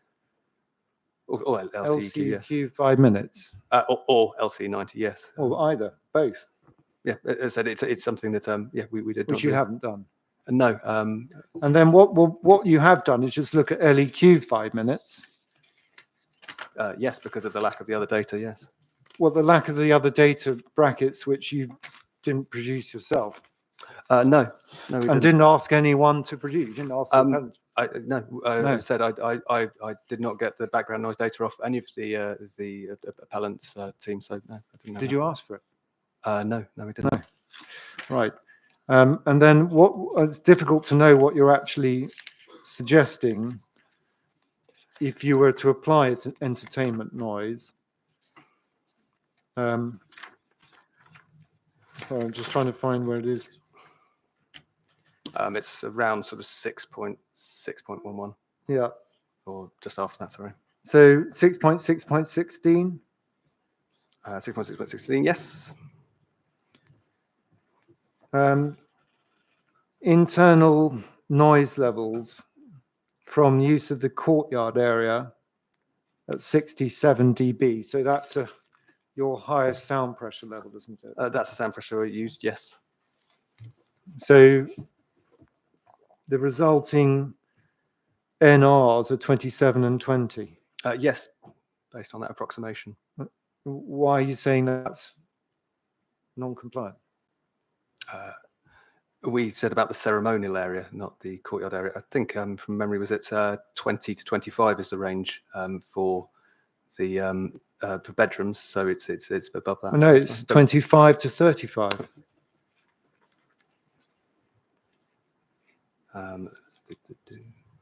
Not for bedrooms. I mean, this isn't occurring at night, is it? 6.6.13. So I mean, I agree, Mr. Duncan. It's very difficult to get a clear answer from your proof as to what you're actually saying. The inspector's got to make sense of it. Yes, Am I right in saying, even if you apply entertainment noise levels, which you haven't done properly, even the ones you have applied demonstrate that for the courtyard area, the noise internal environments comply, assuming this were noise from a pub or a club? For the courtyard, it shows for courtyard and the ceremonial area. I'm Yes, doing it's the within that courtyard range. first, yeah. No, they're both within that range. Yes, you're correct.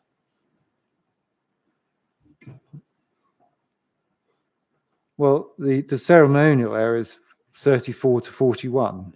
Yes. So I think 41 wouldn't be. Yes, that's So, correct. but for that purpose, you've used the 81 dB rather than any assessment of the sound power levels of the actual recorded. The 81 dB is the sound power level, the sound pressure level at the facades that we had calculated. So that was why we used that value. Yes, using a sound pressure level which has never occurred in any ceremony that's been recorded. It's the value that we measured on site. We used it for the basis of the What's assessment. the and value it's for the 106? It's one event that we have witnessed by Mr. No, Luke. what is the NR level so for the the NR. 106? Why haven't you presented those? As I said, it's for the same reason we have used the 115 the whole way through, because we consider that the drums can be played louder, and we've measured them at that level. Finally,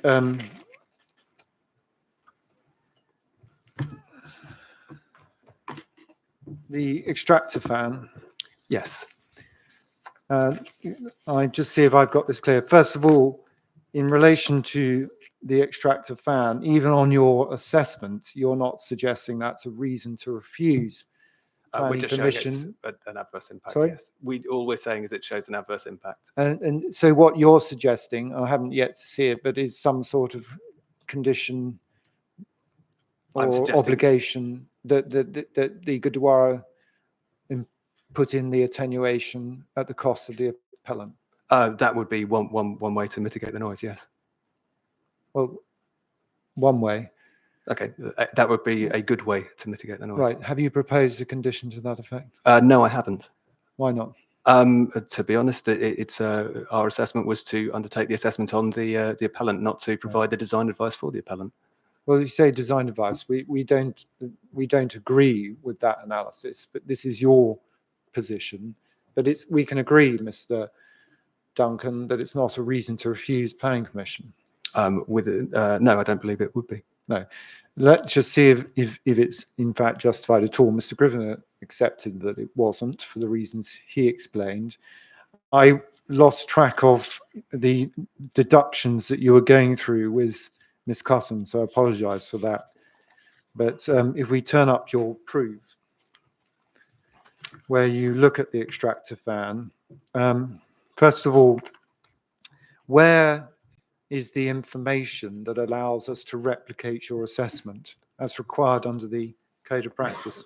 I mean, rather like the same limitations I found going through Mr. Leach's evidence, the full tables of the background noise levels are not contained. So we hit the same sort of level on that. We undertook the measurements 2 meters from the termination of the ductwork.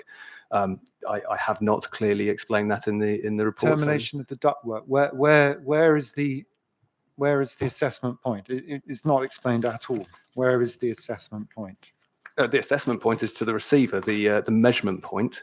Where did you measure the noise 2 meters from the fan? duct termination, as I just said. Duct termination, Yes. where? At roof level of the guitar. You're on the roof, were you? Yes. Yeah. So 2 meters on the roof. 2 meters is an angle of 90 degrees, yes.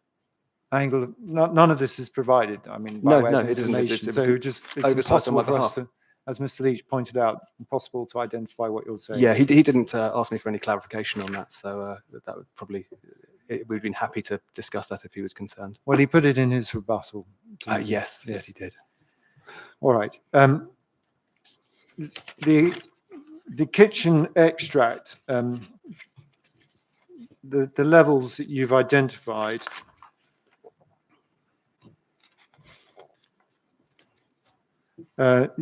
I lost track of what was going on in terms of what you accepted should be the case. The background noise level should be 49.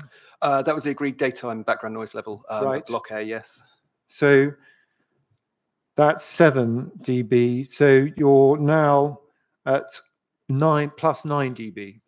We would be, yes, for the daytime. And then I think you accepted that this acoustic correction should be reduced by 2. I think So it's plus 7 dB. For the daytime, yes. Right. Obviously, the fan operates from 4 in the morning, which would fall within the nighttime period. Right. And in the nighttime period, you're dealing with between 11 and 7. That's correct. But the fan is operational from 4 a.m. 4 a.m. till about 10 p.m. It yes. closes at 8. 8 p.m. That's what you referred to in your And the evidence. kitchen opens at 4 a.m. Yes. So between the hours of 8 p.m. and 4 p.m., the fan's not on. 8 p.m. and 4 a.m. No, it isn't on. You always repeat. You just said 8 It'd be a.m. easy if you just say, yeah. You I just said said 8. 8 p.m. You to said 4 4 p.m. That was what I was Oh, did clarifying. I say Yeah, 4? So sorry. In that case, it's my clarifying 8 for you. p.m. to 4 a.m. It's not operational. No, it's not on those Right. hours, no. So for the period 4 a.m. to 7 a.m., the fan will be operational, but you're not anticipating an adverse effect on the use of the balcony, are you? I think that Realistically, Mr. Duncan, well, as you've made very, very clear, BS 4142 doesn't assess internal noise levels. It shows an adverse impact not at the external area. it emphasizes the need, we've been through this, Yes. for a context-specific assessment. And the context-specific bit that I think I've mentioned already is, as far as I can understand, Block A has been presented as having summer overheating protection in the form of air conditioning modules added to the unit. I think Block D, I cannot find that in the overheating update. So I'd assume that probably they have openable windows which may be used. All right, well, I'll find out from Mr. Leach. No problem. But so what we're talking about is that period 4 a.m. to 7 p.m. Yes. Yeah. And on the basis of your corrected figures, just so we're clear, on a BS 4142 assessment, we're looking at a plus 7 dB over background, Yes, +7, which would be an adverse impact. which is not a significant adverse No. impact. So on the basis of the MPPF would not be a agent of change issue. I would suggest that due to the fact that it runs 365 days a year, it definitely should be a consideration, but no, it is not a significant adverse impact. Okay, you say it's a consideration, not a reason for refusal that could be mitigated, but Yes. even unmitigated, it's not a reason for refusal under reason for refusal one, which is concerned with the effects of agent of change. Under that wording, no, I don't think it is. You don't think it is? Sorry, I You're agree agreeing with me. Yes, sorry, I got my wording the wrong way around that. Right, so even unmitigated, it's not a reason for refusing this scheme under reason for refusal one to do with noise. Under the MPPF, no. Well, under the MPPF, the MPPF is reflecting the agent of change principle in the London plan, isn't it? It is, however, I would say from experience, it would be rare that you're presenting an environmental health officer with a rating level of +7, and they'd be happy with that as an acceptable impact. I don't feel it's mitigating the noise suitably.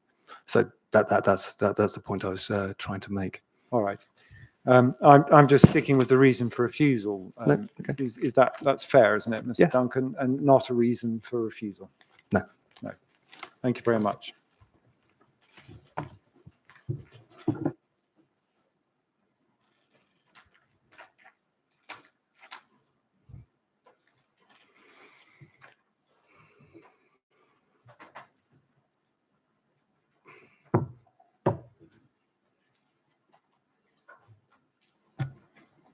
Mr. Duncan, you're here obviously speaking for the Gurdwara on noise matters.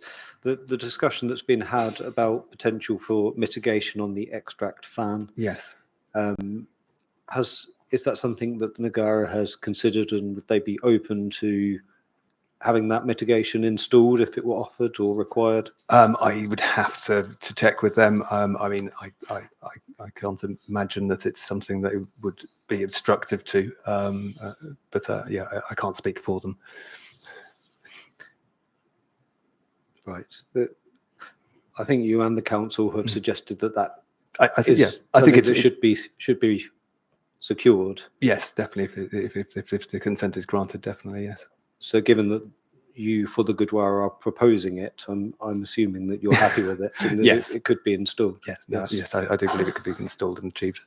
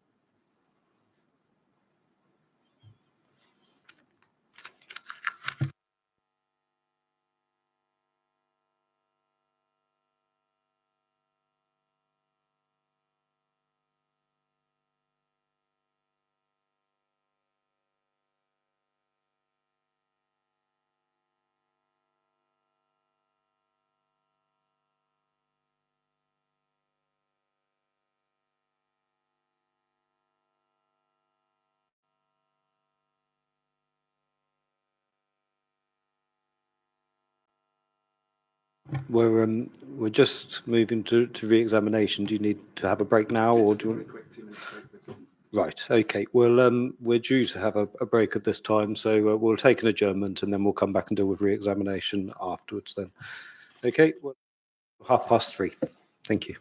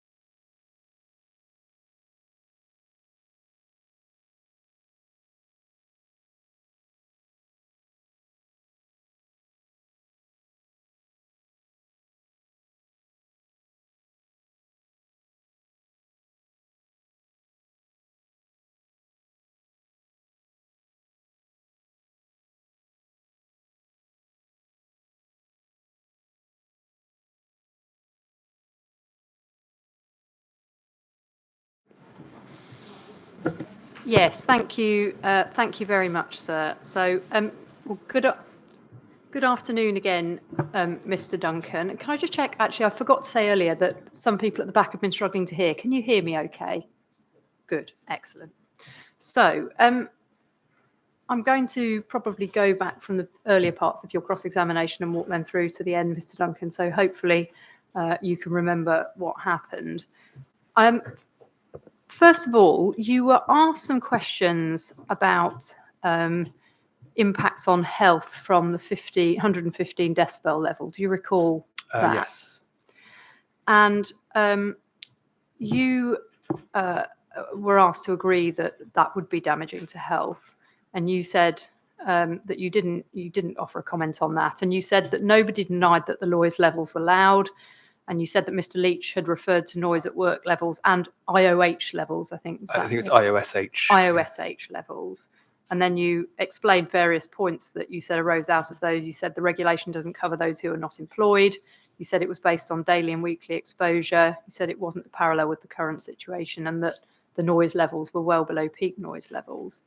Now, you said you made that qualification based on the noise at work regulation levels.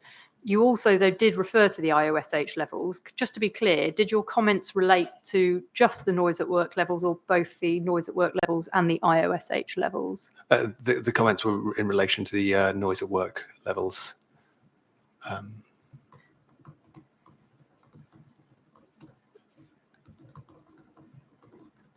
And did you have any comments on the IOSH levels? I mean, the IOSH levels are they have a we usually refer to as a noise thermometer of different noise levels in there.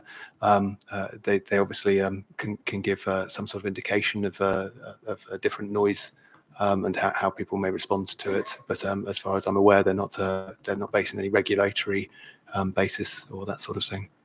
Okay. And you were obviously there was a rather emotive line of questioning in terms about damage to children's hearing in particular. What actual substantive evidence, if any, is there about the impacts of the Nagara, in this case, on children's hearing? As far as I'm aware, there are none. Thank you.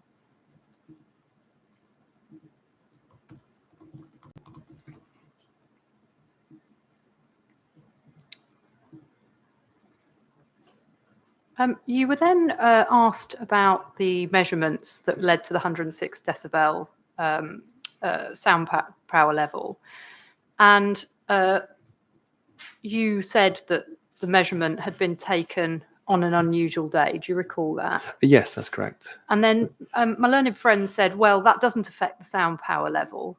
But he didn't actually ask you to say whether you thought that was true. Can I ask you, could playing on the balcony and or in the rain affect the recorded sound power level?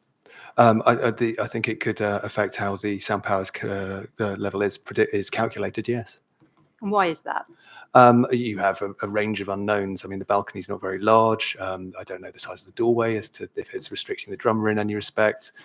If the skin of the drum was wet. I mean, there's all manner of different factors that means it's not necessarily played in a manner it might be in the normal sort of ceremonial area. Thank you.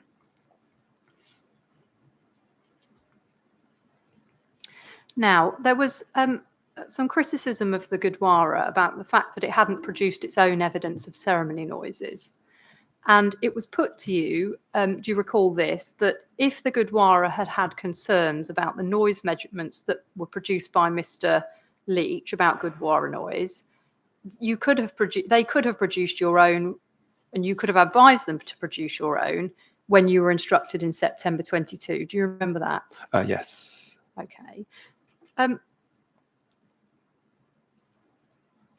As at September 2022, are you aware of whether Mr. Leach had actually undertaken any of his own measurements of the Gurdwara noise? I don't believe he had at that point. Right. So was there anything for the Gurdwara to be concerned about in terms of Mr. Leach's noise measurements at that time? No evidence presented that I can remember, no.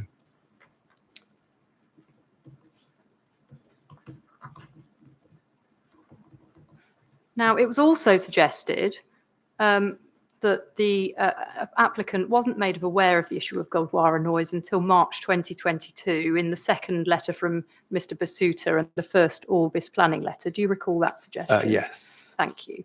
Can I ask you, please, to take up CD 13.4?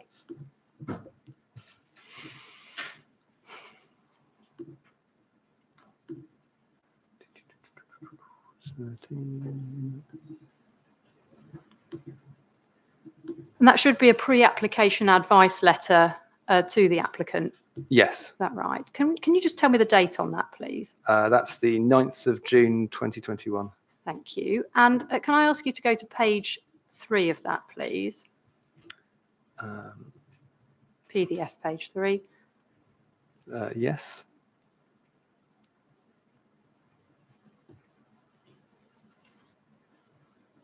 Yep. And can you see the subheading affordable housing?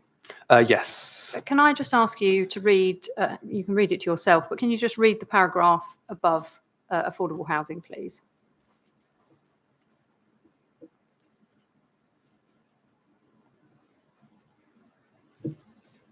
Yes.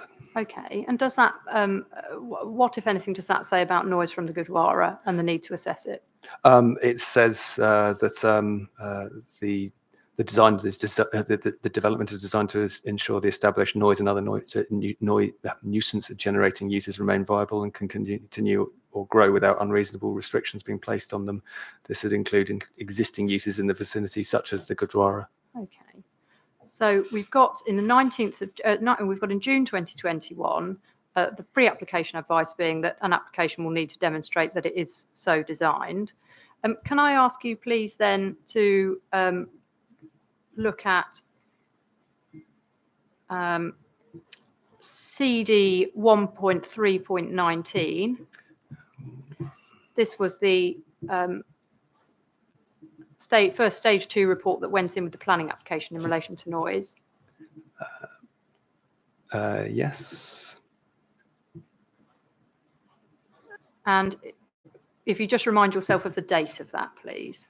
That's the 7th of October 2021. Okay, and is that before or after the date of the pre-application advice? That would be after. Okay, and did that, at that stage, had the applicant undertaken any of its own measurements of the noise from the Gurdwara? It doesn't state anything that they have, no. No, thank you. Good. You were then asked some questions about policy D14 and what that requires. Can I ask you to take that up, please? I think it's CD 10.16, 10.1. Mine is 1.17, but I think there seems to be a little bit of it. The first part of it is at the bottom of CD 10.1.16. D14, it's 10.1.17. Yes. Okay. Now,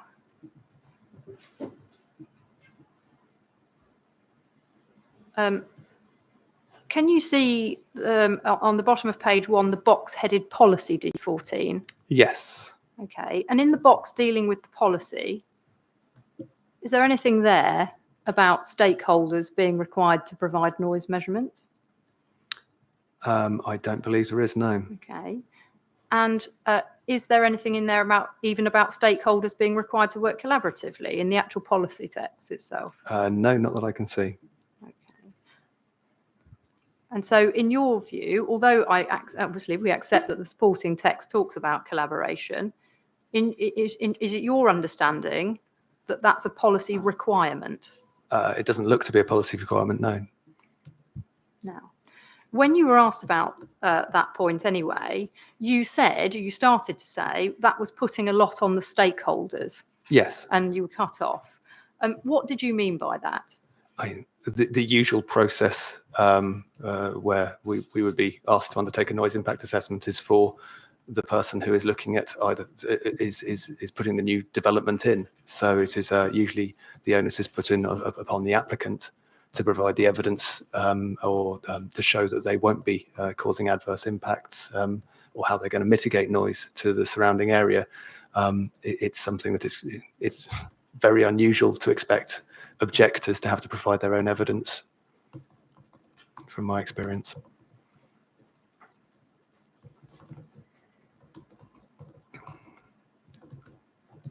Should the Gurdwara have been required to provide that evidence in this case? I don't think so, no.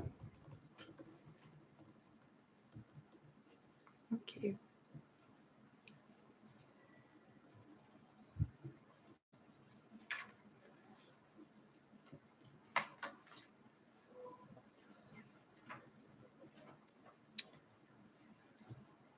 Now, you were also asked some questions about the SOL measurements and the CAD measurements, and you've been over those and your position on those in chief, so I'm not going to ask you about those again. But having seen, it was said to you, it was put to you that having seen all of the data, including data from the ceremonial area, the Gurdwara had not put forward counter evidence of a ceremonial event, which of course you accepted. You have, of course, put forward your own measurements of the SPL of the drum. Yes. How relevant or otherwise is that? We feel they're entirely relevant. As we've stated, the noise levels are higher than were measured during Mr. Leach's measurements, and hence why we think they should be taken into consideration.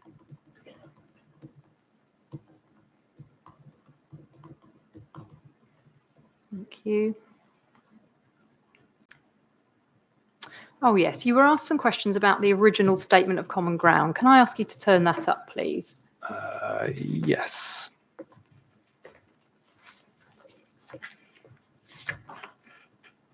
And you're going to need table 1 within that. It's at paragraph 2.2.1, page 5. Yes. And it was put to you that these showed readings for other properties in the areas, which it was said would be at equivalent or in some cases higher levels at other existing properties. Do you recall that? Yes. Okay, I just want to go through where they are actually the same or higher. So looking first of all, please, and we'll do it column by column. Looking first of all at the courtyard on the 115 SPL.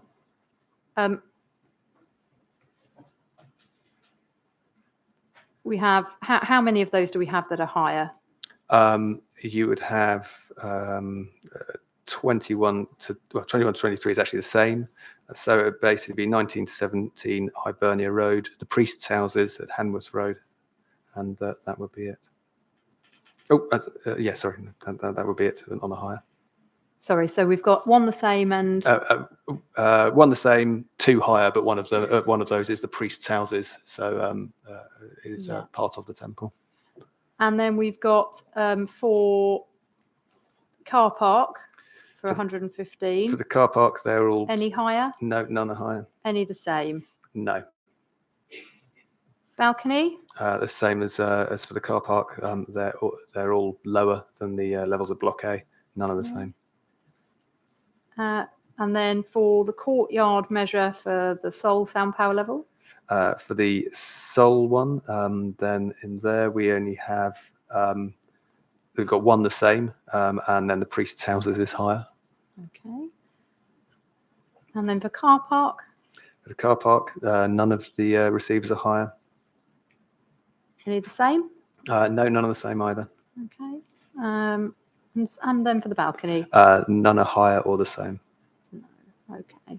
So I think we've got 6 by 6, which even what is that, 6 by 7? 1, 2, 3, 4, 5, 6, 7, 36, 42 total readings. Is that 6 times 7? I'm not sure I remember my basic arithmetic now. Displaying my ignorance. That's right, isn't it? Yeah, good. Yeah. It was much easier when it was 6 times 6. Everyone remembers that. So 42. Out of 42 readings, we've got 3 that are higher and 2 that are the same? Yes. I mean, obviously, I think there's, is it 6 by 6 of the actual receivers that aren't Block A?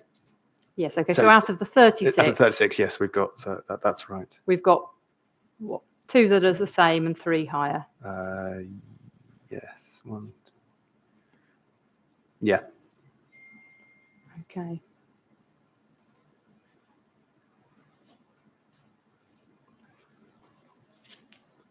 And of those that are higher or the same, how many of those are from the priests' houses?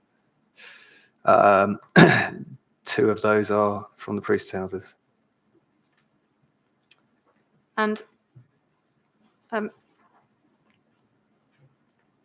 in your view, what is the likelihood or otherwise of complaints about noise from the Gurdwara from the occupants of the priests' houses? I think that's pretty unlikely. I mean, realistically, I assume many of them will be in the temple for a large period of the day anyway. But also they are intrinsically linked to the use, and so I think probably accept it in that way.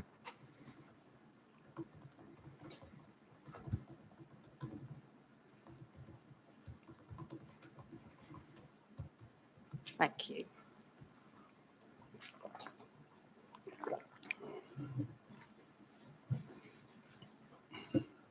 You were asked also about the noise contour maps in the Statement of Common Ground, and it was put to you that you had done the wrong thing with your own model. Just to be clear about that, had you done the wrong thing with your model? Was it wrong? No, the output of our noise map was shown at the most affected floor level. So in one of the upper floors of Block A. When we reran the model down at ground floor level, or to, I think it was 1.5 meters or 1 meter above ground floor level. As for the agreed noise map, the results were very, very similar. And just to be clear, the ones in the Statement of Common Ground then are at ground floor level? Yes.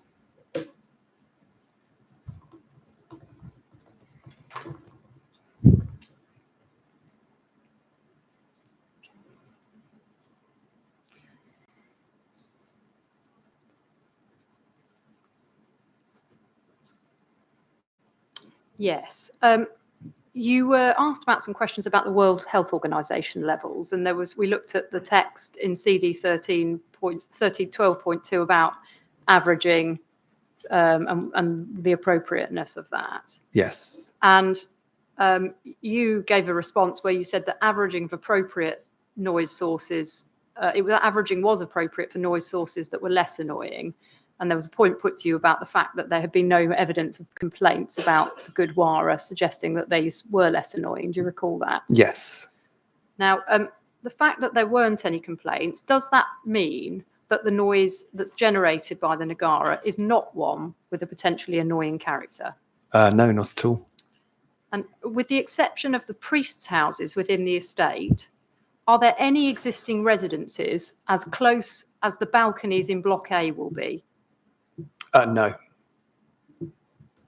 And how does that impact, if at all, upon the likelihood of complaint? I think the Block A is more exposed to the ceremonial area, definitely, and so I think that increases the likelihood of complaints.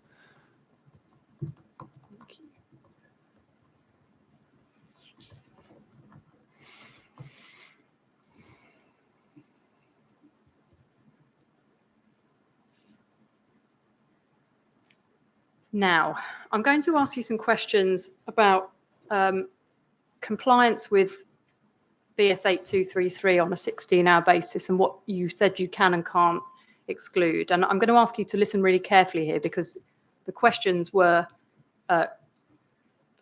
not entirely straightforward, and I want to make sure that we're all clear about what the correct approach is. And I think at this point, it would be, again, useful to have to hand table 4 that we had then. We may not need it, but I just think it'd be useful to have it there. So you were asked some questions about compliance with BS 8233 on a 16-hour basis. Do you recall that? Yes. And you accepted that if you looked at the external event levels on a 16-hour basis, the only noise events that exceeded the relevant levels were from the car park and the balcony, the ceremonial area. Do you recall that? Yes, I do. Good.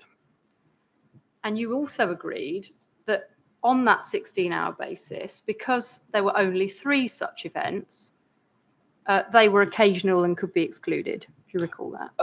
Under the BS 8233 yeah, thing, on yes. the 16-hour basis. And you did, however, then say that that was subject to the anonymous noise point. Yes. Okay.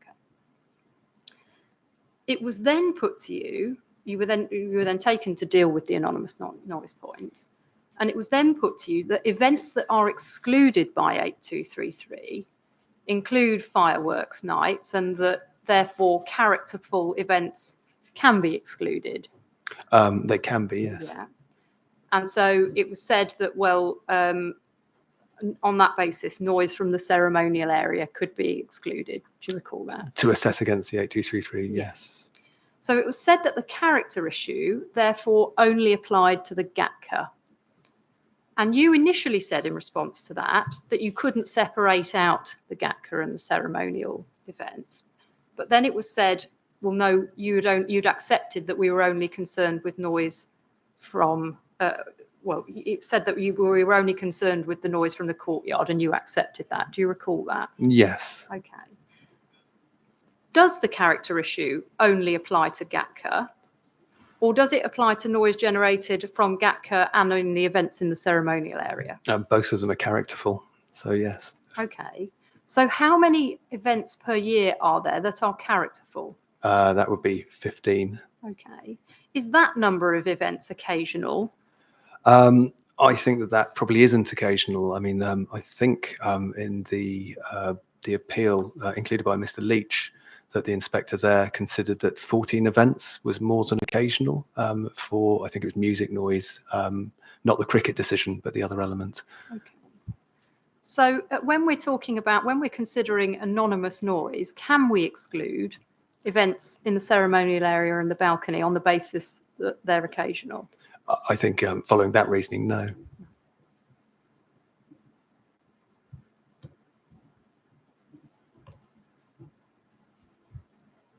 Now, if it's the case that you can't exclude events on the balcony. So I only go on the answers I've got. You've got a record of what he said.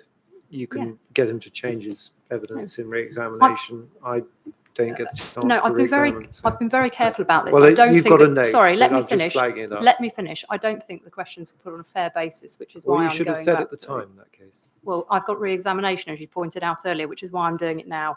Well, if you don't object at the time, Okay, then so I thank can't you, do anything Mr. about it. Strawn. As you say, I've got my note about what happened earlier, and Ms. Clutton can ask her questions. I'm as she grateful. wishes. Thank you, sir. I've only got one more question on this, which is if they're not excluded, I want to look at the question about, you were asked about Lowells and Sowells. Do you remember on the Yes. on the balconies? Oh, sorry, in the just look at my note now.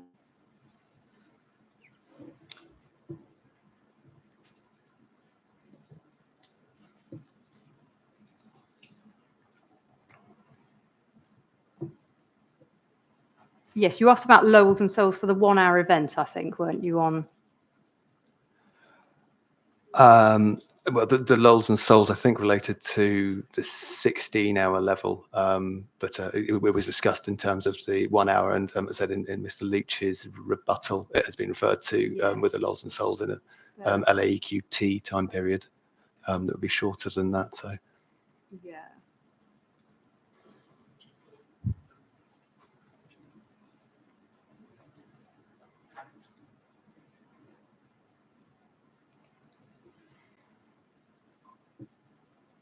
Sorry, I'm just trying to follow my note here on this bit.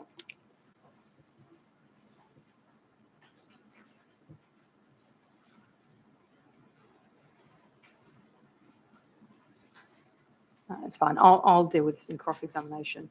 In relation to then the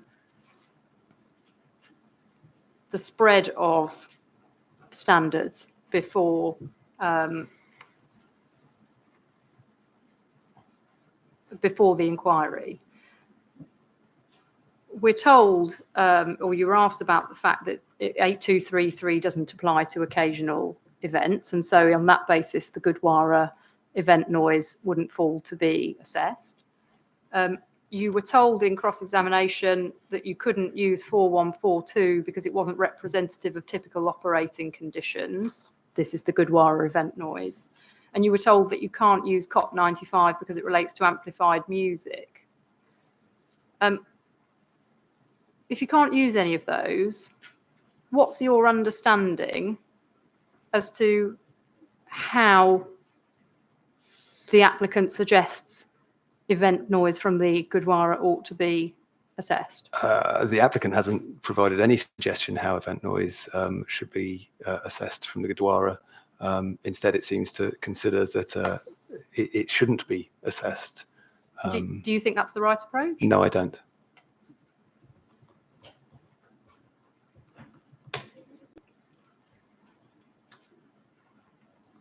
Now, at COP95 then, please, you accepted it wasn't an official standard, and it was said that there was no evidence of it being applied in the case of music noise and applied to new development. Can I ask you, please, to take up CD 13.11, which is the Old Trafford cricket decision?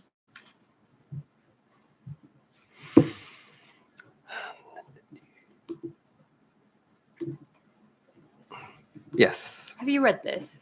Yes. Can I ask you, please, just to go to paragraphs 51 to 57 and just refresh your memory of those?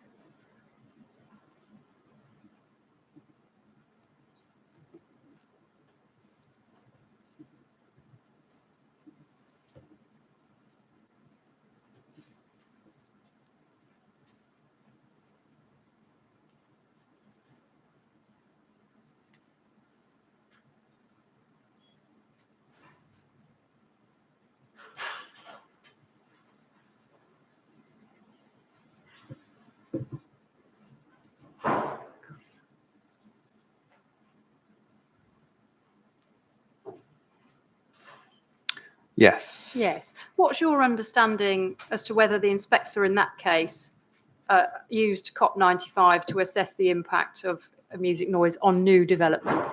It looks like the inspector did. And whilst we're in this decision, given you were asked questions about the absence of noise complaint and the relevance of that, can I just ask you to look at paragraph 50, please, and just look at the last sentence? Yes. 50.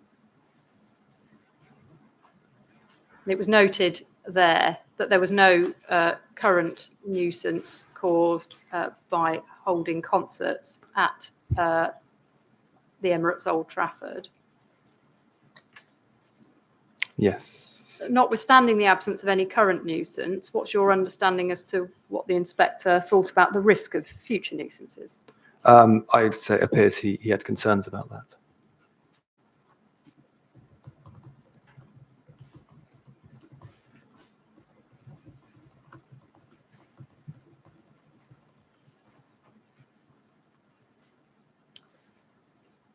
Lastly then, please, Mr. Duncan, you were asked about the application of COP95 to churches. Do you recall that? Yes. Are you aware of any examples, or are there any examples in evidence, of churches where there are outdoor services akin to either the Gatka or the ceremonial events that occur around the Guru days that require assessment? No, I don't think there is. And so what, if any, relevance do you consider COP95 would be likely to have to churches, which relates to outdoor music events? I think that it's probably not relevant.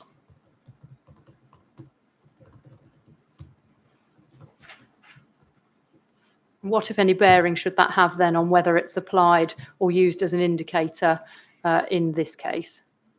I think this is a different use to the church example, and as it relates to music, I do feel it's relevant in this case to show impact.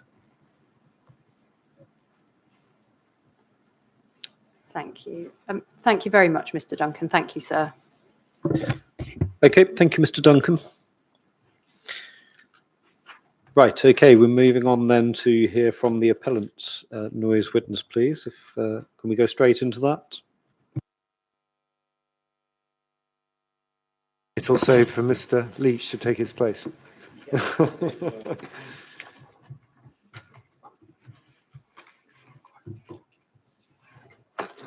That's fine. State yourself up this one.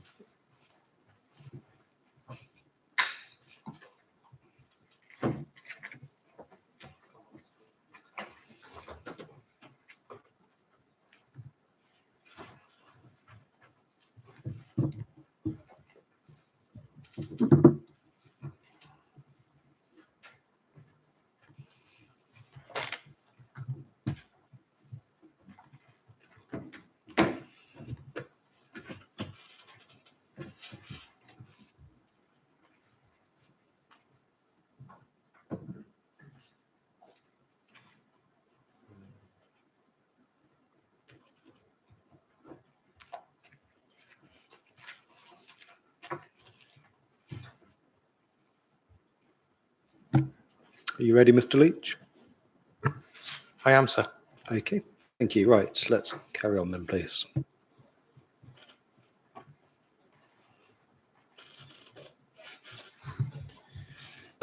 Thank you very much, sir. So you'll probably need available Mr. Leach's proof and rebuttal, and rather than me list all the documents now, generally speaking, the documents you've already been taken to in terms of standards and guidance. Could I introduce Mr. Leach to the inquiry? So your name is Thomas Leach. That's correct. And you prepared a proof of evidence and rebuttal, which the inspector has. Those are documents you prepared for this inquiry. Is that correct? That's correct. You're a corporate member of the Institute of Acoustics, I am. the professional body for acousticians. You're also a member of the Association of Noise Consultants, ANC registration scheme for suitably qualified sound insulation testers. Correct. And you hold a Bachelor of Science honours degree in sound technology and a master's degree in sound and vibration studies. Correct. And you're an associate director of Soul Acoustics. You're in the process of being elected to the board of directors. Correct. And prior to joining Soul Acoustics, you were the principal acoustic consultant for Acoustic Control Consultants Limited, previously known as Bel Air Research Limited. Correct. And in your 14 years experience, you've been responsible for the acoustic design of a wide range of buildings, including residential development and schools, including those with special educational needs. That is correct. And you also explain in your evidence the involvement in the appeal scheme. And so that's at paragraph 1.5. And we've touched on some of that during the course of the inquiry already. But as you explain, Mr. Leach, I think you visited the appeal site on 10 occasions since the planning application was submitted, including times when the Gurdwara was undertaking religious ceremonial events within the external areas. That is correct. And you provided a list of visits to the appeal site in Appendix A of your evidence. Yep, correct. And you're responsible for the production of the various acoustic reports and updates that have been provided to the inquiry. I am, yes. From Soul Acoustics. Thank you. And could we, so I hope this is a convenient way forward. I just wanted to touch on the statement of common ground and the addendum with Mr. Leach as to where we've got to. You've covered the statement of common ground in paragraph 2.5 of your evidence, Mr. Leach.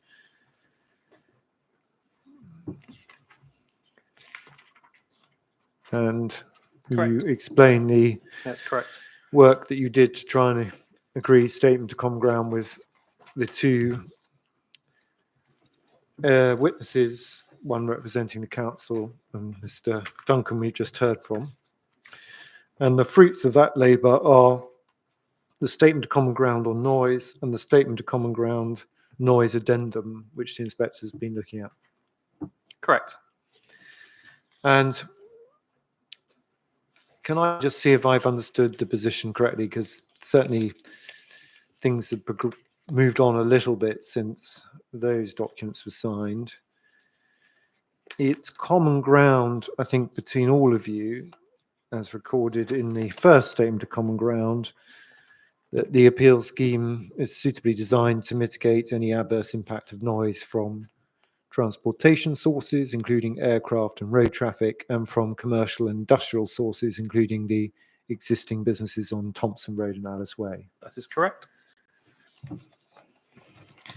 It's also common ground now, and this supersedes comments in Mr. Scrivener and Mr. Duncan's evidence, that the acoustic performance of the facade of Block A will not be compromised, for example, by the need to open windows as a result of the mechanical ventilation requirements under builder regulations. That is correct. Yeah. It's also common ground that the daily operation of the Gurdwara, about which we've heard from the congregation amongst others, such as weddings, funerals, daily regular services, none of those give rise to an adverse impact on the appeal scheme with the appeal scheme design. That is correct. It's also, I think, now common ground that the issue that's being raised solely relates to the playing of the Nagara drum for certain ceremonies. Is that correct? That is correct. The events at which the Nagara drum features in terms of any points of concern are the use of it in the courtyard for the Gatka ceremonies for 1 hour once a month. Correct. And then 3 ceremonies, 2 flag raising ceremonies in April and November, and a procession ceremony in April. Correct.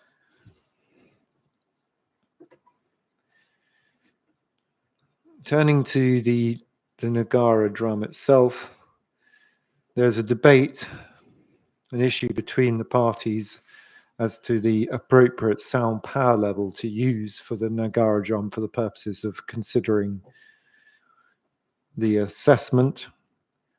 And the figures in issue are 106 decibels LWA. Sound power level. Sound power level. That's correct. Abbreviation, as compared with 115 used by now just Mr. Duncan. Mr. Scrivener agrees with your use of the 106 dB, as I understand it. Yes, Mr. Scrivener's revised his position down towards 106 dB based on the measurements I've undertaken. Okay. And in relation to that, the measured ceremonial events where the Nagara is being used in ceremonies, what I refer to as unaffected by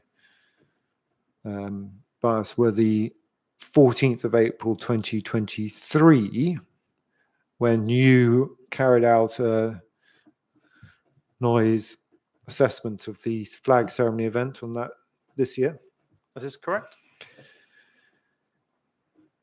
And there is also the data from the 14th of April 2022, a year earlier, from Clear Acoustic Design. That is correct. And in both occasions, the sound power level that can be calculated was in the order of 106. That is correct. I can qualify, there's also a third event that was measured on the November the 8th, 2022, when the Nagara was used as qualified by Mr. Adan and in Mr. Duncan's evidence, and that sound power level, if you were to calculate it, or sorry, the sound pressure level was certainly lower at the facade of Block A.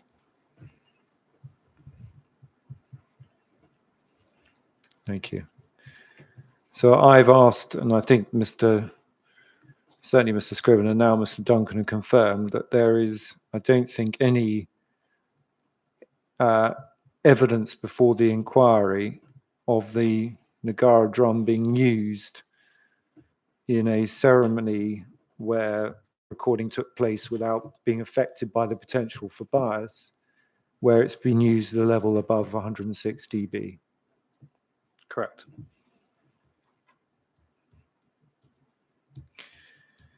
Might just be worth dealing at this point with a couple of questions about the event on the 14th of April 2023. Certainly. Did you attend that event?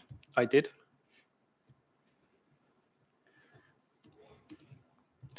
And when you attended, when the drum was playing, I think Mr. Duncan said it might have been raining. Was it raining?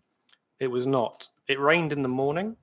The ceremony was delayed, and when the rain abated, the drum was positioned on the balcony and the ceremony continued. It was probably about half an hour behind the published schedule for the day.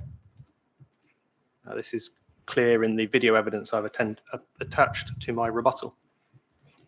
So if the inspector is any doubt, he can watch the ceremony itself. Right. There was also apparently a suggestion from Mr. Duncan that the playing of the drum might have been affected by the position on the balcony or partly inside, or the drum skin being wet. Were any of those affecting what you observed? It did not appear that the drummer was hindered by his position on the balcony. The drum was positioned outside on the balcony, and he was sort of positioned either on the balcony or just inside the doorway.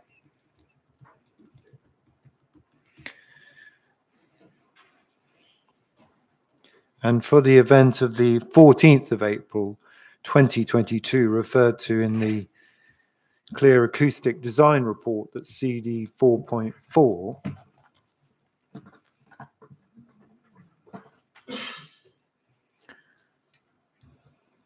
the drum was positioned in the ceremonial area as shown in a photograph of Appendix B. That is correct. The noise conditions were recorded in the Clear Acoustic Design Report. There was no rain, it was dry. I think they're recorded in the report itself. Correct. And you've made some points about the microphone position, but can I just get you to explain to the inspector what your calculations are, how you reach them, of the sound power level being effectively the same or very similar to the one you recorded a year later? So I had discussions with Mr. Scrivener, and he undertook measurements on site of the position of the Clear Acoustics Design microphone and the position of where the drum is based on the photographic evidence in Appendix B. And from that, I was able to take a distance correction and a surface correction for the estimation of the sound power level from the sound pressure level provided in the report in table 4.1, which I averaged over the event data that's presented in Clear Acoustic Design Report.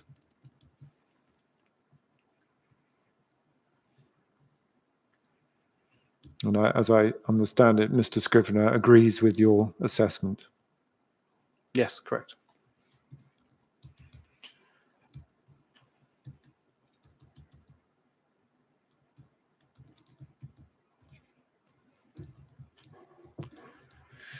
Just, we'll come back to that in a moment. Just going back to the statement of common ground, Mr. Leach. We now have, in the first statement of common ground, table 2.21, which shows predicted noise contours and building facade levels at other properties, assuming the drum is played in the courtyard, car balcony. Correct. Depending on which sound power level one uses. Correct. And the noise maps attached, which show the effects on those other properties. Correct. And just to be clear, the properties that are shown in when the drums played in the courtyard at Hibernia Road and Hanworth Road, you've given it's common ground as to what the sound levels would be, depending on whether you played it at sound power level 115 or 106 dB. Correct. It's common ground. There's never been any recorded complaints about the use of the drum in the 24 years at whatever level it's played at. That is my understanding. And in addition, we submitted an FOI request to Hounslow for evidence of any noise complaints received by environmental health, and there was 0. And whichever level it is played at, it hasn't attracted any complaints. I think the point was being put a moment ago about the numbers of properties affected. Can I just get you to help, Mr. Lee? 21 to 23 Hibernia Road, I think is, I assume, well, how many properties is that, rather than me tell you? These are semi-detached dwellings, so there may be 2 or 3 dwellings joined together. I'm not entirely sure if some of them are flatted apartments or if they are sort of sole family occupancy dwellings. But yeah, the table relates to areas of dwellings rather than individual dwellings. And the same for 17 to 19 Hibernia Road? That would be 2 dwellings. Sorry, 3 dwellings. And can you just assist with the inspector with the areas affected? There is a garden and then there are the dwellings themselves. Yeah, so the table relates to the predicted facade sound pressure level at each dwelling, but they do have gardens and traditional amenity areas which extend from the rear of the properties towards the Gurdwara and the rear of the Hounslow Business Park.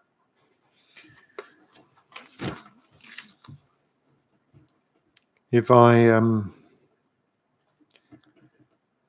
you turn to figure A1, so you may have already been able to detect this, but the numbers are actually plotted on the table itself. If I'm reading it correctly, Mr. Leach.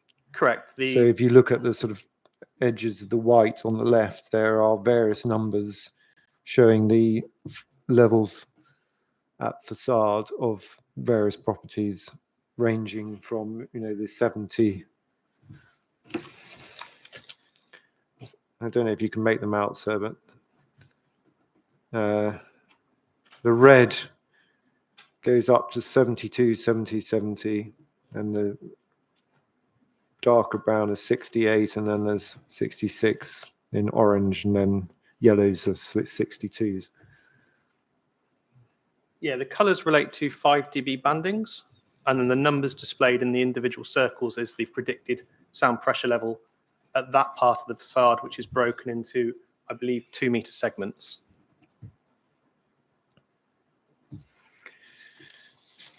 I've just reported the highest sound pressure level. Thank you.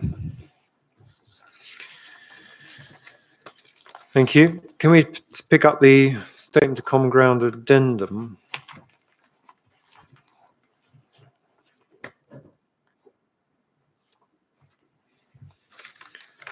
And, oh, sorry.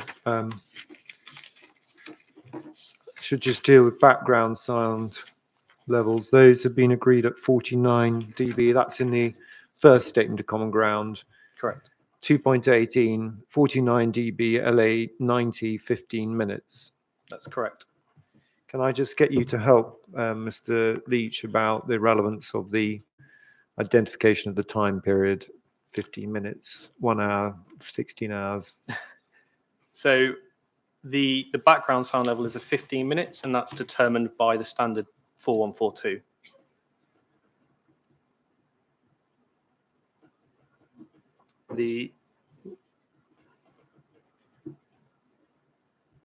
Like further clarification on the LAQs. So the LAQT, the T is a time basis. 8233 uses a 16-hour time basis, as we've heard quite a lot about already. And then where other time basis is used, they should be denoted following the LAQ. Thank you. Mr. Scrivener agreed. I think also Mr. Duncan agreed that comparing an LAQ 5 minutes with a standard of LAQ 16 hours was inappropriate and misleading. And I went to the Clear Acoustic Design report where that exercise is performed. Do you recall that? I do recall that. Do you agree that it's inappropriate and misleading for evidence of that kind to be presented in that way? I do.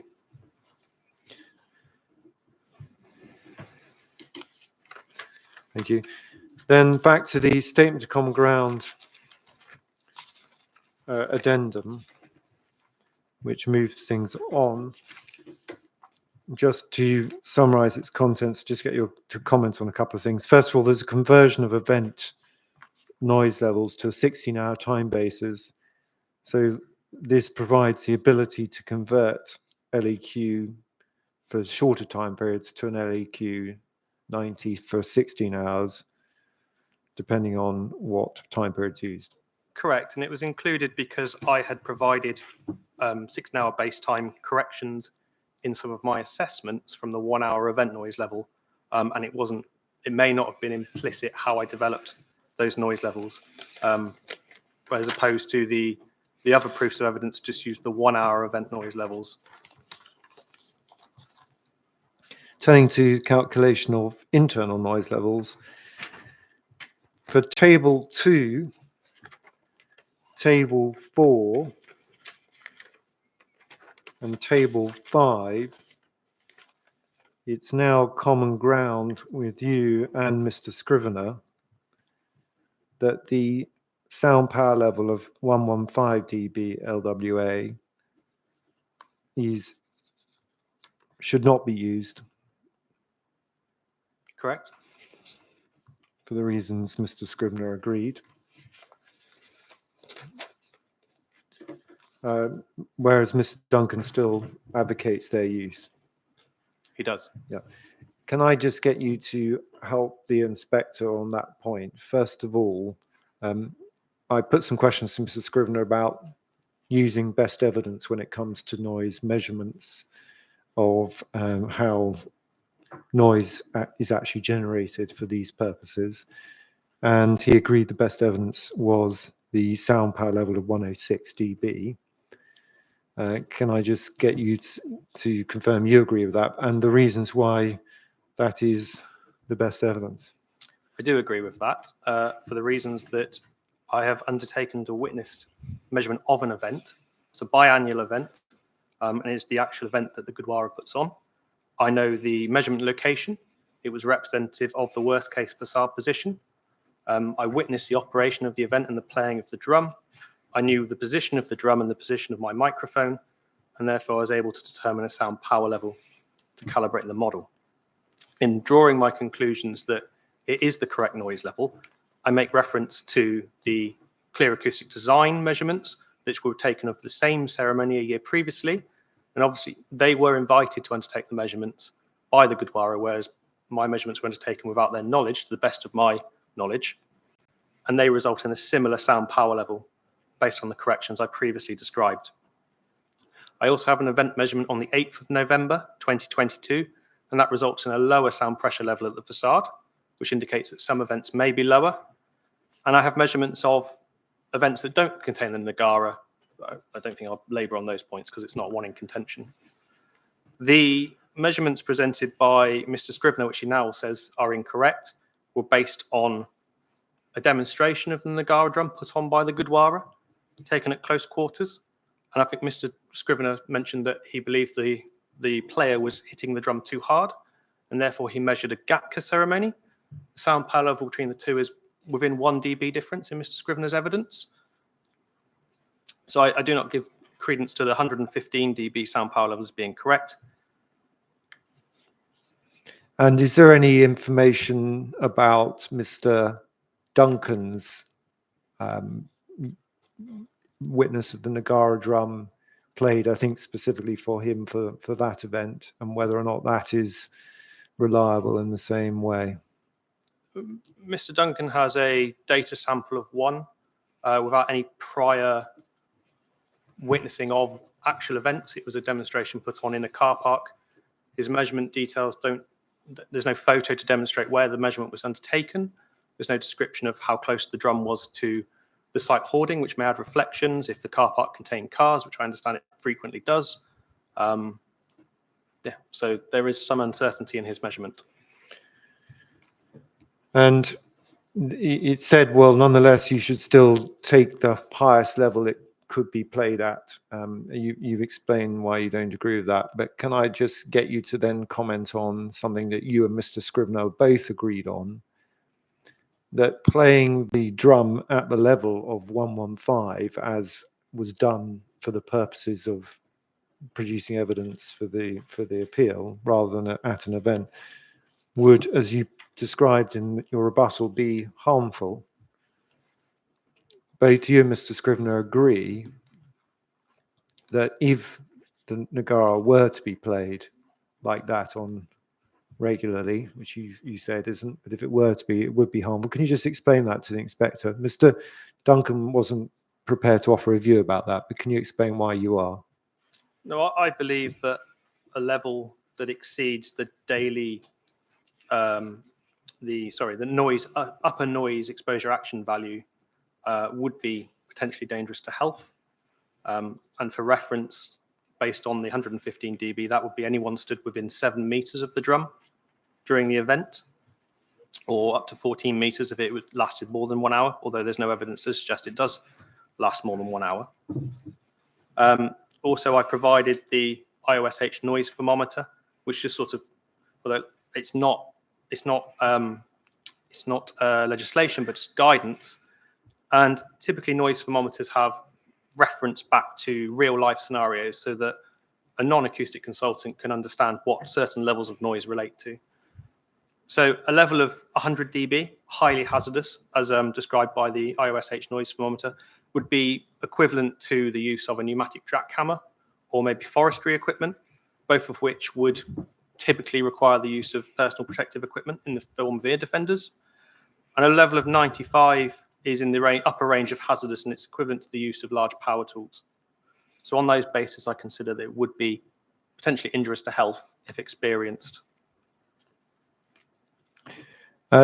Can compare that with the sound pressure level that you've identified at being played at actually at ceremonies, and Mr. Scrivener now accepts as representative. Does that pose the same hazard to health that you're identifying from the sound power level that only Mr. Duncan is now using?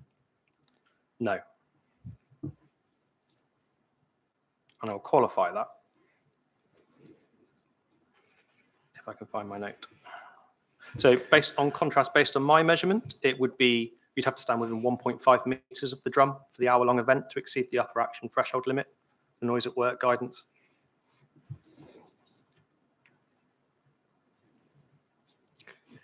So just putting those things together, Mr. Leach, if the result is that of the advice from Mr. Scrivener to the Gurdwara is to continue playing the drum at the levels recorded in the events rather than higher levels that they demonstrated, would that be a good or a bad thing? It would be a good thing.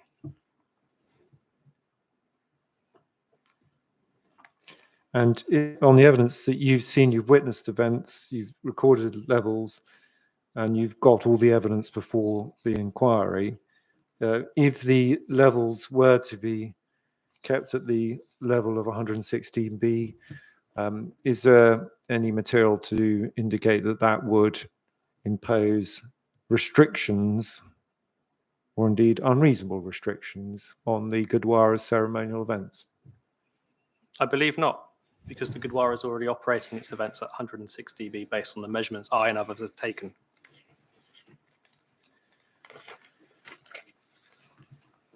Can we then just look at the debate there is about the results? So for these purposes, note, obviously, Mr. Scrivener and Mr. Leach are aligned on the 106. Mr. Duncan's proposing a higher figure. So I'm going to look at both, albeit I understand why you said what you said, Mr. Leach, about which level the inspector should use, but let's just consider both. There are now agreed, as I've understood it, noise levels internally and externally for both sound power levels and depending on where the drum is played. Is that right? That is correct. There were some inconsistencies in Mr. Scrivener's rebuttal, which were potentially misleading. So we worked together to form an addendum to qualify why there were some differences and to present an agreed internal and external calculations, and all the calculations are presented in the appendix of the rebuttal. Thank you. And within the tables, there is also now 2 methods of construction which have been assessed. So if you take table 4, for example, the table gives the inspector information based on what the appellant's currently proposing by way of construction method 1, but also a different construction method of a higher specification, as Mr. Scrivener put forward in his rebuttal. He did put forward it in his rebuttal, but then he's recently changed his position to say that construction 1 would be appropriate. Yeah, and he agreed that you could meet all of the levels with construction method 1, as I've understood it. That's correct. And for clarity, that's the current appeal scheme. Just to be clear, if, however, for whatever reason, a higher specification were required, whether in construction under the condition or indeed as a result of the inspector's analysis, the construction method 2 shows the level of reduction that can be achieved with higher glazing specification. That's correct. And that is a commercially available product that I've specified on a previous site that's subject to very high noise levels.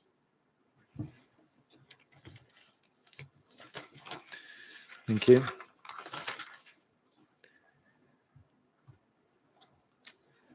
And if I can just summarize with you, well, to check I correctly represented the position in my questions, but you can confirm this, Mr. Leach. Just taking the tables in turn. Table 2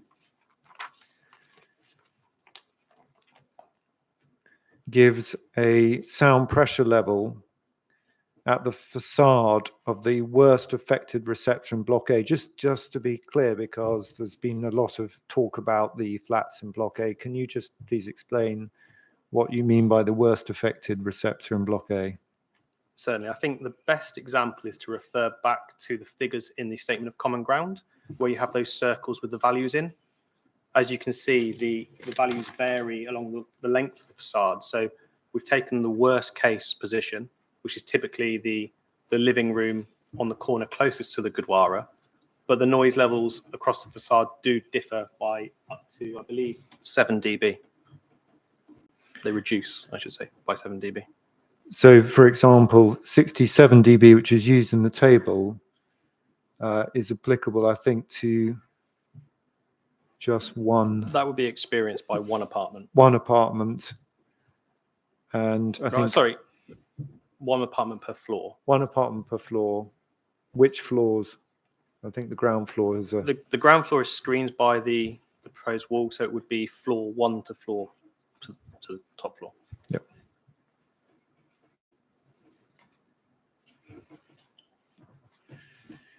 And going back to table 2, therefore, just to be clear about what the data is they're presenting, Mr. Scrivener and yourself are agreed on the 106 dB. That also has the octave band center frequencies for the drum. That was based on measured levels. Yep. So those are measured spectra that have then been used in the 3D model to generate calculated spectra at the facade. So if I've understood it correctly, if the drum is played at the sound power level that you've recorded clear acoustic design are recorded, whether it be in the courtyard, car park and balcony, you'll get the respective figures of 59, 72 and 71 at facade. At the worst case receptor of the facade. They will be lower across the facade as indicated in the figures of the statement of common ground. Thank you. And this applies throughout the table, but I think it's now common ground that for the courtyard, one reads the GATCA events one per month per hour, 1 hour per month. Correct. For car park or balcony, that depends on where the drum is played, but you're dealing with the combined effect of 3 events per year for 1 hour, potentially slightly longer for the processional Correct. read.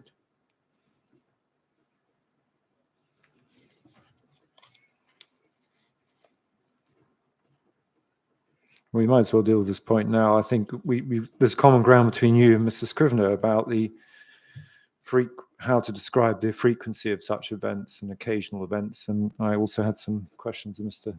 Duncan, but can I just break them down? So far as the ceremonial events in the car park are concerned, whether played at the car park level or balcony in the ceremonial space, that's 3 events, 1 hour each, potentially slightly longer for the procession.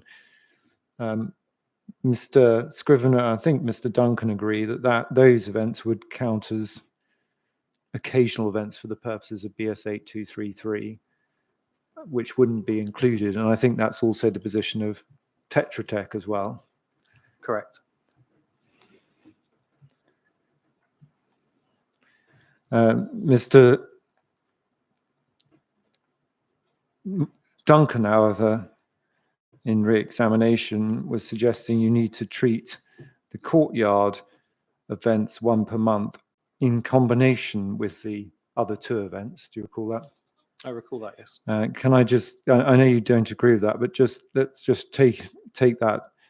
If one were to do that, can we just understand what that means in time periods? I think on my maths, correct me if I'm wrong, that's 15 hours in the year. Correct. So if we took all events, 1 hour duration, that's 15 hours. So that results in a total on time, for want of a correction, of 0.17% for the year. I consider that to be occasional.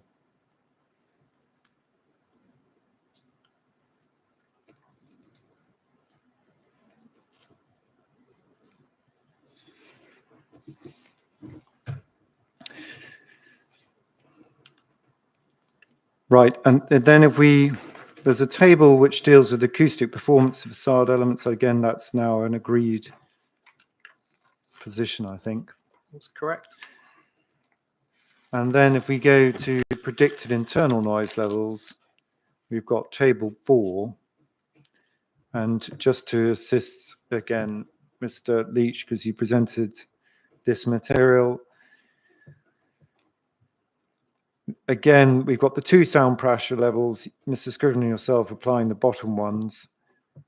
We've got Nagara position, then we've got external 1 hour event noise levels. So there's, for example, we see the 59, 72 and 71. It's a 1 hour event level. And then you've applied that internally to the worst affected living room. Correct. And you've calculated the 1 hour LEQ. So for example, 25 dB when played in the courtyard for that event would be experienced 25 dB LEQ 1 hour internally. That's correct. Averaged over the 16 hours, that would become 13 dB for the event and 32 dB for the LEQ 16-hour back level. Yeah, that's correct. That is the ambient level. And for clarification, that is the contribution of the event, as well as the contribution from environmental noise sources such as transportation, aircraft, road traffic, the daily use of the car park. And that's what the standard requires you to assess. If 8233, by the way, why I mean standard. And then we've got the equivalent if you were to increase the construction specification, Correct. you could take it down to 19 dB and the level of 26 dB if necessary. Correct. Do you regard that as necessary, bearing in mind the results you've already achieved with construction 1? I do not regard it as necessary, and it's also possibly contrary to the advice in Pro PG with regards to over-design, gold plating, and the sort of the consequential risks of not providing sufficient masking noise within indwelling. So you may get more noticeable neighbour noise from internal building services and the like, which is sort of raised as a potential risk that may not be considered in Pro PG. And just standing back for a moment to help the inspector as a professional acoustician, does achieving a level of here 32 dB for all ambient noise with the 25 dB from a 1 hour event every month create any concerns on your part for the living conditions of Block A? No, I believe that would be below the lowest observed adverse effect level. Can we just turn this around in relation to agent of change? We know the position of the environmental health officer and Tetra Tech, indeed now Mr. Scrivener. But if someone were in their flat in Block A, the worst affected flat, and were to complain about the levels of noise from the Nagara being played in the courtyard once a month, and the environmental officer would come round and measure those noise and get a 25 dB for the 1 hour LEQ and a 32 dB living environment, what would be, in your professional view, the response from the environmental officer as to whether that was a noise nuisance or unreasonable or uncomfortable living conditions? In my professional opinion, I would expect an environmental officer to find that that was an acceptable living condition and would not generate nuisance.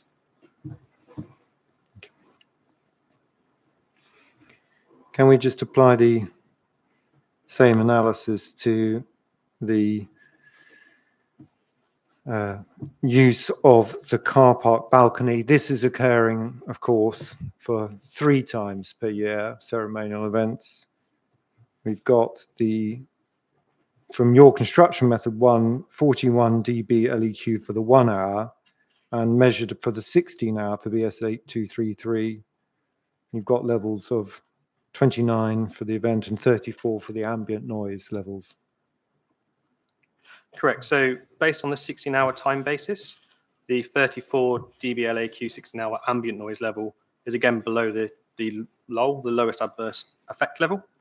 And the 41 dB experience for 3 hours per year is below the significant adverse effect level. So I do not believe an environmental health officer, if they were reviewing this following a complaint, would determine that this was a nuisance.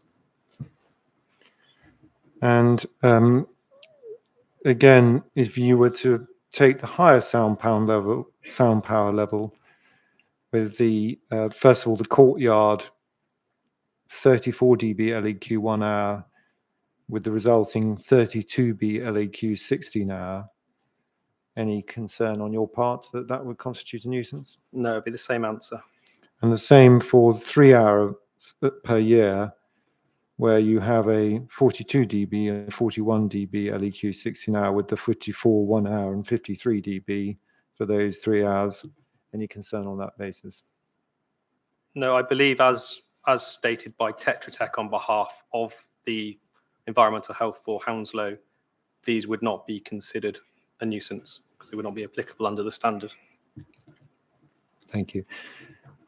So I won't go through the equivalent if you do it with construction 2, but just for the sake of the avoidance of doubt, Mr. Leach, the construction method 2 has a consequential reduction in all of those results. So I assume the answers will be the same, but with even greater force. Correct. Yep. Thank you. And then looking at external noise levels on the same table, just breaking it down, please, in the same way. Starting with the 106 dB, if the GAC is playing it in the courtyard, 59 dB, it's now agreed for the 1 hour, would equate to 47 dB for the LEQ 15-hour standard. That's correct. And if someone were to complain about the noise on their balcony from playing at the Gatka in the courtyard, and an environmental health officer turned up and measured the noise levels, measured first of all with the LEQ 16 as being 47 dB LEQ, would that be a basis for nuisance or noise complaint? I think the environmental health officer would have to take context into account and the fact that the balconies are already exposed to noise levels from aircraft that significantly exceed these values. So no, I don't believe that there would be nuisance. Even if it weren't exposed to noise from aircraft and you're achieving 47 dB LEQ 16 hour, and looking at the British standard that refers to 50 and 55, what would the environmental health officers? No, so the level on the balcony is achieving the desirable lower limit in 8233, so I do not believe it would be a nuisance. And then applying that to the 3 events when it's played either in the car park or on the balcony, 60 dB LEQ 1 hour. Sorry, it would be a 60 dB LEQ 16 hour and 59 dB LEQ 16 hour. Mr. Duncan and Mr. Scrivener accepted that those levels would be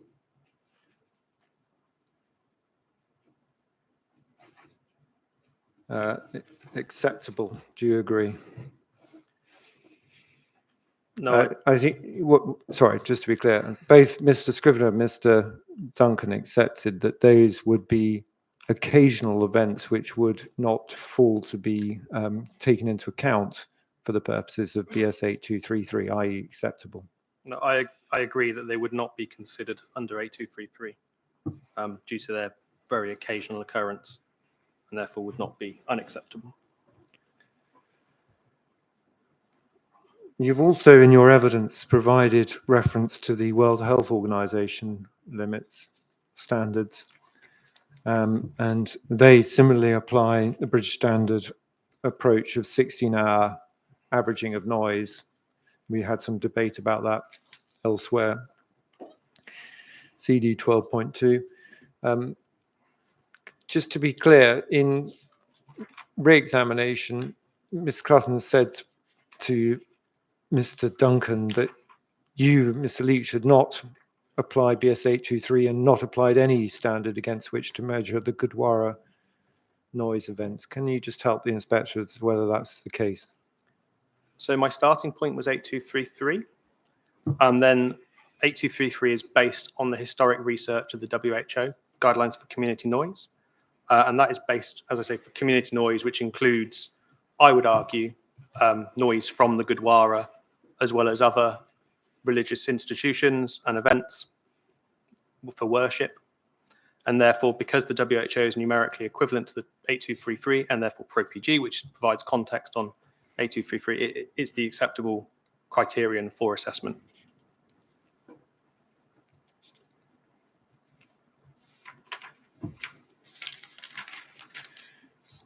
Thank you. So there is at least common ground with you, Mr. Scrivener and Mr. Duncan, that applying BS 8233 on its terms, the Block A external and internal living conditions are acceptable, as I put to both. Do you agree? I agree.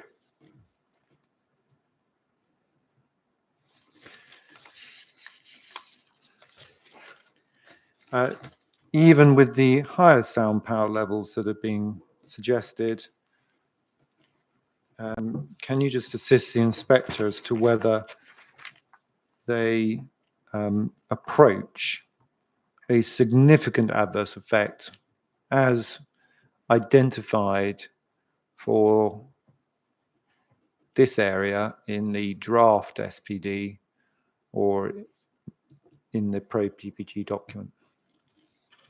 No, they do not. Based on my measurements of the actual events from the Gurdwara, we are at least 20 dB below the threshold for significant adverse impact, and that's based on just the 1 hour event by itself. And then using Mr. Duncan's 115 dB, we are similarly below the LOL and 11 dB below the SOL. So, no. And I asked both witnesses about the relevance of the absence of complaints from the use of Nagara drum currently. Ms. Leach, does that help the inspector in any way as to assessing noise from this type of event as to whether or not the use of the Nagara has actually attracted complaints in the 25 years that's occurred? I believe so. I believe it adds context to the assessment and the agent of change principle. I think it's indicative of a lower sound power level for the drum.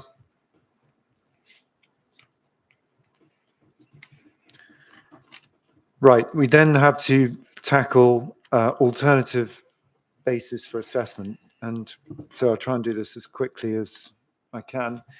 First of all, before we turn away from BS 8233 and the WHO guidelines for community noise, as Mr. Duncan agreed, BS 8233, even for non-anonymous noise, suggests that in cases of that kind, it suggests that lower noise limits might be appropriate. You recall that? That's in 7.7.1 I recall that, yes. of the British Standard. He agreed that the British Standard is not suggesting that for non-anonymous noise you adopt a different methodology such as BS 4142. Do you agree? I agree. If you were to apply lower noise limits because of the Gurdwara nature of the Gurdwara noise, do you have any concerns with the levels you're achieving, which we've just walked through? No.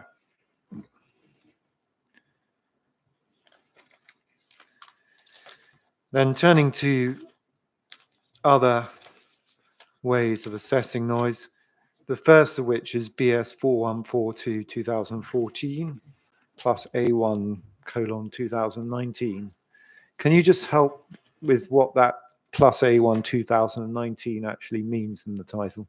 Yeah, so that was a minor amendment made in 2019, and any text that was clarified or added is denoted by the A1 arrows in the document. So, for example, when I took Mr. Duncan to the A1 amendment that you should not use BS 4142 for assessing internal noise conditions, that was added as specific guidance in 2019. Yeah, that was a clarification added to the document in 2019, presumably because people were inappropriately applying it from its release in 2014 up until that point. Thank you. And you have explained in your proof, and indeed every time you've referred to BS 4142, that you don't regard it as an appropriate tool for assessment of this noise for a variety of reasons. So I'm not going to get Mr. Leach to read those out. I'll take those as read. But just in summary, Mr. Leach, you've referred to the advice in paragraph 1.3a, sorry, 1.3 in BS 4142, where it excludes its application. First of which is for music. It's now common ground between you, Mr. Scrivener, and Mr. Duncan that this is music. Correct. And if that's correct, can you just comment on Mr. Duncan's continued application of BS 4142 despite what's said in 1.3? Is that an appropriate use of it? I strongly disagree with the use of 4142. It's explicitly excluded in the scope of the document. And I asked Mr. Duncan, he agreed it was a reasonable interpretation of BS 4142, the exclusion of music, because if you did include music, you would end up applying the penalties to music all music because you would regard it as intermittent, characteristic, tonality, etc. Can you just explain whether any of those factors are relevant to the exclusion in 1.3 itself?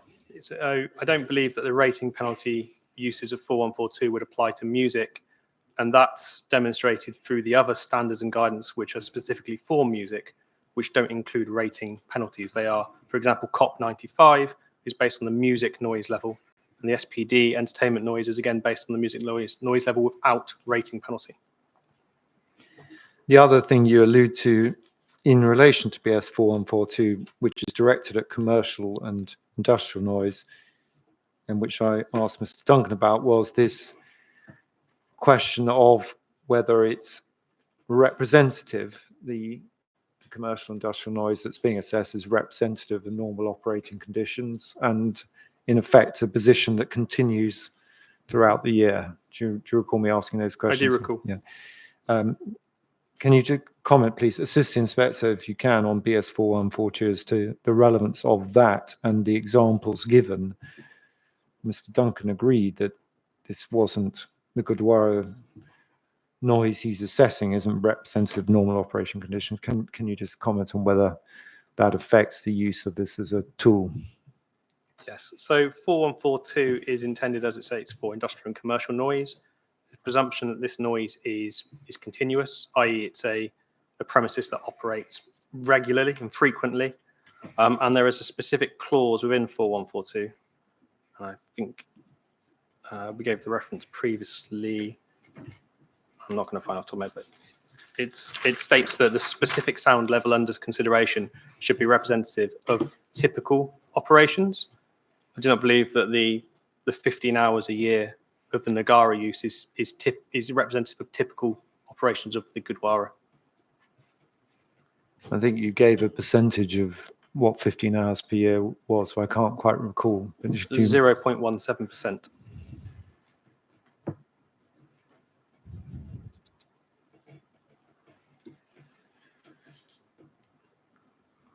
And leave aside all the caveats you've given about BS 4142, and I'm not belittling them at all, so just want to make progress, but you've got your evidence setting those out.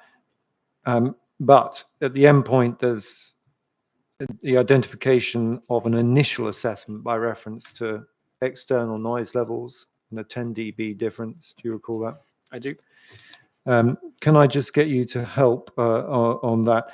The initial assessment then requires further assessment where one then looks at context.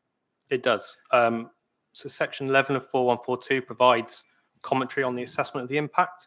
And if I can read, if you'd like to turn up, it's CD 8. Bear with me. So It's BS 4142 CD 12.10. 12.10 and page 15 of the standard, which is 21 of 76 of the PDF.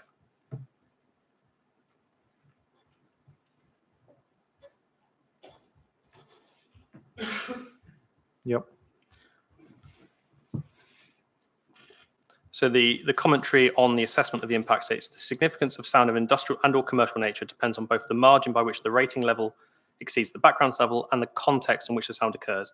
An effective assessment cannot be conducted without an understanding of the reasons for the assessment and the context in which the sound will occur.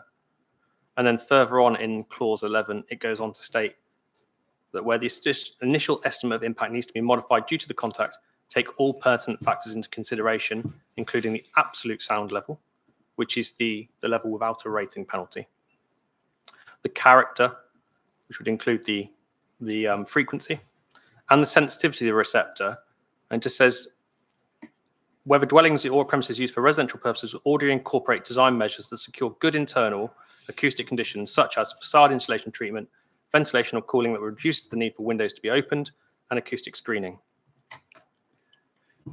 Now, you've obviously provided that in the context of looking at BS 823 assessments generally.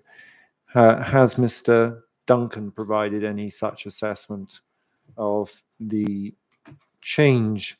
He's looked at background sound level differences but has he provided any further assessment of the type required by BS 4142, looking at, for example, internal conditions? No, the tables presented by Mr. Duncan for his 4142 assessments provide the difference between the background level and the rating level. And there's a caveat in the table that says subject to context, but there's no discussion on context. If one were applying that context in the way you have sought to do, Mr. Leach, do you reach any different conclusions to that which you reached when assessing it under BS 8233? So I have provided a 4142 assessment in my acoustic reports that was submitted prior to the appeal, but to insist with the appeal.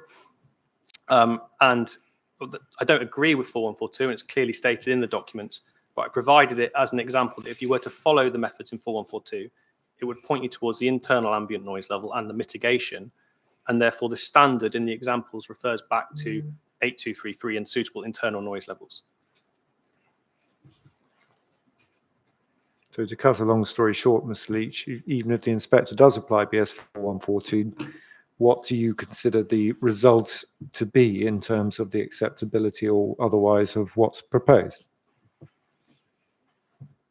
If you were to apply 4142, and I don't think you should, I think the outcome would be that it is appropriate development. There's no significant adverse impact. Okay. That's 4142. Can we please turn up COP 95, which has been proposed. Mr. Scrivener proposed it, but then accepted that what the resulting levels that are shown in the tables actually comply with COP 95 when applied. Can we just, again, you've given some analysis about this, but just as a matter of principle, does COP 95 have application to the Gurdwara noise that we're dealing with in terms of the Nagara, where COP 95 describes its purpose in section 1? No, I do not believe that noise from the worship at the Gurdwara is anywhere equivalent to the reproduced sound of large concert events. And just to expand upon that, in re-examination, Ms. Clutton put to Mr. Duncan, he referred him to the Old Trafford decision. Do you recall that? CD 13.10, I think it is. I do recall that. And she referred Mr. Duncan to those parts of the inspector's decision that deal with the noise generated from concerts. Do you recall that? I do recall. What was the inspector dealing with in terms of the, in those paragraphs to which she referred, in terms of noise from Old Trafford? What events?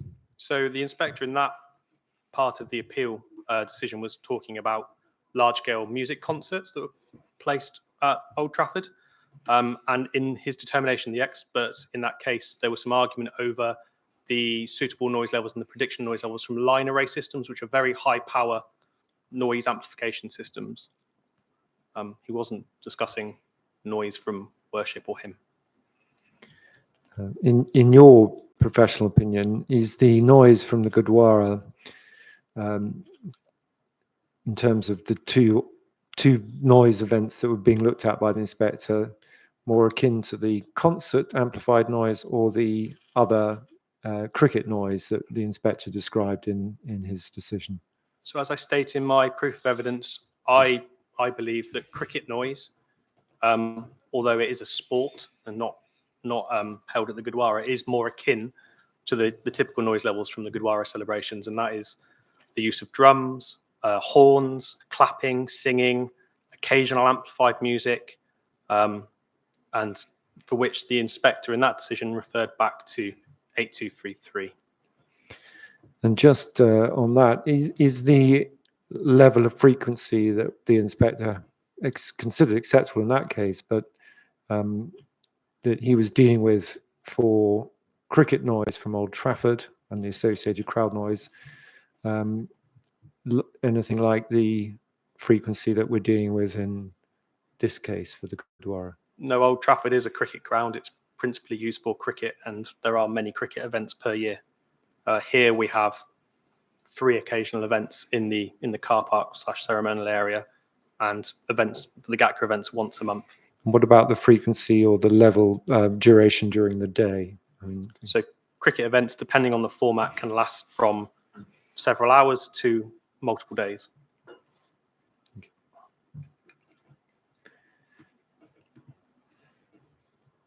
But taking COP95, even if it's said that, well, you still have to apply it, notwithstanding this is an amplified noise from a concert, Mr. Scrivener dealt with it on the basis that the 3 ceremonial events, the louder events, should be treated by reference to the 75 dB level. Do you recall that? I recall that, yes. Yeah, and accepted there was compliance with that. And the other events were to be treated as the less frequent, sorry, the lower level 2 to 14 events, the GATCA. Again, he accepted compliance with that. He did, yes. Mr. Duncan says, no, you've got to combine them, the 2, and therefore apply the level of 15 dB above background through for all events. Do you recall that? I recall that. Do you agree with that? No, I would agree with Mr. Scrivener. If COP95 was to be applied to this situation, I believe that splitting out the 2 different events would be appropriate. And if COP95 is applicable as a reference point, can I just get you to deal with the question of internal noise levels, etc., that are addressed in your evidence? To what extent does COP95 allow for consideration of internal noise levels? And COP95 doesn't provide any guidance on internal noise levels, but some analysis can be drawn from the document. It's to be applied for large-scale existing residential receptors. There's a presumption that it's a fair presumption that these dwellings won't have specific acoustic mitigation in the terms of high-performance glazing or sealed ventilation systems, and therefore external noise levels of 75 dBA can lead to internal noise levels which exceed other guidance.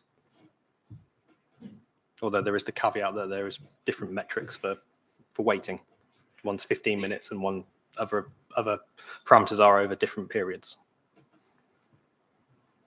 And then finally, I think Mr. Duncan alone is suggesting the use of event noise guidance. Sorry, entertainment noise guidance referred to in the SPG. Do you recall that? I recall that, yes. First of all, is this guidance applicable to the Gurdwara events, in your view? In my opinion, no. The Gurdwara is not a licensed premises, and it doesn't operate late into the evening as licensed, or regularly as licensed premises do, which the guidance is intended for. Secondly, he's the only one who's, I think, advocated this, but hasn't produced any of the relevant assessments based on the sea level. Perhaps you could just explain the difference between, well, so you probably know, but LAs versus LCs. Yeah, so the metric LA EQ, L is the level, EQ is the equivalent continuous noise level, A is the weighting curve. A weighting is to mimic the human ear under normal sound pressure levels. C weighting has traditionally been used for very low frequency noise levels or potentially very high noise levels. It's not commonly used in standards. And why is it used for entertainment? Potentially, it would be used for lots of low frequency bass noise. And is that, I think it's common ground that that's not a scenario that's applicable. No, it's a common position that the Nagara drum is not a significant low frequency source. If one were to use the entertainment noise, I think it was agreed that there is no issue with the noise levels from the use of the Nagara for the Gatka in the courtyard? No, there's no issue. And as to the other events, I think there is suggestion if you use the higher sound pound level, there might be a problem, but not if you use the lower sound pound level. Can I just get you, Mr. Leach, to comment on whether you consider Mr. Duncan's reliance upon that to be a sound basis for assessing noise here? Mr. Duncan's assessment indicates that the NR levels would comply with the SPD for entertainment noise during the courtyard events. And for the other three, I think he says they'd be over, but he hasn't provided a sound power level for the drum in terms of its actual use. I don't think he's provided an assessment of that. Sorry, can you repeat? Yeah, Mr. Duncan hasn't provided an assessment of whether there would be compliance with the entertainment guidance if one used the drum in the way that it's been recorded as being used for all ceremonies in the courtyard. No, that's correct. In this car park. He's used the 115 dB sound power level, not the lower value that myself and Mr. Scrivener agree should be used. Now, so I'm nearly there. So do you mind if I just try and finish evidence in chief? Yes, please. And so can I just step back for a moment, Mr. Leach, and come back to this question of the agent of change principle in reason for refusal 1 and the MPPF. The MPPF refers to avoiding unreasonable restrictions and significant adverse effects arising. Judged by all of the data that you've got, importantly, can I get you to comment, Mr. Leach, on your professional view, would the building of Block A with those flats, both externally and internal noise levels, result in any unreasonable restrictions in the Gurdwara carrying on its activities that it's carried on for the last 24 years? No, in my opinion, there would be no restriction to the Gurdwara's current operations. Would there be any significant adverse effects from any of the activities that have been assessed or identified and measured? Significant adverse effects on the residents of the Block A? No.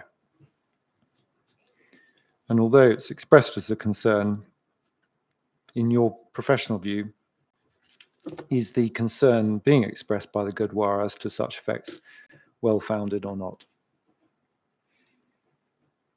No. Thank you. That just leaves the extractor fan. And Mr. Scrivener agreed that there was no requirement for a condition or obligation based on the assessments you provided of internal conditions and the approach to industrial commercial noise on the other side of the appeal site. Do you recall that? I do. Mr. Duncan has now agreed that the levels, even if unmitigated, would be a +7 dB over background. Do you recall that? I do.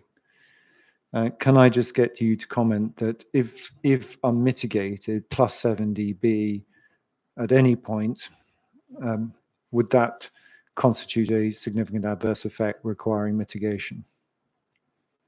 No. And why do you say that, applying BS 4142? So BS 4142 is the correct standard to be applied for the extract fan. The initial impact of assessment would be +7, which is an adverse impact depending on context. And then considering context in the sort of point of the existing residual sound level, as well as the suitable internal ambient noise levels, I believe it would not result in a significant adverse effect level.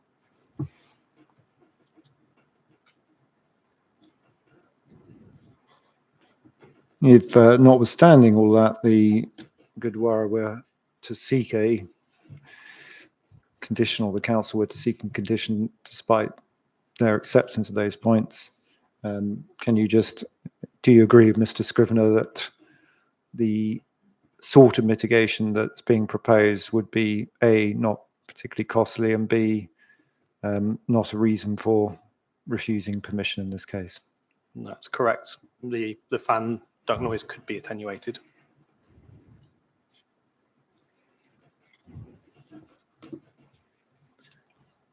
So I think those are all my questions. That may be obviously a convenient moment.